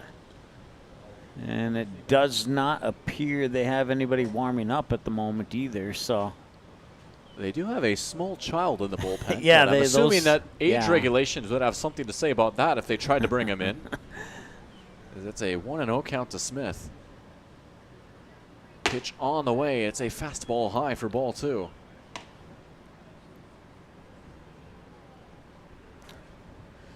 I don't know, if this batter ends up getting walked, I wouldn't be a bit surprised if we saw a visit to the mound. 2-0 pitch on the way, and it's swung through for strike 1. Well, let's say that again, and maybe he'll toss another swing and miss strike. I think I heard him say, "Take that, Mike Mason," when he fired that pitch in. Well, hey, whatever pumps up the team, right? They say root for the home team in that one song, so I'm not saying that I'm doing that as a broadcaster, but. Now 2-2. McKenzie over on second base. 2 balls, 2 strikes, 2 down. Although I will say there's one occasion where I will root for the home team. I think you've been a part of one of those broadcasts, and I think everybody in this broadcast booth would have no problem with that. I think I do know what you're referencing as the pitch comes in outside to fill up the count at 3-2. At least we don't have to turn off the comments on this one here. Always an adventure here, isn't it? As the count is now full. Payoff pitch up coming from Carlson. Fastball got him swinging for strike 3. Carlson works through the inning. It's a huge Buffalo Wild Wings strikeout. That's going to send us to the halfway point of the game as 1 is left on for Manitoba. Your score remains 4-2. 2-run game. Manitoba up on top over West Fargo.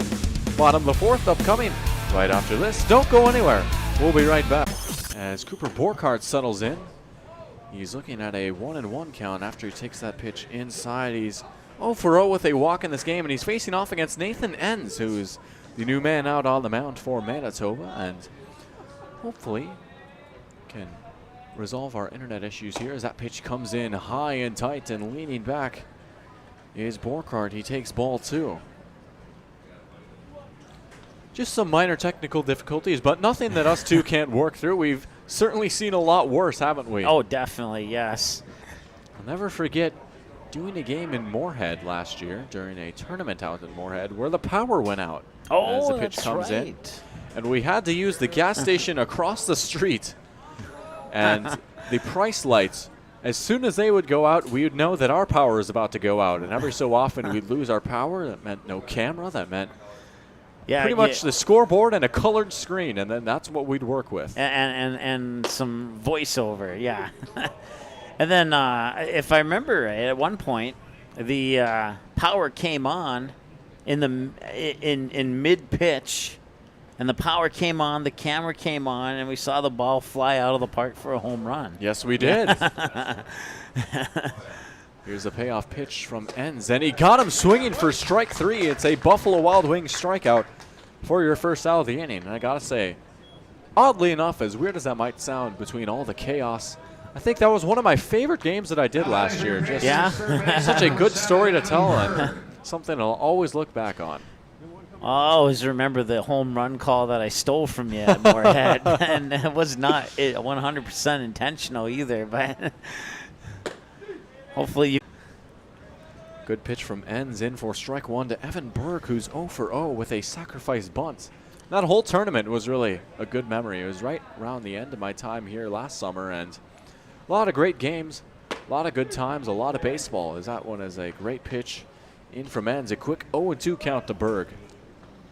Yeah, it was a cleanup hitter. It was the number 4 batter, and I was saying if you want to know why he. Foul ball popped up the catcher. Ramsey taking a look at it, jogging over, and not going to be able to reach that one. Count remains at 0-2.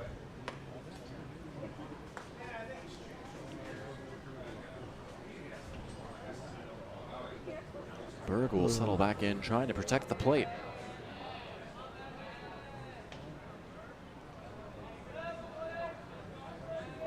Oh, 2 pitch. Off speed, just high. Ball 1.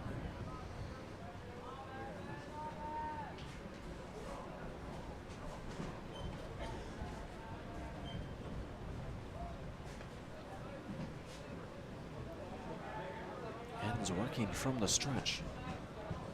Pitch on the way, a breaking ball, got him looking for strike 3. Buffalo Wild Wings strikeout, and that's your second out of the inning. And it brings up Peyton Jancy. Well, still a lot of baseball left to play, but if Manitoba can keep this pace up here, they might hand the Patriots their first loss. But like I said, we're only halfway through this game, so I don't want to get kicked out of the press box sooner than later. So first pitch, Jancy takes for a ball. It certainly has been a great start for Manitoba. They had that huge 4-run inning in the top of the 3rd, and then their pitching and defense has been rock solid throughout the game. Pair of runs for West Fargo, with half that pair coming in the 1st, and I believe bottom of the 2nd for the other one. And you are right on. Now a 2-0 count to Jancy, who's 0 for 1 grounding out his first time up.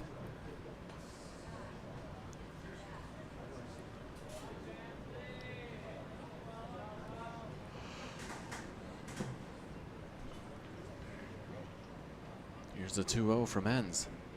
Fastball in for a strike. 2-1 the count.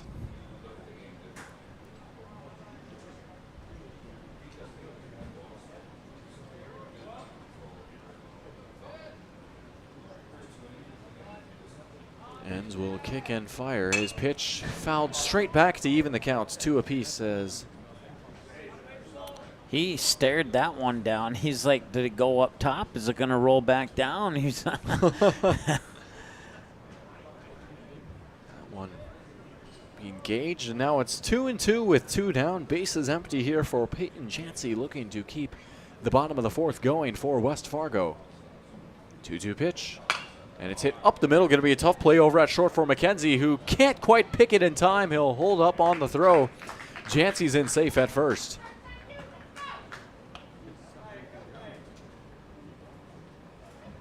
It'll be charged officially as an error. Now batting the shortstop, number 9, Seth Wigginstrand. That brings up Seth Wigginstrand with 2 down and a runner on. Wigginstrand 0 for 1 grounding out his first time up. The number 9 hitter.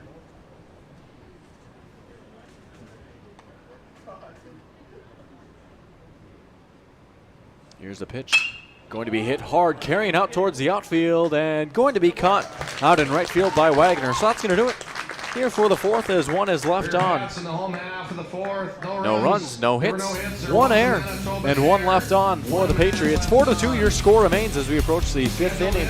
Back with more baseball right after this. It's a 2-run game on Magnitude Sports, and we'll be right back. Do you have a teen ready for driving lessons? Don't know what they need to do or when things need to be done?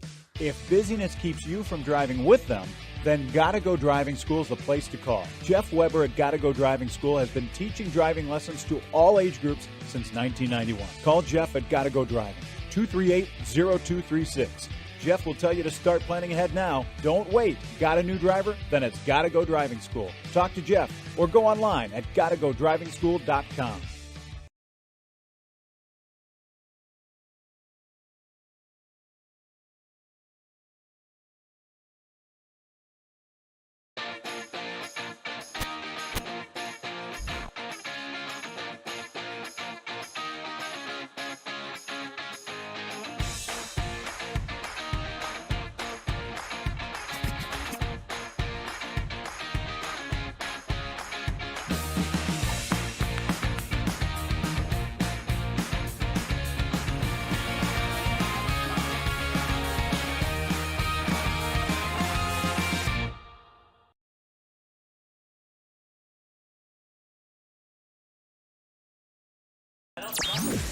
And we're back.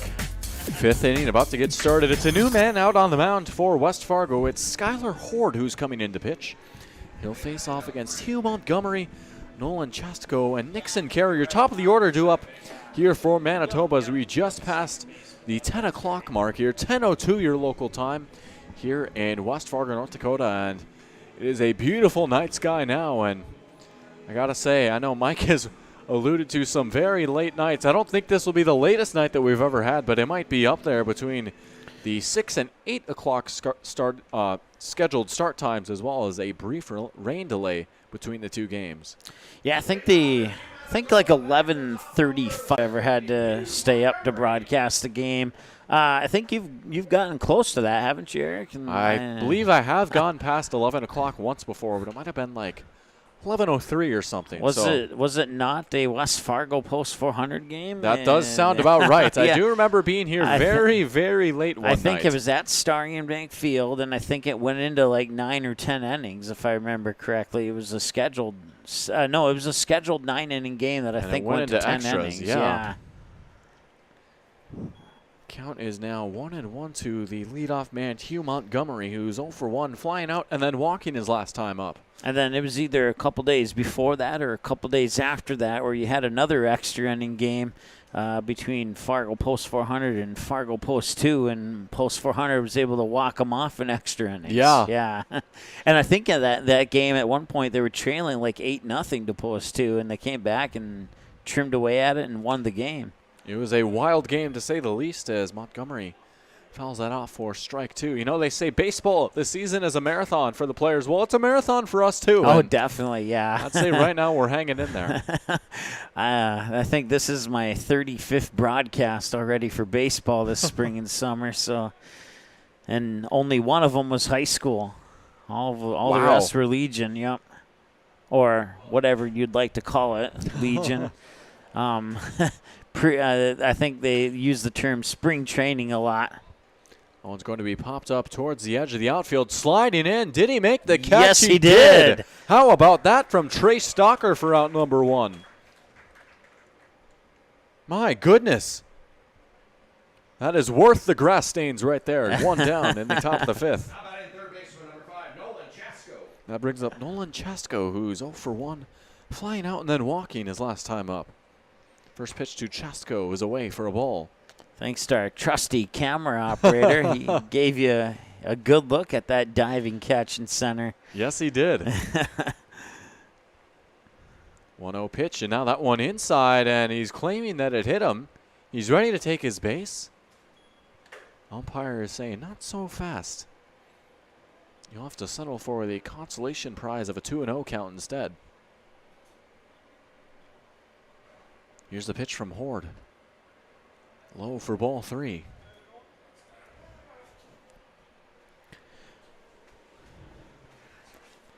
Well, I was, after this pitch here, I'll share that story that I've tamed down for broadcast purposes. Well, now I'm really excited. Here we're an hour and 24 in this one.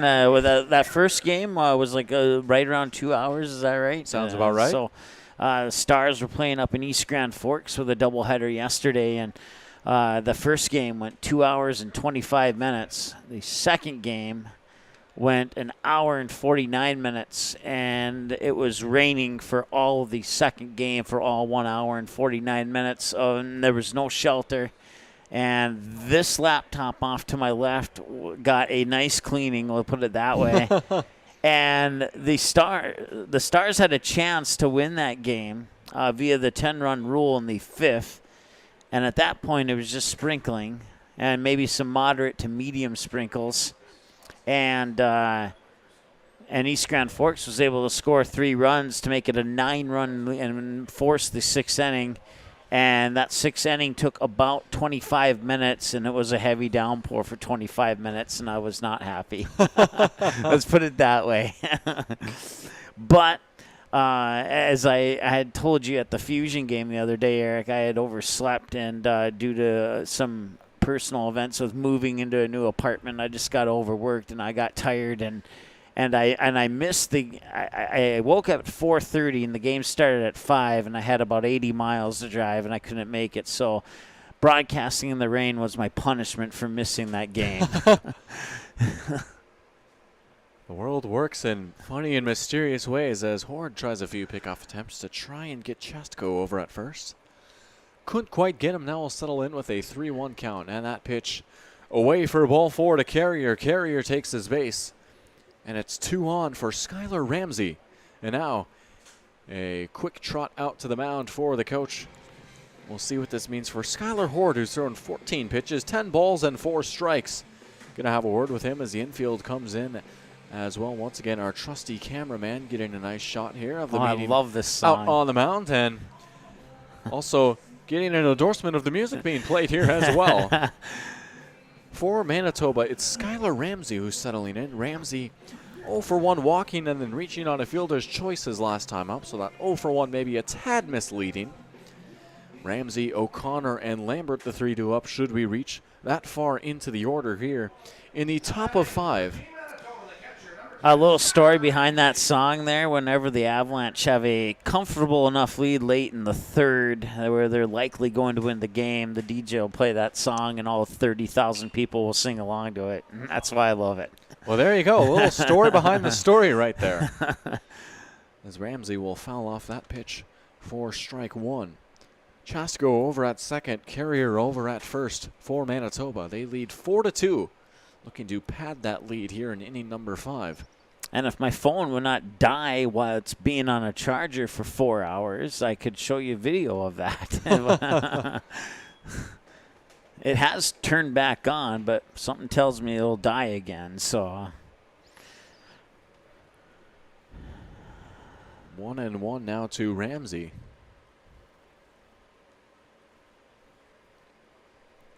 Ward checking the runner at second. His pitch on the way. Ramsey chops it hard over towards first. They'll try and get the runner at second. Can they get two? No. As Ramsey will dig it out, he'll be safe over at first. So that'll be the second out of the inning. The positive to that is they didn't get the lead runner, but they got the runner, the second lead runner, who would have been in scoring position. So now instead of second and third with the ground out at first, and I think the inning's over actually. Apparently, hang on a second. Yeah, apparently maybe they did get the out at first, or what? Let's see if we can figure out via lip sync what the story is here. Yeah, so the umpires are conversing something. It said one out on my phone prior to that grounder. Well, it certainly looked like they got the runner out at second. And then when they tried to throw back to first, it appeared that the runner was there in time, and I'm not sure.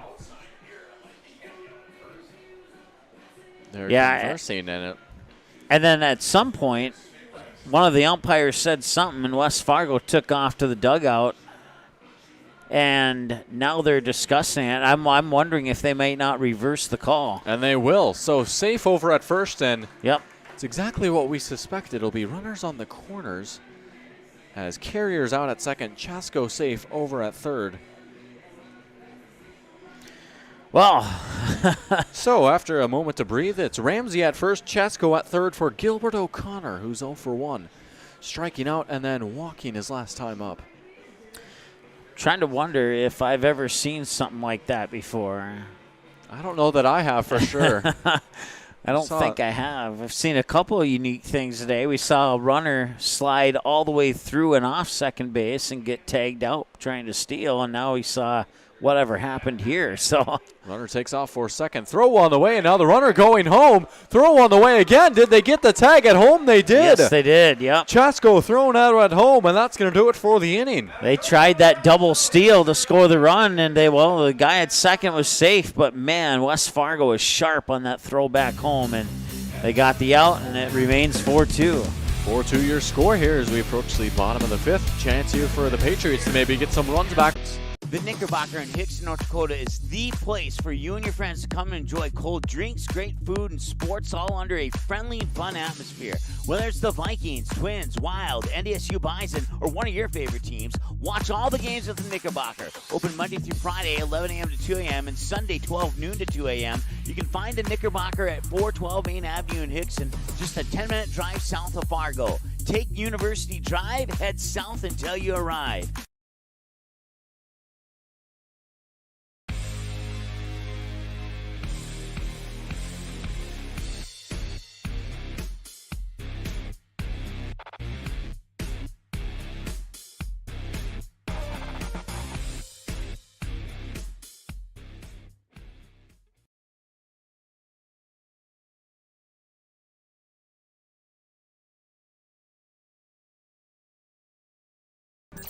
And we're back in action here. Bottom of the fifth on the mound here as it's Bryson Yashashan who's out on the mound for Manitoba. And a shout out to the people in the media box for helping me out with pronouncing that name.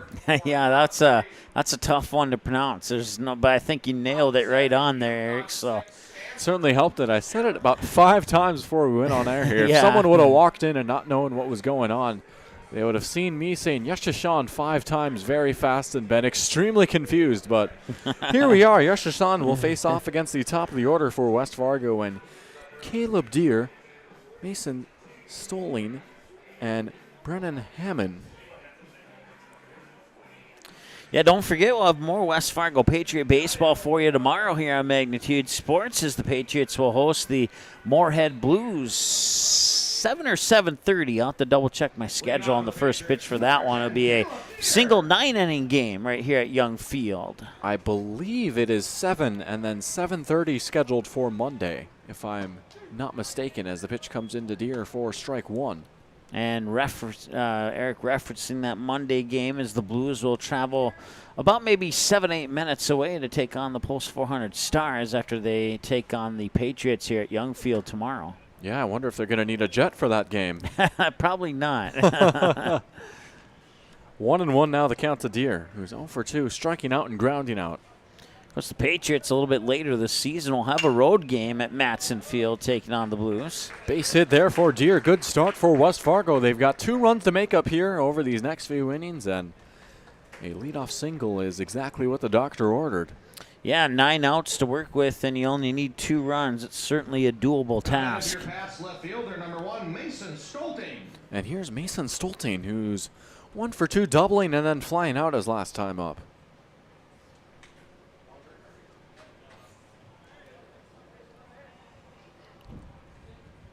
The lefty Stolten settles in. First we'll have a pickoff attempt over at first base. Deer sliding in safely.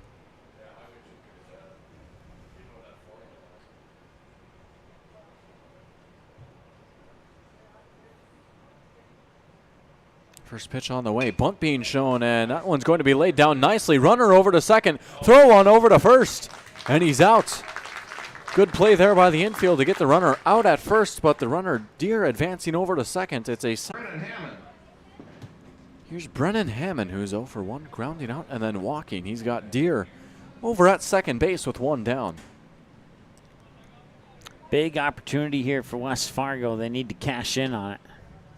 First pitch, Hammond takes low and away for a ball.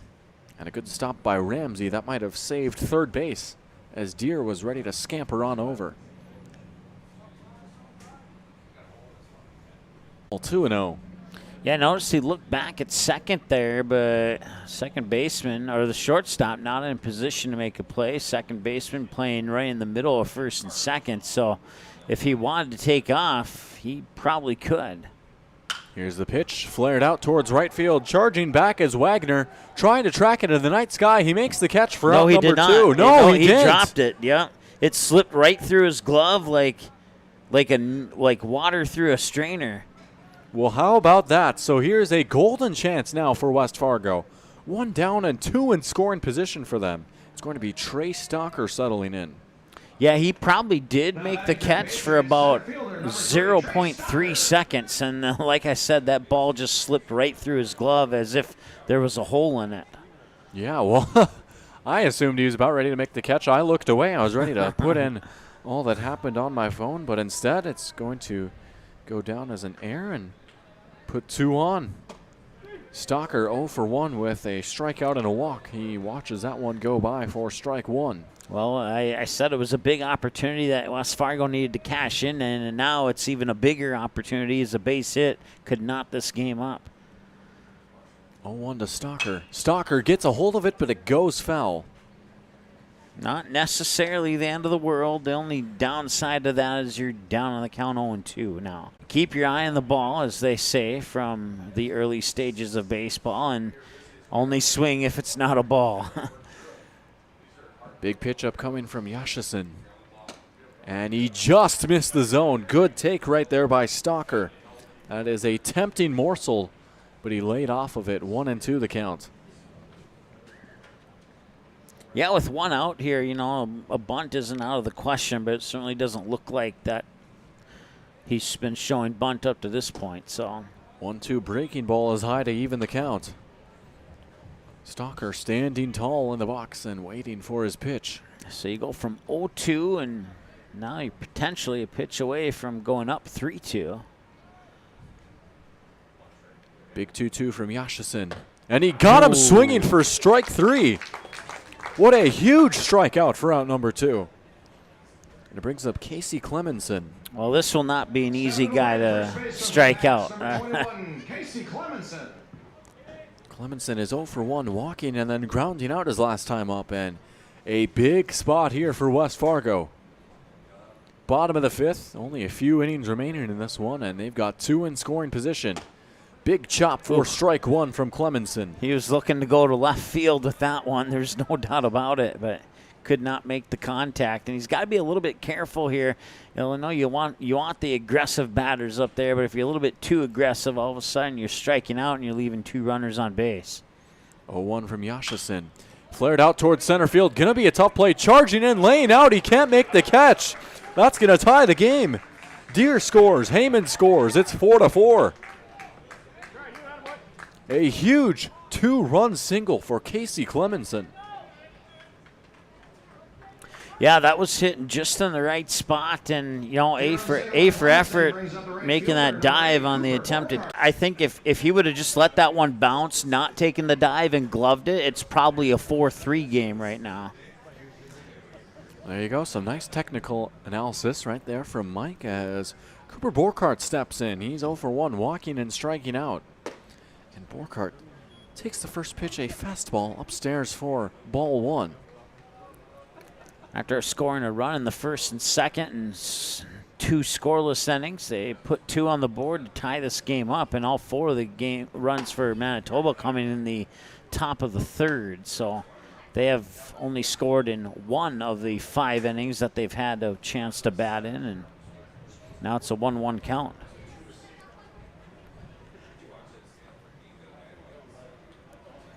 One on the way, and it's going to be knocked down by the catcher, Ramsey. 2-1 count will bring out Coach for a visit to the mound here. Strikes as he's meeting out on the mound with his catcher, Ramsey, as well as his coach. Now, he's going to trot back onto the dugout, so a brief meeting, a pat on the back from Ramsey, and here we go. Already a big inning for West Fargo, tying up the ball game. And maybe, just maybe, looking for one more here.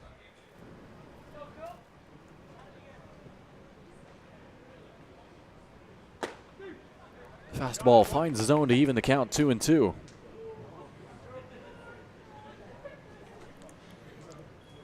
Yashison just 1 strike away. Well, now it's 3-1 on the scoreboard, so I might have inputted that incorrectly as that gets by, and that's going to be ball 4. Clemenson hustling on over to second, and he will hold up there, but it's runners on first and second for Evan Berg. Number 7, Evan Berg. Berg 0 for 1. He has a sacrifice bunt and then a strikeout his last time up. 2 on and 2 down for him.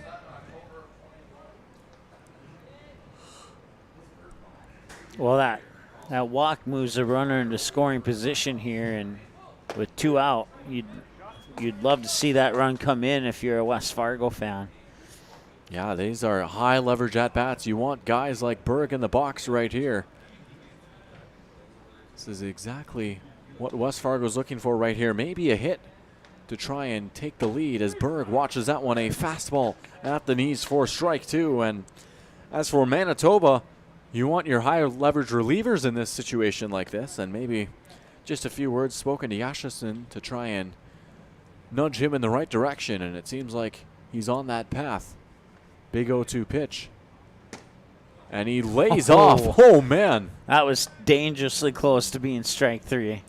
He just missed the outside part of the plate, and that was a tough spot, but Berg with some nice plate discipline. 1-2 the count. Pitch on the way. Berg gets a piece of it, and he stays alive. Good battle between these two. Well, they always say 7 is the lucky number, so we'll see if number 7 can win the battle.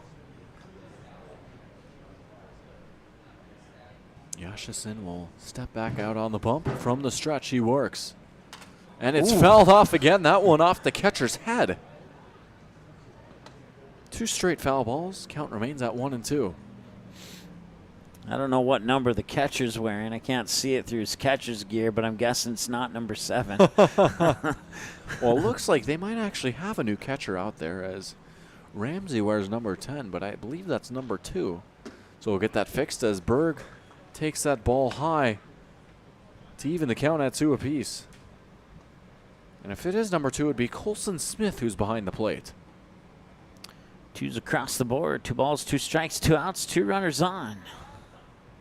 Popped up by Berg, carrying out towards the outfield. Outfielders giving chase. It's carrying, and it's going to drop for a base hit. West Fargo's going to take the lead. Clemenson will score. Borkhardt is being waved home.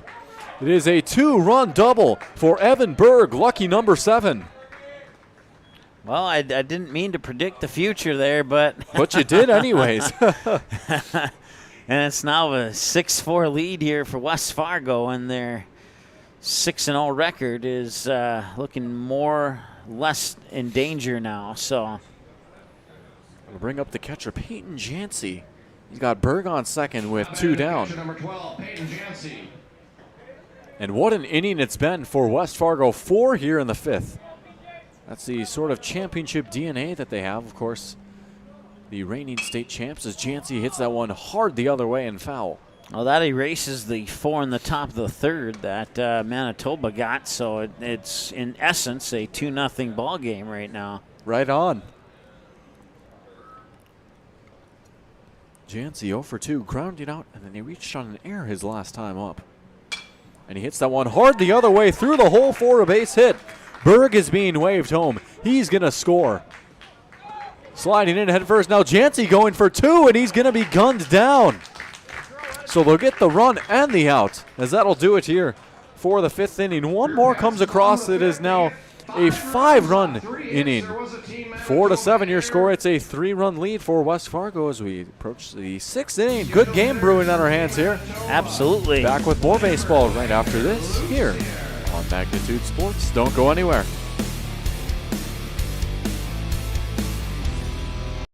Looking for a new home? Make home happen by getting pre-qualified for free with Sean Carlson at Town & Country Credit Union. He'll help you find the best mortgage options for you and keep the process running smoothly from beginning to end. With a 97% satisfaction rate, awesome rewards, low fees, and great rates, it's clear why members love Town & Country Credit Union. Stop in or visit townandcountry.org to find out how you can become a Town & Country member today. Insured by NCUA, Equal Housing Lender.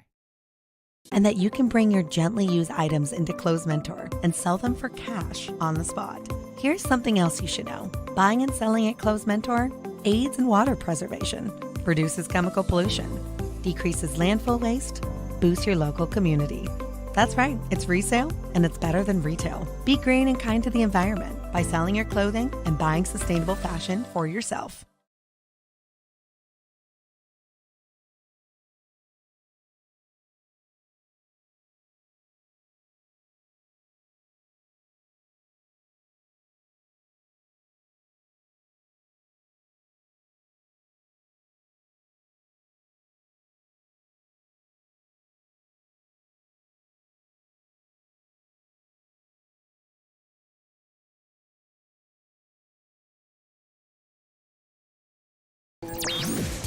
And we're back live from Young Field out in West Fargo, North Dakota.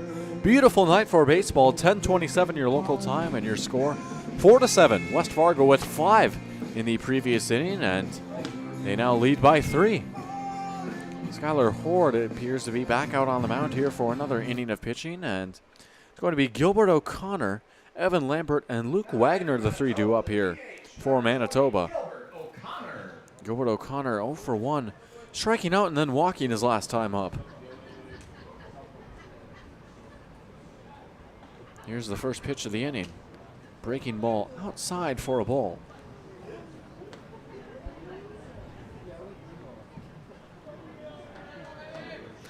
Well, those numbers on that scoreboard certainly put a little bit of more of what's the word I'm looking for? Puts a little bit more confidence into the Patriot fans. Yeah, a huge inning in the 5th to not only tie the game up, but then build a 3-run lead, as that one is upstairs for strike 1. They went into that inning trailing by 2 and now lead by 3. 2-1 pitch inside, and that one just missing him. And hoof is right. 3-1 the count to O'Connor, and O'Connor's. Yeah, that pitch was inside, and on the swing, it got the upper handle of the bat, and not much he could do but send that one foul down towards his towards the Patriot dugout. Now a full count. Here's the payoff pitch. Fouled off. O'Connor stays alive.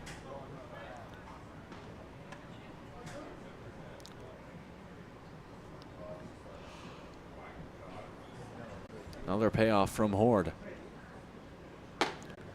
One towards first, one towards second, respectively.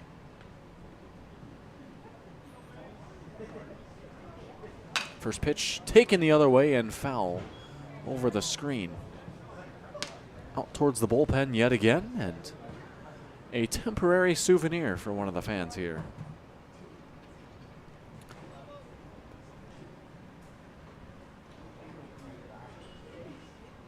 Here's the 0-1. That one also foul in the same vicinity.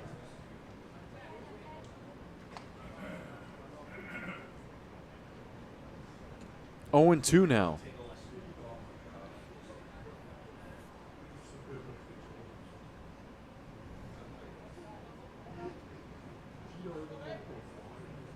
Horde on the bump from the stretch. 0-2 pitch, and he just misses low. Lambert takes for a ball.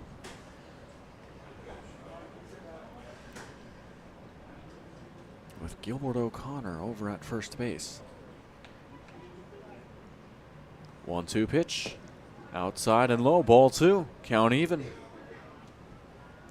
Well, after getting a 5-run inning, you certainly don't want to continue this on the mound for pitching and risk putting a couple men on base and giving Manitoba a chance to tie it up. I mean, they only need 3, and that's easily doable in an inning. So we'll see if they can recover here on the pitching, and they'll get a strike out of that one, well, an unofficial one anyway, as they'll remain 2-2. Yeah, good battle between Lambert and Horde here, and to sort of go off your point there, yeah, we've already seen 2 half innings here, one from each team where they've scored more than 3, so it very much is possible. Both these lineups capable of doing a lot of damage. Here's another 2-2. Breaking ball, and it's also fouled off. That one somehow made it through the netting and into the fan section. Yeah, maybe a interesting surprise for the fans. Set it up over at those circular tables. Send an official out there to tie up the hole in that net. I don't know. Yeah. Now here's another 2-2. And that one in fair play. Over towards short. Can they get 2? The throw on the way, and it's just high. And an A for effort there. Clemenson over at first trying to get the tag down. West Fargo's going to have to settle for getting the lead runner. I'm thinking that'll go into the books as a fielder's choice. And that's what I'm thinking, too. That's what I have down on my phone right now. Nearly the 6-4-3 double play. Instead, it's a good old-fashioned 6-4-3 fielder's choice. 23, Luke Wagner. Here's Luke Wagner with 1 on and 1 down. Wagner 0 for 2 with 2 strikeouts. First pitch inside for strike 1, and that is another filthy pitch. That's a pitch that a batter hates. I mean, that one almost took his helmet off, and it curved in for a strike. We've seen some incredible stuff from both of these team pitching staffs as Horde's pitch misses outside for a ball.